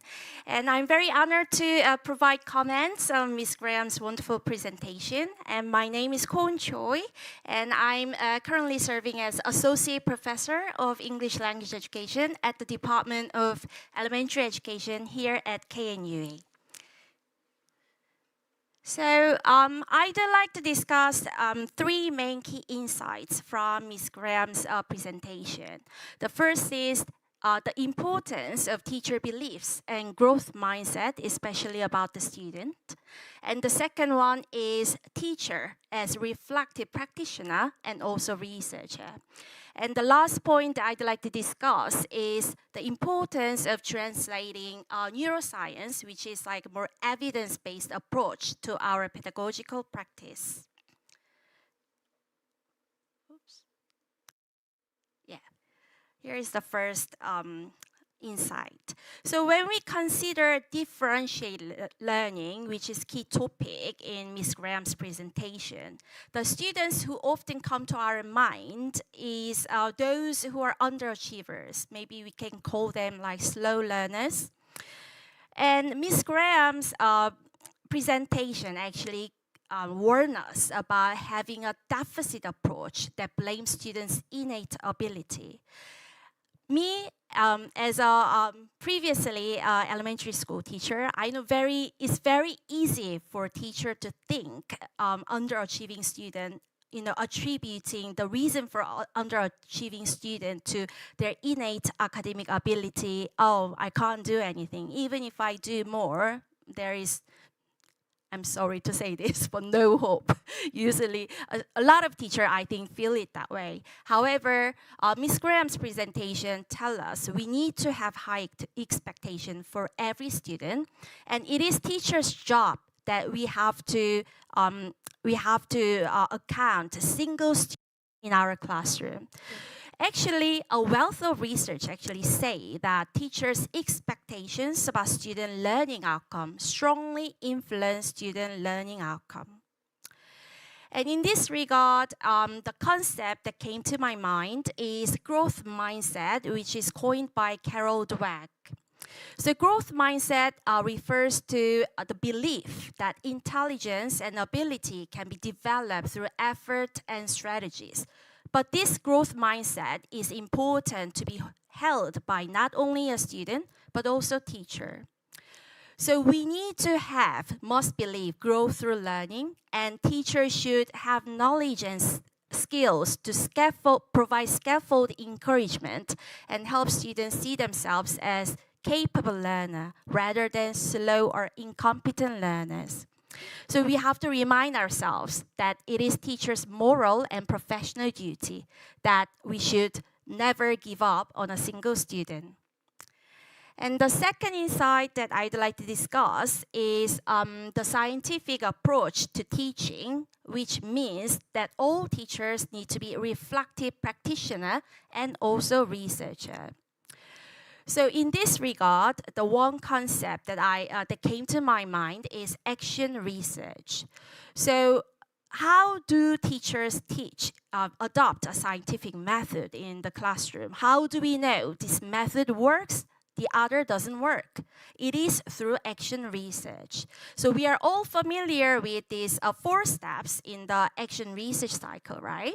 The first one is teacher needs to identify student learning issue. What is the problem? What is happening here? And secondly, the teacher needs to design targeted intervention to provide a solution. Thirdly, we need to analyze outcomes, the result of the intervention, whether it was effective or what areas that we need to actually improve. And fourth, the last step of the cycle is we need to reflect on our own practice and refine practice.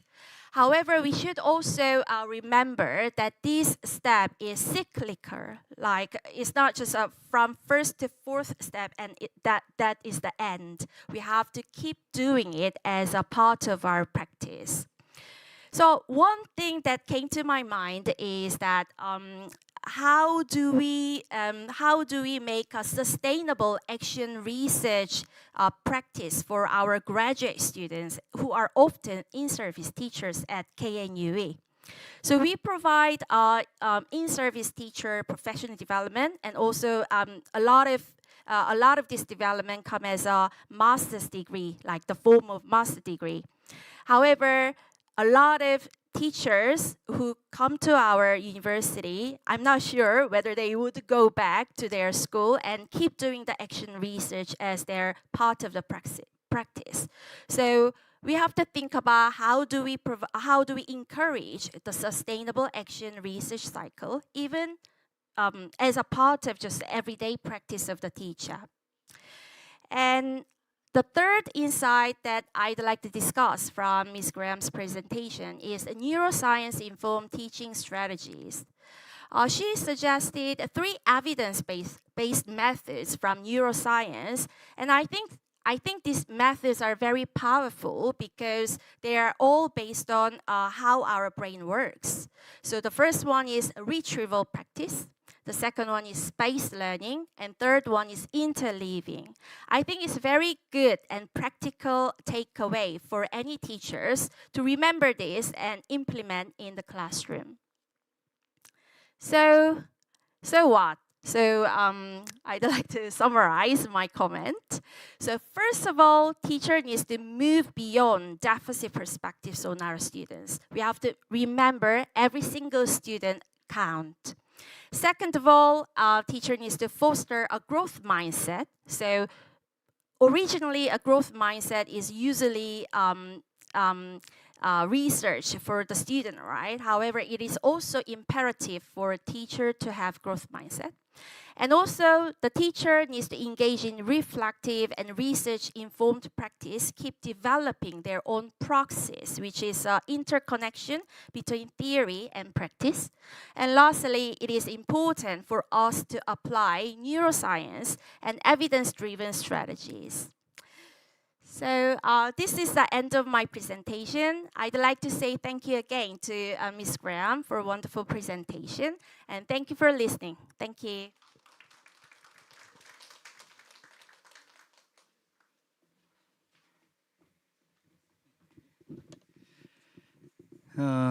네, 고맙습니다. 좋은 토론 감사드립니다. 자, 이제 다음입니다. 마지막 발표자가 되겠습니다. 그죠? 마지막 발표자는 조금 프랙티컬한 내용이 되겠습니다. 프라이빗 컴퍼니 CEO입니다. 대표자인데요. 타이틀은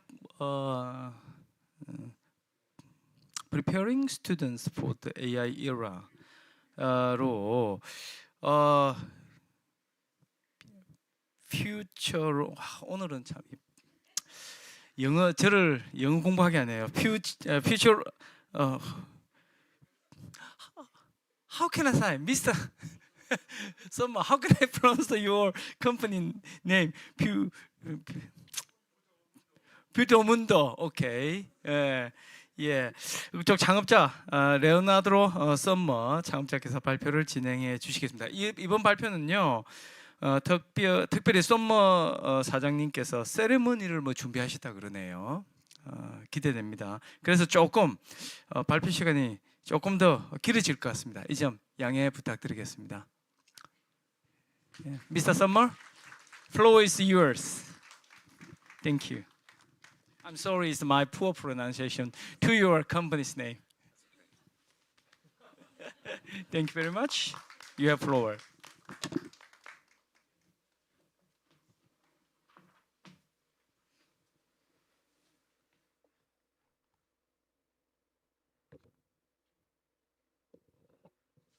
So I learned that I need to do this there, learned a lot. Thank you a lot for being here, and well, good afternoon, ladies and gentlemen. It's a great honor for me here today. Allow me to extend my deepest gratitude to President Wokuyu. Where's the president? He's not here? No? And to Professor Hong, for the great work you did, and also for all your assistants actually who worked on this conference. It's a fantastic organization, need to tell you that. And I may say that I feel very welcome here, and also very appreciate that to speak among so many distinguished experts, especially since I, as a didactic author, I bring little formal expertise in the field of education. So sorry for that. But I hope I can inspire you with my presentation. So let me begin the course. Is there sound? I don't hear the sound. Hopefully there's sound. Let's just test again, because I need sound later on. Do you remember the sound from your class? It's always like, you feel bad, no? So run. Okay, let me begin the course of history. The year is 1973. In the midst of a new era, the mainframe computers such as IBM System 370 had already become the backbone of banks, governments, and research institutions worldwide, handling everything from payroll processing to scientific simulations. Back then, it was known as a hippie movement worldwide, as cultural way for artists, free spirits, and also our family, and non-conformists searching for new ways of living.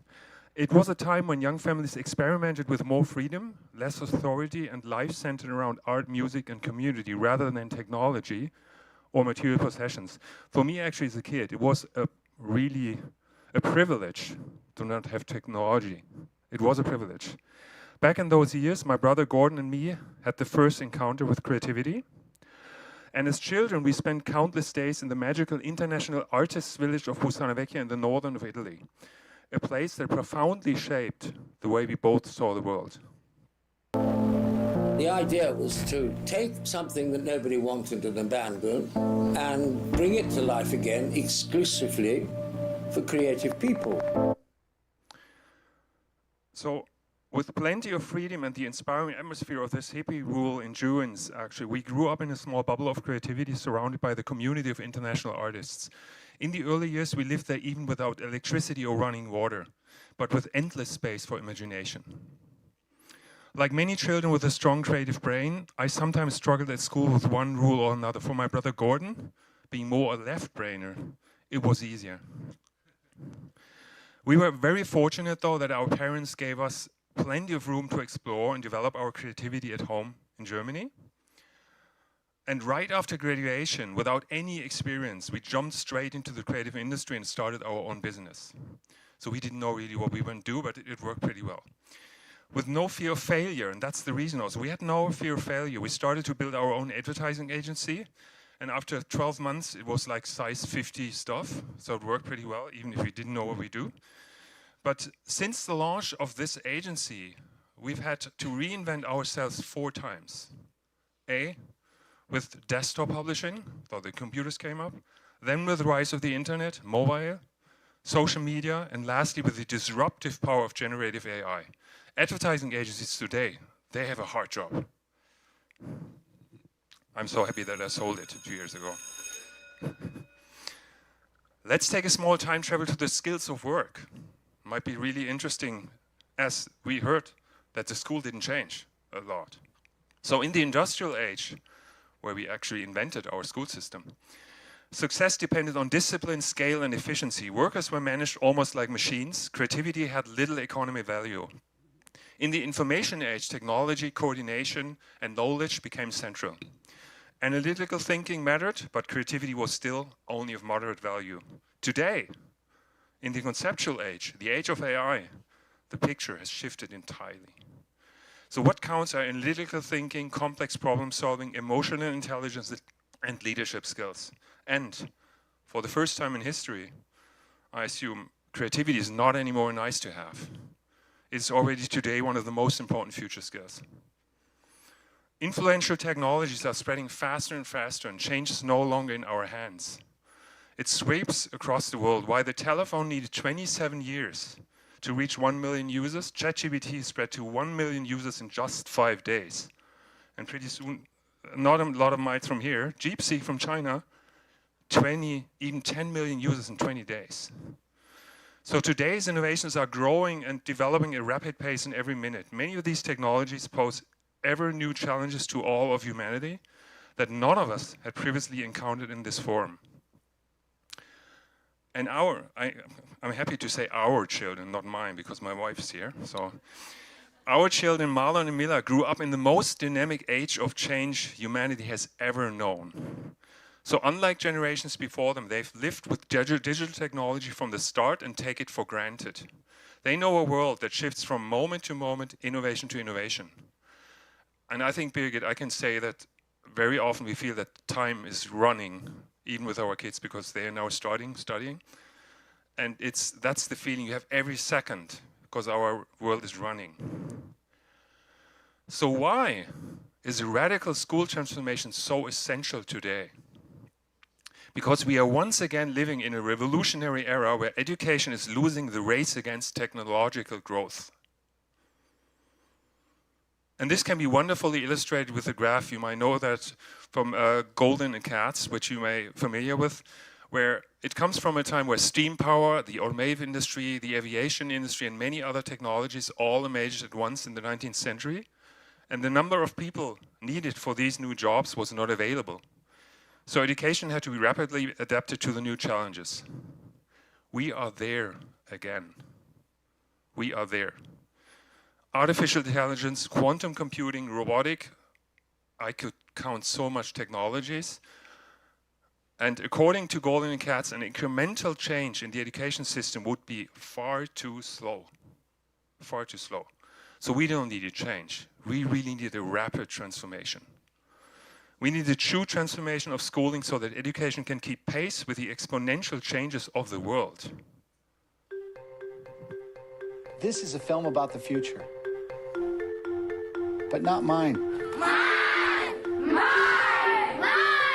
I want to hear the students. It's your future.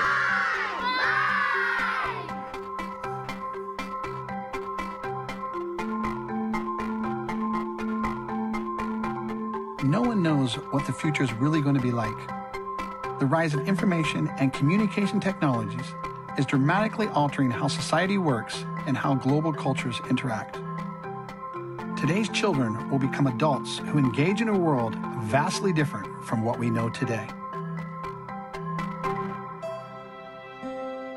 They'll need to solve problems beyond our current understanding using skill sets that are yet to be defined with tools that are yet to be created. How do you prepare a child for that? So never has the need for creativity been so compelling. Never has genuine creativity been in such short supply. And AI is here to stay. But if we want humanity and innovation to thrive, we must nurture creativity, in my opinion, so it remains the beating heart of our culture in the future. So what do you think?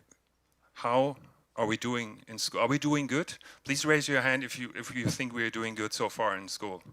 Yes, there's one. Great. So what are you doing? Tell us the secrets. Wonderful. Thank you. I'm going to come back to you then. So do we foster creativity? No one, I think, could provide a more competent answer than Andreas Schleicher from the OECD. That's something where we will need to become better. You know, every child is born with an abundance of creativity. If you have a 3-year-old son or daughter, they're going to question anything you tell them. They're going to experiment with everything you put into their hands. They're always willing to learn, always willing to unlearn, always willing to relearn when the context changes. But then, you know, we put them into our school systems. We try to make them compliant with established ways of thinking. And then we may lose some of that energy that drives, you know, the 21st century. I'm a scientist by background, and I can tell you sometimes it breaks my heart when I see how we teach science like religion. No? We make young people believe in some scientific theory, then we give them lots of exercises to practice this, and at the end we test whether they can replicate the answers we taught them. Well, you know, that has nothing to do with science. Science is never about reproducing the established wisdom of our times, but about questioning it. So we got to do better. No? I think he's right. He's even fact-based, right? So the thing is, actually, that's so dramatic. We already knew this since 57 years. There is, I don't know if you know this study, already in 1968, a year before Armstrong landed on the moon, actually, the US researchers George Land and Beth Drummond ran a remarkable experiment. They gave 1,600 children the same creativity test NASA used to select its top engineers and scientists. Ages 3 to 5 years, 98% scored in the creative genius category. So what do you think what happened? They gave the repeated test 5 years later and again until the probants were 25. The results? Almost every child showed genius-level creative potential at the start. That's great to hear how capable we are as human beings. But with every school year, the potential to be creative declined.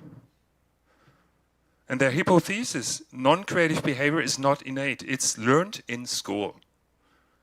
Why? Because the system rewards the right answer, not the alternative solution. That's why I hate grades. So why are we doing this? So here's our research from 2023 that we did with the Initiative Classroom Think Tank. With the support of 38 students from 2 school classes aged 13 to 14 and 16 to 17, we identified A, the obstacles of creativity in school, and B, the enablers of creative thinking in the classroom. Since we wanted to identify which student-defined criteria was most important, we conducted a quantitative survey to evaluate them with the customer, so with the Gen Z. And actually, it was an agency, it's a creative agency. They have a WhatsApp group with 180,000 kids. So I had this research done in 24 hours. And probants, actually, 4,800 probants. And they are not paid. They're just doing it because they are interested in the topic. And so what do you think? Why creativity is suppressed in school? So 72% say that school mainly demands to deliver predefined solutions. Second, 60% say they must get everything right, creating fear of mistakes. Again, the grades. 53% identify an overloaded curricula and lack of time as the greatest barriers. Top 4 in the ranking, they point out everyone learns on their own. So team learning is not encouraged. That's so weird because later on we need teams. 28% say classrooms do not provide an inspiring learning environment. We just saw that in your presentation also. Why are classrooms still the same? Now let's think positively, because everything was so negative until now. What drives creativity? How could creativity be encouraged? So what's the opinion of the Gen Z? So A, 72% see a need to provide more time for creative thinking and creative projects. Second, 57% see a need to support team-based learning in order to solve problems collaboratively. 41% see a need to introduce a learning culture that allows mistakes to be made and learned from. And 46% see a need to train teachers to recognize and promote alternative solutions.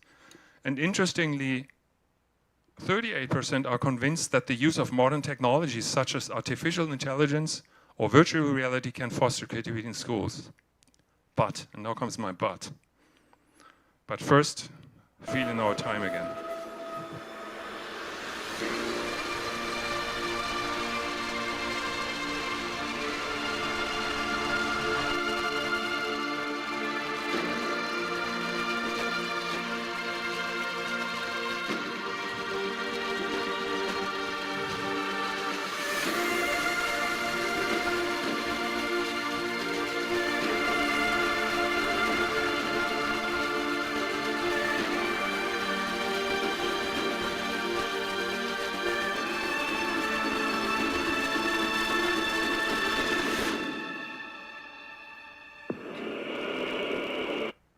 So I'm actually a technology lover and also worked in tech. I have sold software for 4 years also. But the thing is also what technology does with us, and I give you two studies about that, is we live in the age of digitality with all the advantages, but we need to look more closely. What are these technologies also doing to our brains and also especially to our creativity? And yes, educators should help learners build AI literacy and support with the use of social devices in the right way, but they should also help to safeguard creativity as our most important resource of the future, as coaches, as mentors. So not tell them you need to be creative, because it doesn't work, but support them and give them what they need for this. And again, the OECD, the latest OECD PISA study confirms technology is not a magic power, but it can be an amplifier. It can strengthen effective education methods that foster creativity, but also amplify poor practices. And when well guided, digital tools enhance learning and creativity, even beyond school, but used mainly for leisure, and if too long, however, they distract, reduce focus, and foster loneliness. We spoke about this in the last days also, that this is a big societal problem. And I don't know if you heard about that study, but that was really interesting for me. It came out, I think, 2 months ago from the MIT Media Lab study. And they tested actually students using ChatGPT to write an essay. And their brains showed less activity and creativity using ChatGPT. And 83% couldn't recall their own text, and even later without AI, brain activity stayed lower. So these guys actually wrote an essay and they didn't even remember what they wrote. And the researchers called the results soulless. So interestingly, this study found students who first thought creatively without ChatGPT engaged more deeply and later asked sharper questions using prompts that helped AI to execute the ideas more creatively. And that's interesting. So those who used ChatGPT only in the implementation phase, so in my advertising, say, okay, create an idea, do it without. But if you do the artwork, that's fine. Use ChatGPT. I mean, we saw also what Charlotte had in the presentation with the avatar, so and that's execution, but not the ideas. And in contrast, students who let ChatGPT handle in ideation became mentally passive and produced less original work. I mean, that's sure. We get all the data from mainstream, so that AI just mixes up everything and gives us a mainstream idea. And this is not how we can invent the new world. So use your brains actually for the ideation and execute with the AI. That's fine. So again, AI can be a powerful amplifier, but used too early, it replaces thinking instead of enhancing it. So again, back to school. So let's start the lesson 3, creativity. And I'm going to tell you more about what we are doing with the Initiative Classroom Think Tank. So it was funded already 10 years ago, and our mission is to place creativity at the heart of school learning. And since then, actually, we promote learning culture that sparks new ideas and encourages unconventional thinking. So practically, I'm an advertiser for creativity in education. I'm not more and not less. So I don't know anything about education. I'm just promoting what Christoph is doing, Charlotte is doing, all these talents are doing that I found in the world, right? And that's also the book about. It's not written by me. It's written by you, Christoph, and by Charlotte. You are the stars.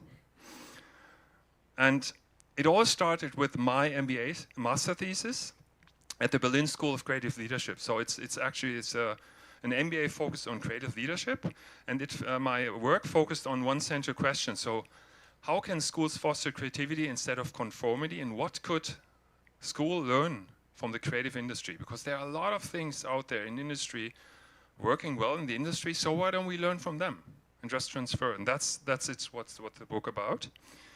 And later on, I actually met Christoph or Charlotte or Philippe Longchamp, other guys said, wow, these guys are already doing this. So it needs to be in the book as well. So assuming the whole education system will need to make a radical transition in many countries around the world, I invited more than 100 creatives, filmmakers, gaming creators, advertising creatives, education innovators, even the founder of the Blue Man Group from New York or guys like this, and asked them, okay, what would you do if you have everything and could change everything to create a school that fosters creativity instead of conformity? So they had no barriers, actually. And the result is not only a 450-page book filled with inspiration, ideas, and insights. It has become an archive, a practical handbook, and lasting source of inspirations for schools. So actually this book is already in, I think in the hand of almost 3,000 headmasters, even also in Hong Kong, it's in the library, I heard, of the university. So the goal is to give it to multipliers and really bring that to others, to change, just to change in a small matter. So do it in your own ecosystem and change small things. We don't need to change the system. We can change our own system. And at this place also heartfelt thank to Christophe, actually, that you're doing so a lot for the project. Charlotte, Philippe Longchamp will be also tomorrow at another conference. And unfortunately, Pamela Bernard is not here because she was also contributing. And you're doing just so much to multiplying all that work. So let's flip through the book, actually. Classroom Think Tank brings together a compact analysis and the expert's opinion of the challenge. It sets in scene relevant research insights and inspiring statements from well-known thought leaders and education researchers, as well as inspiring thoughts from well-known global creative leaders.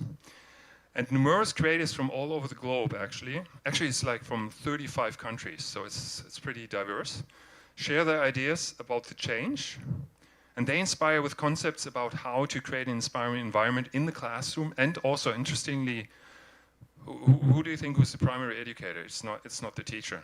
The parents.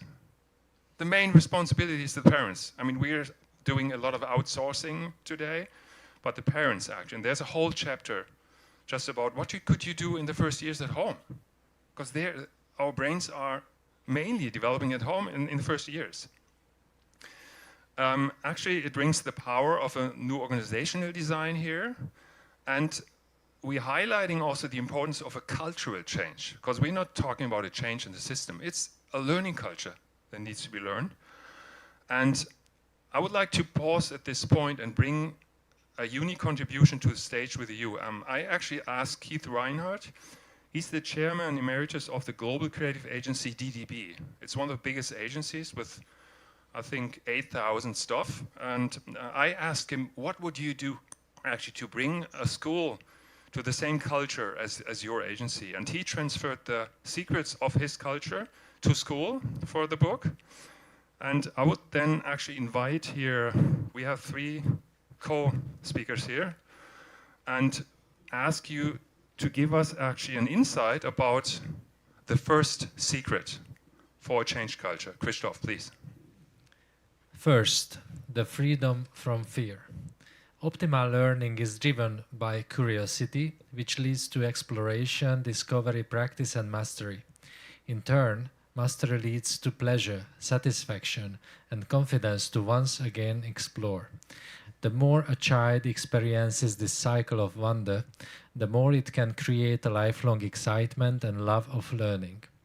The cycle of wonder, however, can be stopped by fear. The fear response is deeply ingrained in the human brain. Under threat of any kind, hunger, thirst, pain, shame, confusion, or too much, too new, or too fast. We respond in ways to keep us safe. Our minds will focus only on the information that is at the moment important for survival. Fear kills curiosity and inhibits exploration. Thank you. Second, the freedom to fail. Now I'm happy to invite the next one, actually. Charlotte. The freedom to fail. DDB acknowledges that it's the nature of creative talent to venture beyond the known, to pick its way through scary places untrod by conventional minds. Reinhardt explains. And because there's no assurances that these ID-searching patrols will succeed, the seekers must be granted the latitude to fail in order to sustain their willingness to try again. Reinhardt says, the overall rule of creativity is be prepared to look foolish. So children should be encouraged to say what they think and express their true feelings, absent of the fear that they will be laughed at or derided by their peers. And they should understand that it's okay to fail if one is exploring uncharted territory. Scholars should learn and be inspired by the great innovators in history. Edison, whose success came only after failing. Thank you. I've seen John Hattie actually 3 weeks ago, and he said it's so important to tell you as a teacher it is okay that you fail. So it's okay. And it's important that you fail. So the third, the freedom from chaos, that's for you, Christoph. The freedom from chaos. In the DDB culture, this refers to the kind of chaos that results from management indecision, vacillation, arrogance, and uncertainty. In the classroom, chaos might be created by class size, too many students per teacher, or by labs that are too small for our students to conduct experiments. Or chaos can be created by lack of clarity as to what exactly is expected of the students, or by inconsistency in communicating that understanding, says Reinhardt. Thank you. Last, freedom. Fourth, again, Charlotte, thank you for reading. The freedom to be. The freedom to be. DDB proclaims that each individual has the right to be treated with dignity, to be supported in his or her ambitions for higher achievement, and to be provided with a place where a career can grow in the direction of one's own choosing. Keith Reinhardt's lesson for educators from this insight is that every effort should be made to celebrate individuality and oppose conformity. That is, as much as possible, education experience and environment should be adapted to the development path for the individual, instead of insisting that the individual adapt to a standard curriculum. Thank you so much. So, in the next chapter, actually, we underline, I mentioned that already, the essential role of parents to create a nurturing environment at home. And readers will find inspiring answers on the important question, actually, how could one facilitate creativity in the classroom? Okay, another important person here, also in the book Transformative Education, I really could recommend this, so cross-ad for your book. And to create a learning environment really in the classroom. And the project brings on stage, we're talking a lot about methods, and I try to search also to find a lot of interesting methods and really unconventional methods to do in the classroom. And I'm happy actually to invite Professor Kim from the KNUE to share one of the, I think it's a really weird method from a Swiss consulting company. So let us know how that works. Okay. The brain race, a relay race of ideas. The brain race is a relay race take place between two stations. 3 members of each group have to run to a target around 100 meters away from the stations. Once they arrive, they are posed a question or task.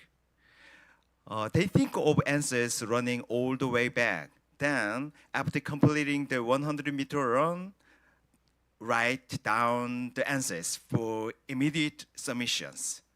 Once participant remains at station 2 to collect the ideas at the end. The techniques. At station 1, the relay participants write 10 ideas on their sheet in response to the task. They run with this sheet to station 2 and submit it there. Then they run back to station 1. The next person runs to station 2 and the cycle begins again. All the while, the participants who remains at station 2 throughout awards each eligible idea 1 point. They can also add any ideas of their own. They do it with managers. So running managers 100 meters, they don't reflect rationally. So it's really fun. You should do that. And so the Korean 4D frame education modeling certainly is in the book. So that's for taking a photo for you, Christoph. Actually, so it doesn't.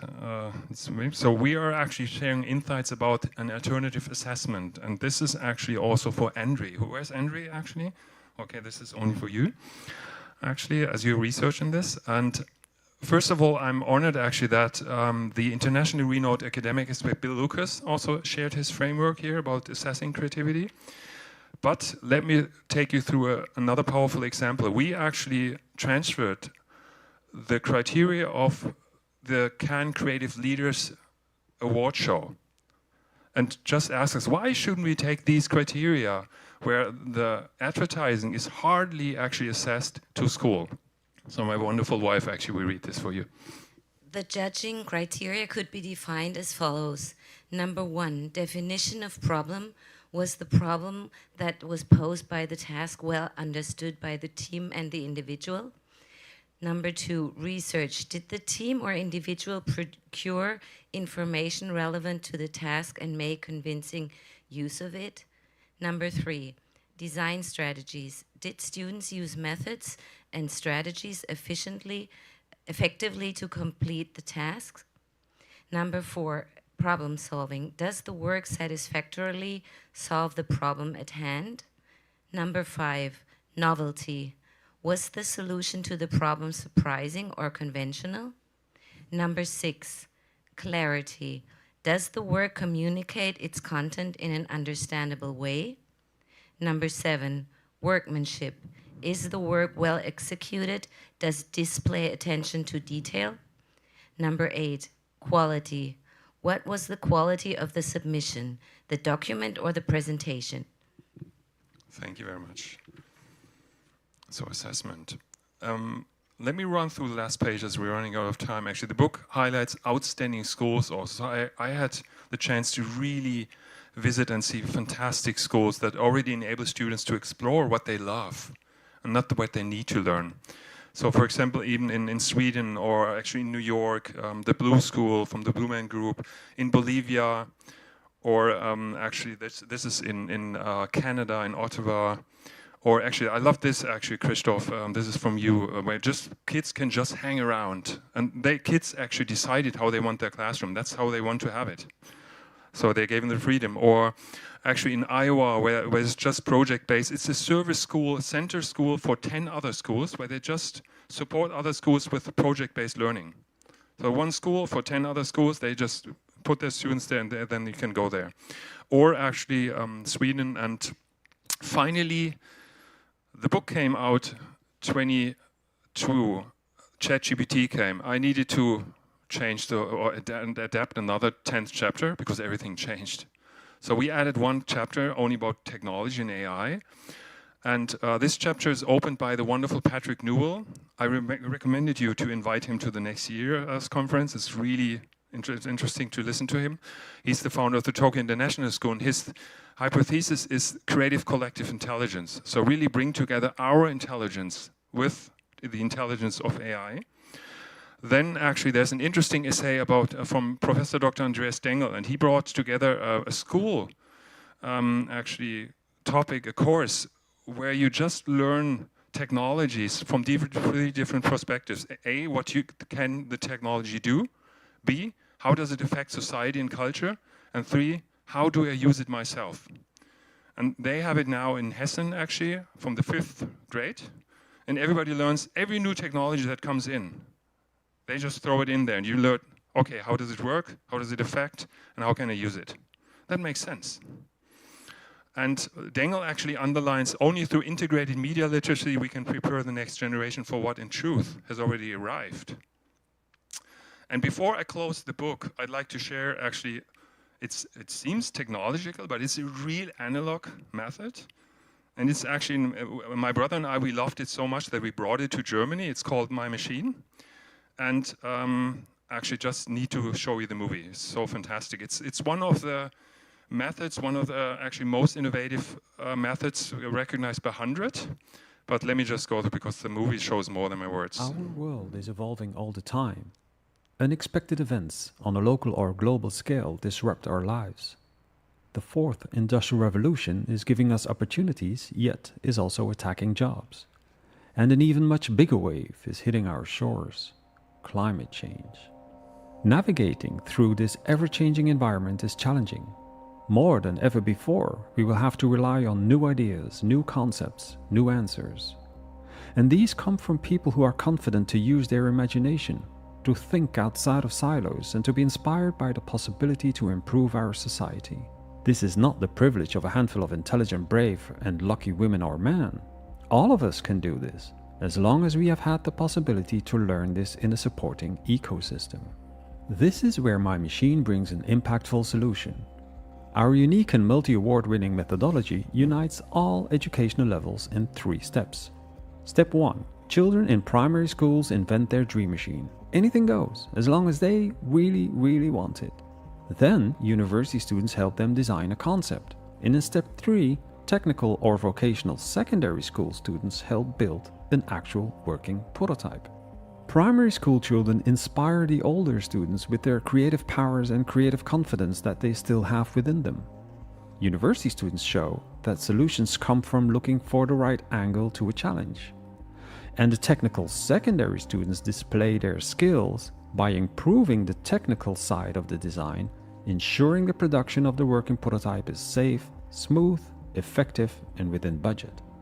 While they work for months on bringing ideas to life, like the clean up my room machine or the homework making machine, they use mathematics and physics and all the other knowledge they need for this inspiring endeavor. And all students learn along the way that nothing comes easy. That bringing an idea to life means you will need to rely on teamwork, empathy, respect for each other's talents, and being persistent and resilient. While co-creating these dream machines is so much hard work, it is also so much fun. Can you imagine how much joy they find in creating a party dance machine, a massage machine, a chase away the bad ghost from under my bed machine, or a turning bunk bed, better known as the never have to discuss anymore who gets to sleep on top machine? We know that taking those dream machine ideas seriously means the world to all participating children. Wherever life takes them, dance, engineering, plumbing, IT, fashion, law, filmmaking, management, community building, or space technology, one of the most instrumental skills to bring you happiness and to make you thrive is learning that you can bring any idea to life. No matter the scope of your vision, whether it's something personal, local, or global, making it happen starts with the creative confidence that your ideas matter, that your ideas can make a difference. That is how we will see a lot more of us doing a lot more to shape this better future we all need to design together. So this is not the end, actually, it's the beginning. And from a small book, actually, and the community, actually, that you sparked with us also, I mean, you're doing also the speed ideation in different places. So we're inviting regularly a lot of people just co-creating new ideas. And in June, actually, this year, we had a festival in Stuttgart. And we launched actually a festival where we bring together a lot of people that usually are not coming together. So it's really coming from the economy side, educators, metaverse experts, and really sharing optimism about the future. That's actually what we want to do. And actually the thing is that we are trying also to do this festival in very unconventional locations. So it's not in a typical Congress center, it's all around the city. We're doing it in theaters, in cinemas, and everywhere, so that people are bumping into each other and just have unconventional just meetings, no? And actually, I would love to invite you next year, all of you, to come to Germany with a big delegation from South Korea and from Hong Kong and whoever is in here, and be part of it and join actually with a delegation. And Christoph and we are crafting also kind of an international gathering of education persons. You need to come as well, Jan. I want to have you there, please. And we would be delighted actually to have you there and to come with us to party actually the future. So really have a party about the opportunities and challenges. We don't talk about the challenges, we have opportunities and chances. And my wish actually, closing with that finally, for the future is let us harness AI with creative collective intelligence and protect our human creativity and bring our unique talents and solve the challenges together. In unity. Thank you very much. How you say, Kamsahamnida, that's what I learned yesterday. Kamsahamnida, no, isn't it? Yeah, thank you. One last thing. my wife actually showed me a photo of about this really modern automat in the library here. Actually, you showed that to her, no? The library there with this book automat. I want you to have one of these books in the automat, so I'm gifting you one for the library, because I want to come back and go to this automat and just pick it out there. Would you do that for me? Taking one? Thank you very much. This is not my pleasure. This is our pleasure. This is for the library. I would be so excited to have thank this. you very much indeed. Yeah. And I want to have the other one book gifted to Audrey, because she's doing a research project in creativity in higher education. Could you come on stage? Could I just give you the book? And the deal is actually, I want to read your work the first. This is our deal. Thank you for researching on that. I'm pleasured. Thank you. Good. Have a nice read. Let me know how it is. To be honest. Thanks, Audrey. Okay, that's it. You done? Yeah. Thank you very much. Yeah. Leo. Thank you very much. 고맙습니다. 예. 그리고 마지막 토론자입니다. 홍미영 박사님, 홍미영 교수님이 마지막으로 토론을 하고요. 브레이크 없이 바로 패널 디스커션. 그리고 플로어에서 몇 가지 질문 주셨습니다. 정리해서 제가 또 질문 드리겠습니다. 예, 토론 부탁드립니다. Yes. Dr. 홍미영, floor is yours.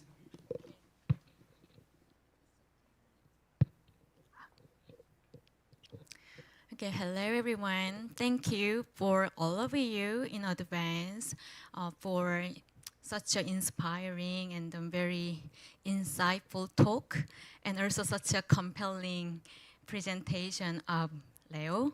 So I'm really appreciated to be here, and it is my great honor to be here. So as the last actually discussion speaker, I would like to ask you, all of you, and also in the world. So we have been discussing a lot of important issues and the future competencies, which has been so much emphasized in the curriculum nowadays in the world. But at the same time, I really would like to ask you the question then, how these future competencies can be evaluated and assessed. So my topic today for discussion in response to Leo's presentation is assessing 21st century competencies. And I would like to suggest just one of the examples, but an impact-oriented model that I have been researching for future education.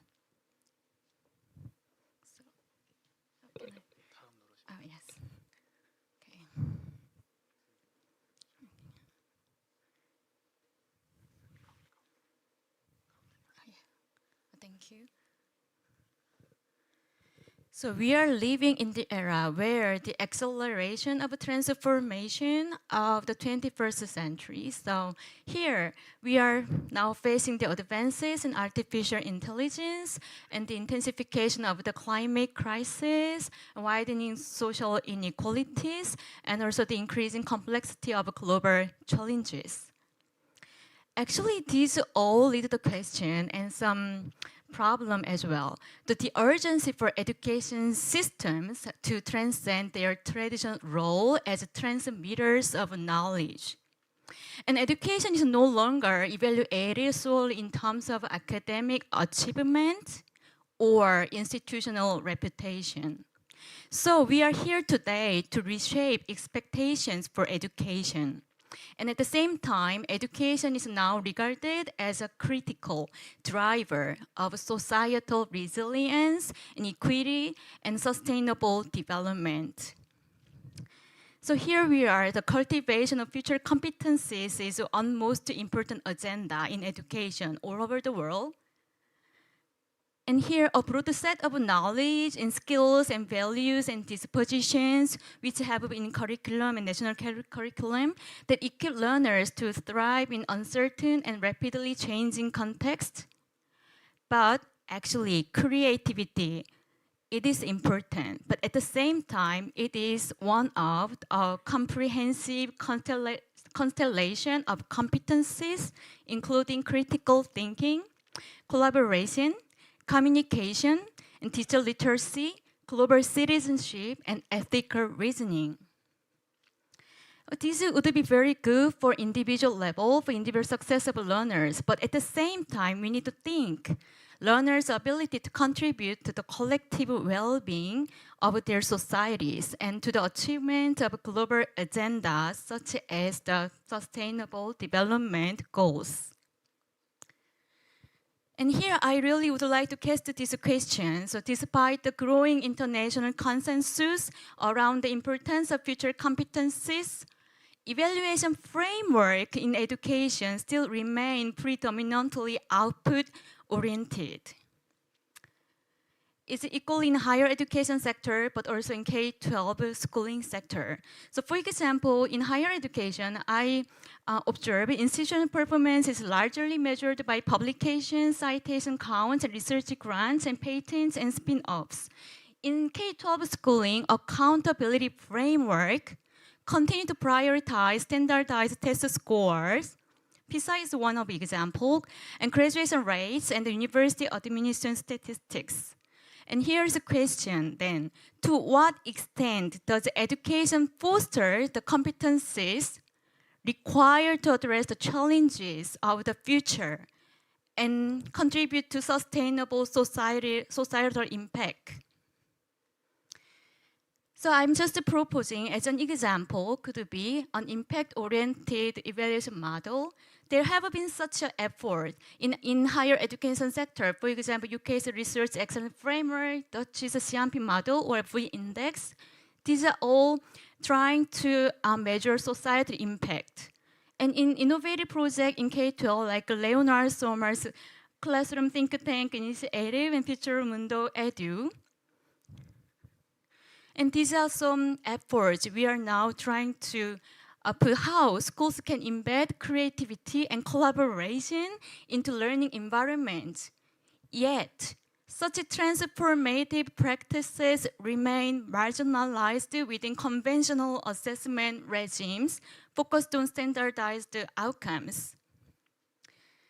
So education at all levels is still assessed by short-term output rather than long-term outcomes and impacts. So bridging this gap actually requires a reconceptualization of education evaluation that explicitly link output to outcomes and to societal impact. So bridging this gap requires a reconceptualization of education evaluation that explicitly link outputs to outcomes to social impact, capturing both the development of learner competencies and their broader contributions to communities and societies. So here are just one example that I want to suggest to you. Actually, this is the model that I devised to evaluate the university innovation like a global project, but I found that equally we could actually apply this model into the K-12 context. So future education and the centrality of future competencies like creativity we discussed a lot today. Future competencies as essential learning outcomes encompassing multiple interrelated dimensions. There have been some framework, like international framework, such as the OECD Learning Compass 2030 or UNESCO's Future of Education. And here, education is regarded not only disciplinary knowledge, but also at the same time value, attitudes, and capacities necessary for learners to navigate complexity and uncertainty and interdependence in 21st century.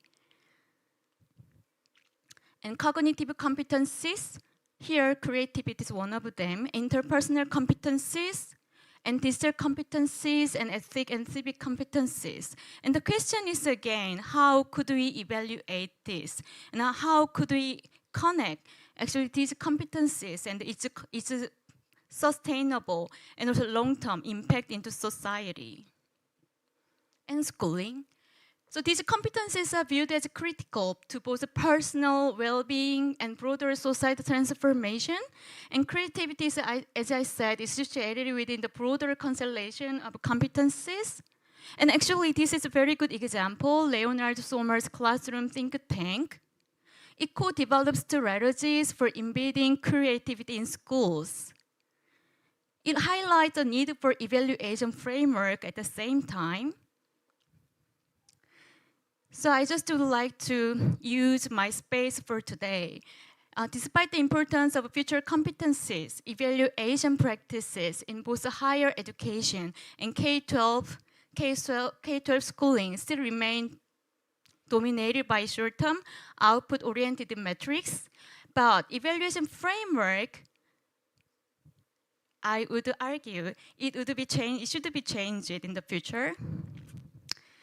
So if we focus on the K-12 education today, school accountability framework prioritizes standardized test scores so far, graduation rates, and admission to higher education.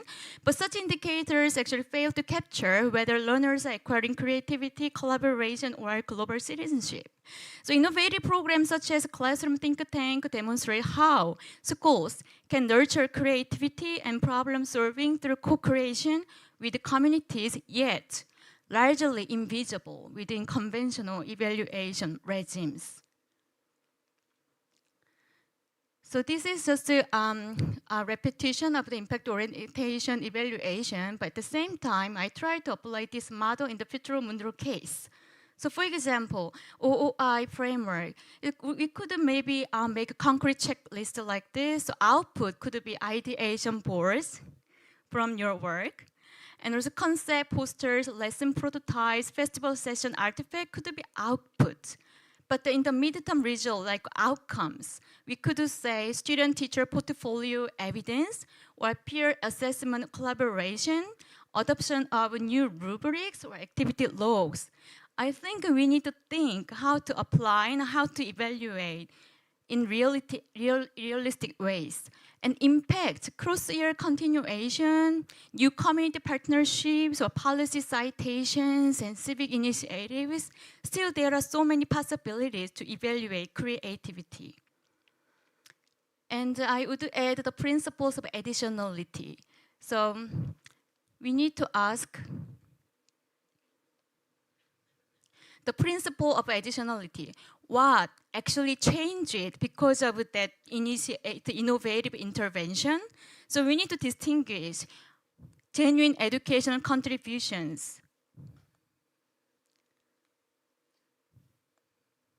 So contribution analysis or realistic prompts we can use what words, for whom, and in what conditions, school size, language support, and timetable flex. There are many different possibilities and still ways to think how to evaluate 21st century competencies and minimal counterfactors. Also, one example. And we also can devise some balanced indicators like local alignment could be benchmarked, like OECD, UNESCO benchmark, local, but also we can add some local meaning into it. And Leonard's work is actually very compelling because it encompasses globally like 35 countries and cross-sector creatives. And to scale fairly, indicators should be very local. So OECD Learning Compass or UNESCO Futures of Education is quite global, but at the same time, locally salient indicators we can include. So I'm just gonna skip this part. This is my way of thinking how to research this, to devise then evaluation format. So I was just thinking that maybe some systematic case study analysis would be very useful, and at the same time, some analysis of some good examples. And we actually can devise some indicators. So design of indicators using SMART criteria, for example, like it should be specific and measurable and achievable and reliable and timely. And then integration of a local perspective for contextual sensitivity together. So here, so if we apply this impact-oriented evaluation model in the Futuro Mundo Edu, for example, so evaluate creativity as a trajectory, I would argue, is not a snapshot. So current evaluation remains output-oriented, still like a papers, test, rankings. But these are snapshots. So we need some trajectory. So for example, in output, we can include some tangible product, student artifact, prototypes, redesign plans, maybe through ideation boards, concept poster, lesson prototypes. And in outcome, competency change. So collaboration, creative thinking, teacher practice shift through portfolio evidence, peer assessment of collaboration, adoption of new rubrics, and impact. It's a long-term transformation should happen, like a school culture, community problem solving, and inclusive participation. Through cross-year continuation, new partnership, student entrepreneurship, for example. And also, I was also thinking how to identify some good indicators. Quantitative indicators and qualitative indicators should be combined together. So it is a multi-dimensional indicator system at the end. And local indicators we can also benchmark.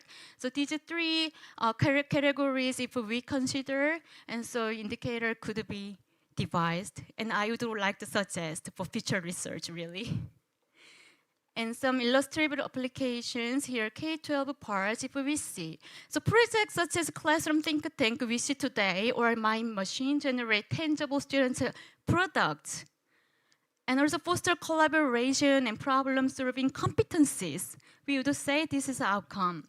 And ultimately, it contributes to school cultures that are more creative and inclusive and community-oriented. I would say this would be the longest impact. And so, some of the discussion topics, I want to address that evaluation is not just a snapshot, but as a trajectory of progressive effect. So reconceptualization of evaluation is also quite necessary when we discuss about the importance of 21st competencies. And K-12 system continue to emphasize test-based accountability, often at the expense of broader learning outcomes. And today, I suggested as an example the OOI framework. Actually, it advances this discourse by providing a multi-level model that can be applied across educational contexts, integrating short-term achievement with long-term transformation. Okay. So as a last question that I want to share with you, the last page of my slides. Okay. Okay. So here, so Leonard shows how creativity lives in schools. And OI shows how we see and govern it. So if we connect these two, we reward what matters, not only output we can count, but competencies and impacts that count for society. And a joint maybe 12 months pilot test would be possible. So we can co-develop a creativity as impact toolkit and test across 3 to 4 diverse sites. And the share a global local indicator bank, and next year's maybe K-GEC. And some further questions today I want to address. So which school routine most reliably converts creative outputs into outcomes? Maybe 6 weeks later. And if you drew your program's OI chain, where is the weakest link? From output to outcomes or outcomes to impact? And what evidence could show additionality?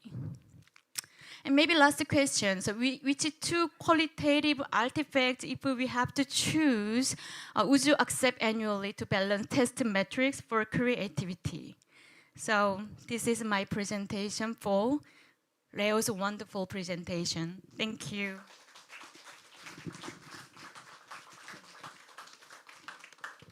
예, 감사합니다. 지금 시간이 많이 지났습니다. 그지요? 원래 1시간 이거 패널 디스커션 잡았는데 이거 저 사회자의 운영의 미숙함으로 인해서 시간이 많이 줄었습니다. 플로어에서 많은 질문을 했습니다. 자, 그래서 지금 브레이크 없이 바로 패널 디스커션, 그러니까 마지막 세션이 되겠습니다. 자, 어떻게 뭐 앞으로 예, 지금 의자를 좀 앞으로 오고 있거든요. 계속 동시통역해 주시기 바랍니다. 지금 플로어에서 질문들이 많이 왔습니다. 그래서 제가 그 질문 지금 12개 정도 왔거든요. 그래서 제가 요거를 정리를 했습니다. 그래서 크게 4개 질문으로 요약을 했습니다. 저 토론자, 특히 이제 발표자 좀 앞으로 나와 주시고요. 발표자. Would you please come over this floor from the presenters mainly? And we have several presenters from abroad. And 그 앞으로 예 우선 발표하신 분 위주로 앞으로 나와 주시기 바랍니다. 또 한국 분 있잖아요, 그죠? 발표하셨죠? 좀 앞으로 나와 주시기 바랍니다.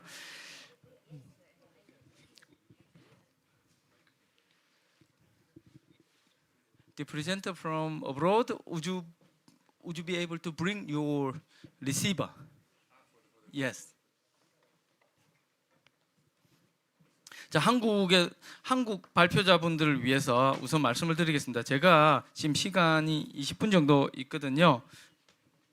그래서 20분 시간 조절을 위해서 제가 질문을 크게 4가지 유형으로 질문을 드리겠습니다. 그래서 그 질문에 답변을 해주시면 되고요. 답변은 죄송하지만 5분 이내로 해주시기 바랍니다. 첫 번째 플로어의 질문을 제가 정리를 했습니다. 첫 번째 질문은 어떤 거냐면 비판적 사고력, 크리티컬 띵킹에 대한 부분인데요. 이 질문들이 몇 개를 요약을 했습니다. 그래서 질문이 뭐냐면 AI 시대에서 AI 교육과 관련되고요. AI 교육에서 비판적 사고력을 어떻게 높여야 되느냐라는 부분이고요. 그리고 그거와 연관해서 학생의 학습을 증진하기 위해서, 학습을 높이기 위해서 가장 필요한 요소나 내용은 무엇인가라는 질문이었습니다. 이 질문에 대해서 혹시 한 2분 정도 답변을 해주시면 좋을 것 같고요. 그 다음 질문은 교사에 대한 질문입니다. 교사가 교수 역량을 높이려면 AI 시대에 있어서 또는 교사가 교수의 티칭 스타일의 변화를 주려고 하면은 어떻게 해야 될 건가라고 하는 부분, 이 질문이 되겠습니다. 그리고 나머지 2 질문은 이것도 역시 AI 교육입니다. 자, 첫 번째 질문은 교사 교육에서 AI의 윤리와 데이터 활용 역량을 사실 포함하려고 많이 하는데 한국에서 어려움이 있는데 어떤 어려움이 또 있는지 외국 사례 또는 한국 사례로 혹시 말씀해 주실 수 있으면 좋을 것 같고요. AI 시대에서 교육의 역량 중에서 AI가 대체 불가한 역량, 즉 AI가 도저히 바꿀 수 없는 그런 역량은 어떤 것인지라는 부분이고요. 마지막으로 미래 교원 교육에 있어서 데이터 리터러시가 중요한데 과연 데이터 리터러시는 어느 수준까지 요구될 건지 라는 질문으로 전체 제가 플로어에 있는 내용을 요약해 드렸습니다. 자, 그래서 누가 먼저 스타트를 해야 되겠죠, 그죠?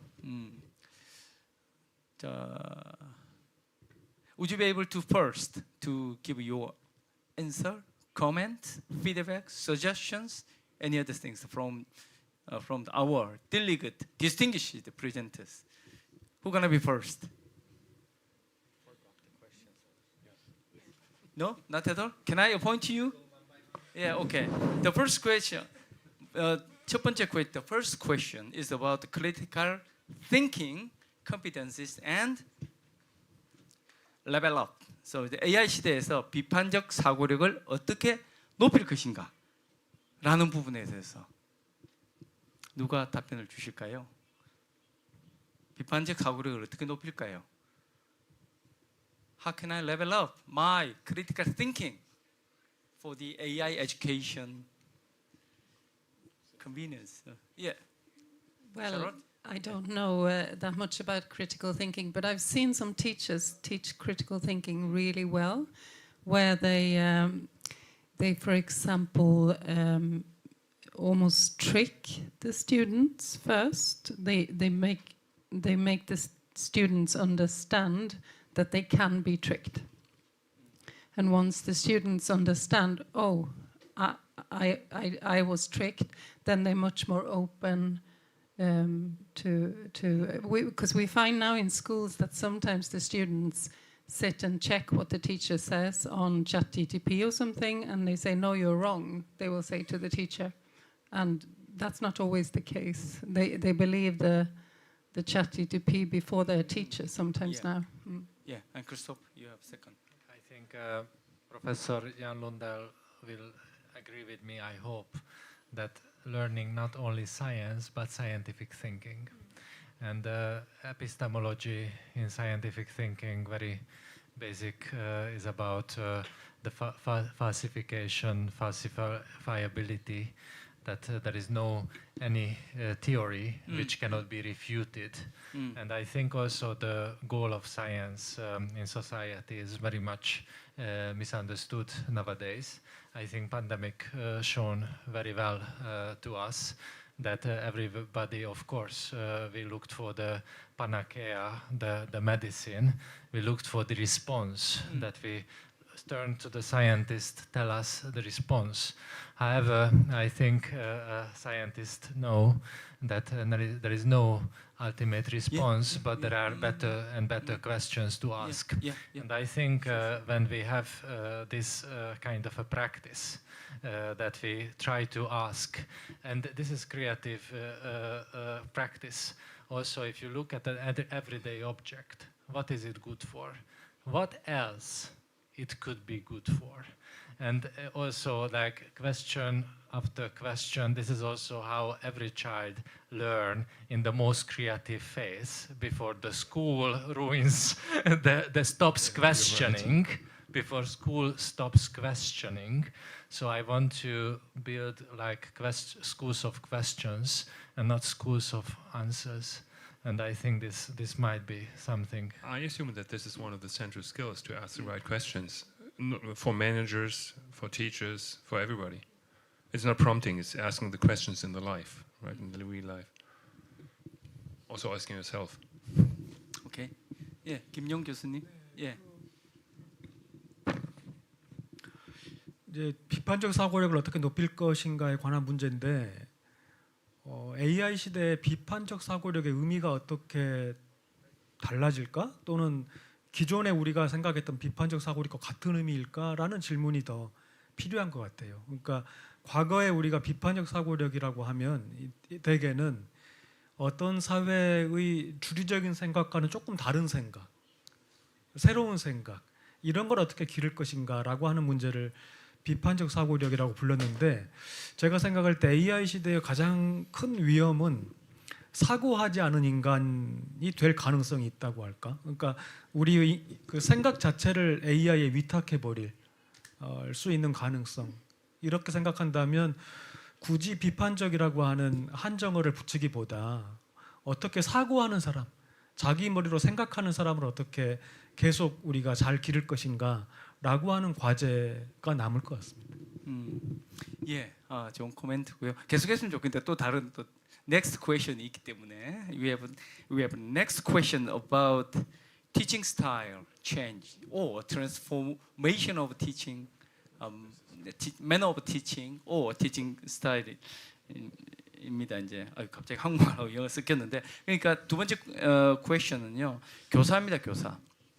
교사가 AI 시대, 이것도 역시 AI네요, 그죠? AI 시대에 티칭 스타일을 어떻게 바꾸는 게 좋을지, 그거에 대한 질문입니다. 그래서 여기에서 또 어떻게 답변을 좀 해주시면 좋을 것 같습니다. Do you make sense? Yeah. Yes, I will take up on that. Yes. I've been working as a teacher educator for 18 years, so I might have a little bit to say about that. First of all, if we think about learning, learners, that means students in school, in university, what they do is that they look at the assessment, and based on the assessment, they behave that way, that they manage the assessment. So now, in order to change things, we need to think from the teacher point of view that everything we do focuses on the assessment. So we heard a very nice presentation of possible assessment methods, but we need to change the assessment first. Then we need to change the way we teach so that we head for the outcomes, but we adjust the assessment there. So this is how to change the learners, first of all. Then how to change the teachers.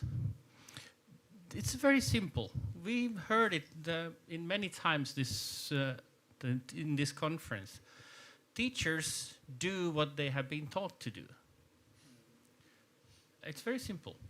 So it means that we need to change the way we teach the teachers, because teachers are our cavalry in the schooling life. So in order to accompany the skills of AI, we need to have teachers to have competence in using AI, but not just competence, but pedagogical competence. What is the added value, how to use it, when to use it? And we saw it from Leonard's talk, 1 hour, and that's where the creativity maximizes. 2 hours, we lose everything. So I have to say here that when we talk about teacher education or education in general, it's not black and white. We don't ditch the old things because of AI is coming in, but we are just supporting things we know that works with the AI. And we need to have teachers to have their own experience with the AI already during the educational career they have. So if you don't have your own experience, you don't know what you're talking about. Yeah. And you don't know how to apply it. Absolutely. And you need the models that goes into teacher education. Yeah. Thank you. And Leo? Yeah, just one question. Who's the teacher? Because the question is, are the students not very often the teachers, and the teacher is the learner, and we just exchange it the whole day because everybody could be a teacher, and I think that's one of the biggest changes. You had that in your presentation as well, I think, no? So I think teachers need to learn that they are not the teachers anymore, only. Yeah. They are not the authorities. Exactly. Yes, yes, yeah, absolutely agree. 저 통역을 잘해 주셔야 될 것 같은데, there was a legendary Chinese philosopher. It's called Zhang Jia. Zhang Jia is 1,000 years ago or 1,500 years ago. 장자가 이런 말 했다고 했잖아요. 자고 일어났는데 꿈을 꾼데 나비 꿈을 꾼데 내가 나비인지 나비가 난지 그 몰랐다는 건데. 이걸 저도 개인적으로 느낍니다. 저도 챗GPT 많이 쓰는데 제가 챗GPT인지 챗GPT가 난지 가끔 헷갈릴 때가 있어요. 그래서 다시 한번 이 교사는 끊임없이 배워야 되고 교사의 구분이 없는 것 같고 교사도 learner다. Teacher is also learner. Learner can be a good teacher인 것 같습니다. 어쨌든 교사가 교수 스타일의 변화를, 티칭 스타일 변화를 하려면 AI 시대에 일단 교사가 학생들보다 AI를 잘 알아야겠죠. 장단점을 잘 알아야 될 것 같습니다. 점점 이게 참 가르치는 게 어려운 것 같습니다. Yeah, next, can I? May I have an additional comment? Yes. Because we talk about the Chinese proverbs now. So there's a very old Chinese proverb saying that when the student is ready, the teacher emerges. And now we are in the moment in our civilization that we don't know who the teacher is or what the teacher is and where the teacher appears from. Yeah. So this is a big challenge. Yes. And it means also that we have to recognize the fact that formal teacher education is not the only solution, but we have non-formal, informal education as well. So we learn a lot outside the walls of school. And then if we think about teacher education, we have to take that into account, that we can use as teacher educators the teaching of the teachers in different contexts. And when we are now at KNUE, which is a top university in education, so how often within these walls people think how to train the teachers within these walls? Okay, thank you for your, I believe, suggestion. Is quite future-driven. Just suggestion. a comment, because I want to have a little bit of mind work here after this conference. Yeah. That is why we are here to discuss, to find out the future-driven or future-oriented pedagogical approach and perspective as well. Okay, thank you very much for your comment. 세 번째 질문입니다. 데이터 리터러시에 대한 부분인데요. 미래 교원 교육, 여기 역시 이제 미래 교사를 위한 교육에서 데이터 리터러시는 어느 수준까지 요구돼야 되냐라는 질문이 역시 이게 이제 뭐 AI의 교육 역량하고도 연관이 되는 것 같습니다. 김용 교수님께서 이제 데이터 리터러시, 데이터에 대한 소셜 테크놀로지컬 디스코스를 이야기하시는 담론을 이야기하셨는데요. 예, 김용 교수님 그러면 데이터 리터러시를 이 어느 수준까지 우리가 생각을 해야 되는지 혹시 뭐 또 답변을 해줄 수가 있을까요?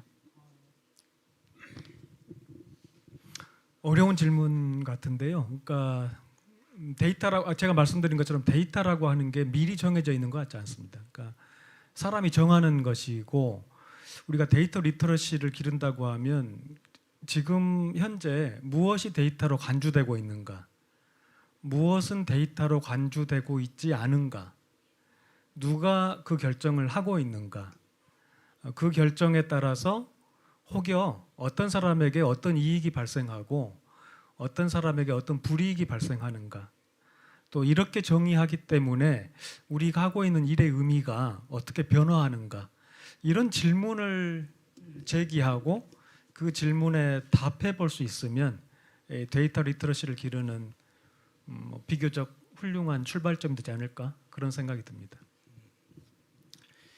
예, 네, 감사합니다. Can I comment on that? Oh, okay. Yes. I have lots of comments all the time. No, that's okay. Yeah. One I like thing that we have to remember with data is everything is data. Whatever we do, it's always about the data in one way or either we use data or we produce data. And in AI era, the data we produce disappears somewhere where we can't control it anymore. And when we talk about the use of data, we can have the same data manipulated over and over in different ways. And this comes back to the critical thinking and about how to deal with information, how to use it. And it comes back to ethical questions. What is ethical? What should be done? What shouldn't be done? But when we talk about data literacy, everyone should be aware of all these aspects of what kind of data, where, how, why, and by whom. Yeah. Okay. Yes. Yes. One last.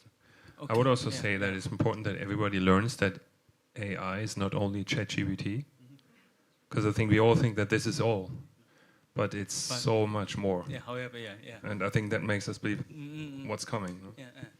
I mean, when I talk about ChatGPT, there is a typical one, but there are numerous, plenty of another generative Since AI. years, everywhere. Yes. Yeah. 아니, 내가 한국말 했는데 또 영어 죄송합니다. 이제 마지막 두 질문인데요. 이게 사실 저도 궁금합니다. 우리가 이제 AI 시대에 교육 역량이 있잖아요. 근데 정말 대체 불가능한 AI가 대체 불가능한 역량이 과연 있을까라고 이제 질문을 했는데 저도 궁금합니다. 지금 시점에서 AI는 계속 엄청나게 발전을 하고 있습니다. 그렇다면 정말 교육 역량 중에서 AI가 대체 불가능한 teaching and learning competency가 있을 거라고 생각을 하시는지 질문이 있네요. 예.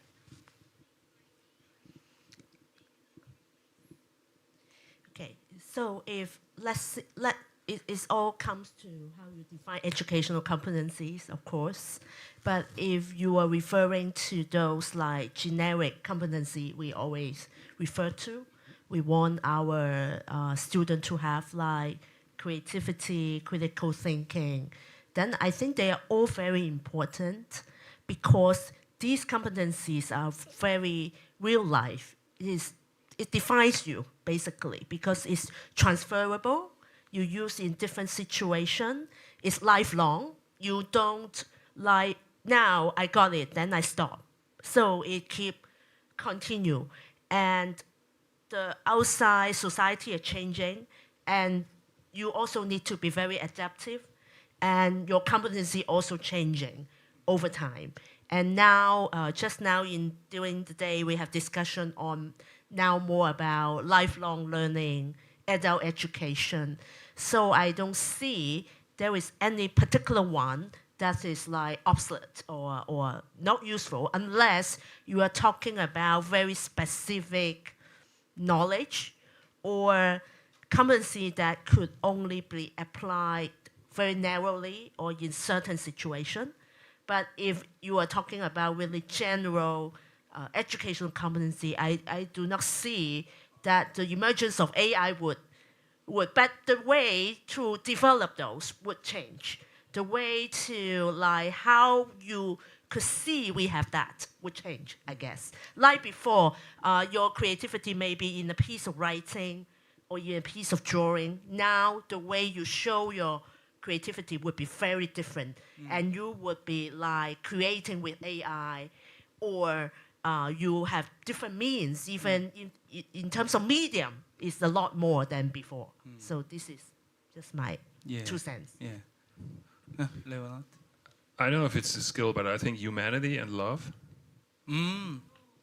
This is, I think creativity could be replaced, but not humanity and love. That's maybe the only thing we could keep. Yeah, it's like a human values, humanistic value and meanings, something like that. Yeah, of course.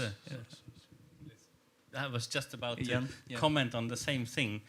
Humans are social animals, and everything we do happens in a social context. And my colleague here on my right side was very expressional when she was explaining things. So we do things, we have facial expressions, behavior expressions, we show emotions, and I think that love goes in the category of emotional skills, emotional approaches. And that is something we do in a human contact. And I see, at least not in the near future, AI to be able to do exactly that. Because that's chemical. Hormones, chemical. That's STEM. I just wanted to point it out that education research call this social emotional skills. So you ask are these skills or not? Do you remember the discussion between Keanu Reeves and Elon Musk? That was the central point. Yes, and actually there is certainly hope because I got to know from Korea actually that there was a book about the importance of not only high tech but high touch. High touch. I think you know this. Yes, I know that. So. 마지막 질문은 요거는 제가 드려야 될 것 같긴 한데 아까 다 멀티그레이드 에듀케이션 우리 김생님이 발표하셨는데 이 질문이 아마 이런 것 같아요. 여기 계신 분들은 좀 여기 해외에 오신 분들은 이 멀티그레이드 에듀케이션이 뭐지? 한국에서 왜 이런 얘기하지? 이렇게 생각하는데요. 이 질문이 플로우의 질문 이런 것 같습니다. 우리가 지금 학령 인구가 줄어들잖아요. 그래서 이 멀티그레이드 에듀케이션을 이야기하는 건지 아니면 만약에 다른 국가에서 학령 인구가 줄어들지 않고 학령 인구가 그대로 유지되거나 높아지고 있는 국가에서도 멀티그레이드 에듀케이션이나 에듀케이셔널 시스템이 필요한지 이게 한국에서만 지금 이야기하는 건지 아니면 그거에 대해서 어떻게 생각하시는지 질문이 있네요. 네. 좋은 질문 감사합니다.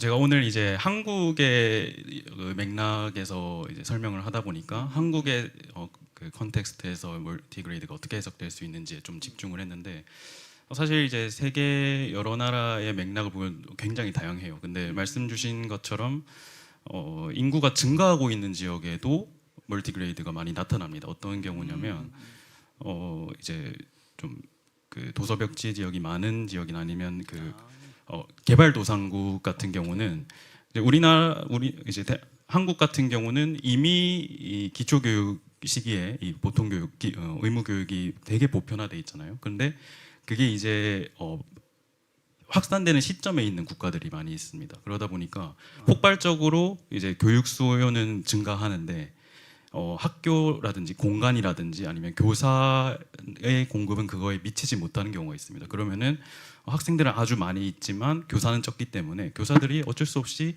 여러 학년 학생들을 좁은 공간에 모아놓고 가르칠 수밖에 없는 그런 상황이 벌어지는 거죠. 그래서 유네스코에서도 2000년대 초반부터 그런 사업을 많이 하고 있는데 그런 이제 개발도상국에 가서 그런 이제 어찌 보면 이제 열악한 환경일 수는 있지만 그 환경을 좀 더 기회로 바꾸려고 하는 그런 교사 전문성 연수 프로그램이나 아니면 뭐 수업 모델 개발 이런 것들을 많이 지원을 하고 있습니다. 그래서 그런 경우에는 인구가 증가함에도 불구하고 멀티그레이드가 이제 또 주목을 받고 있는 경우고 우리나라처럼 이제 많은 좀 선진국이나 뭐 그런 경우는 인구가 감소하고 또 도시화가 또 집중돼 그런 이슈가 많기 때문에 뭐 비슷한 상황이라고 볼 수 있겠습니다.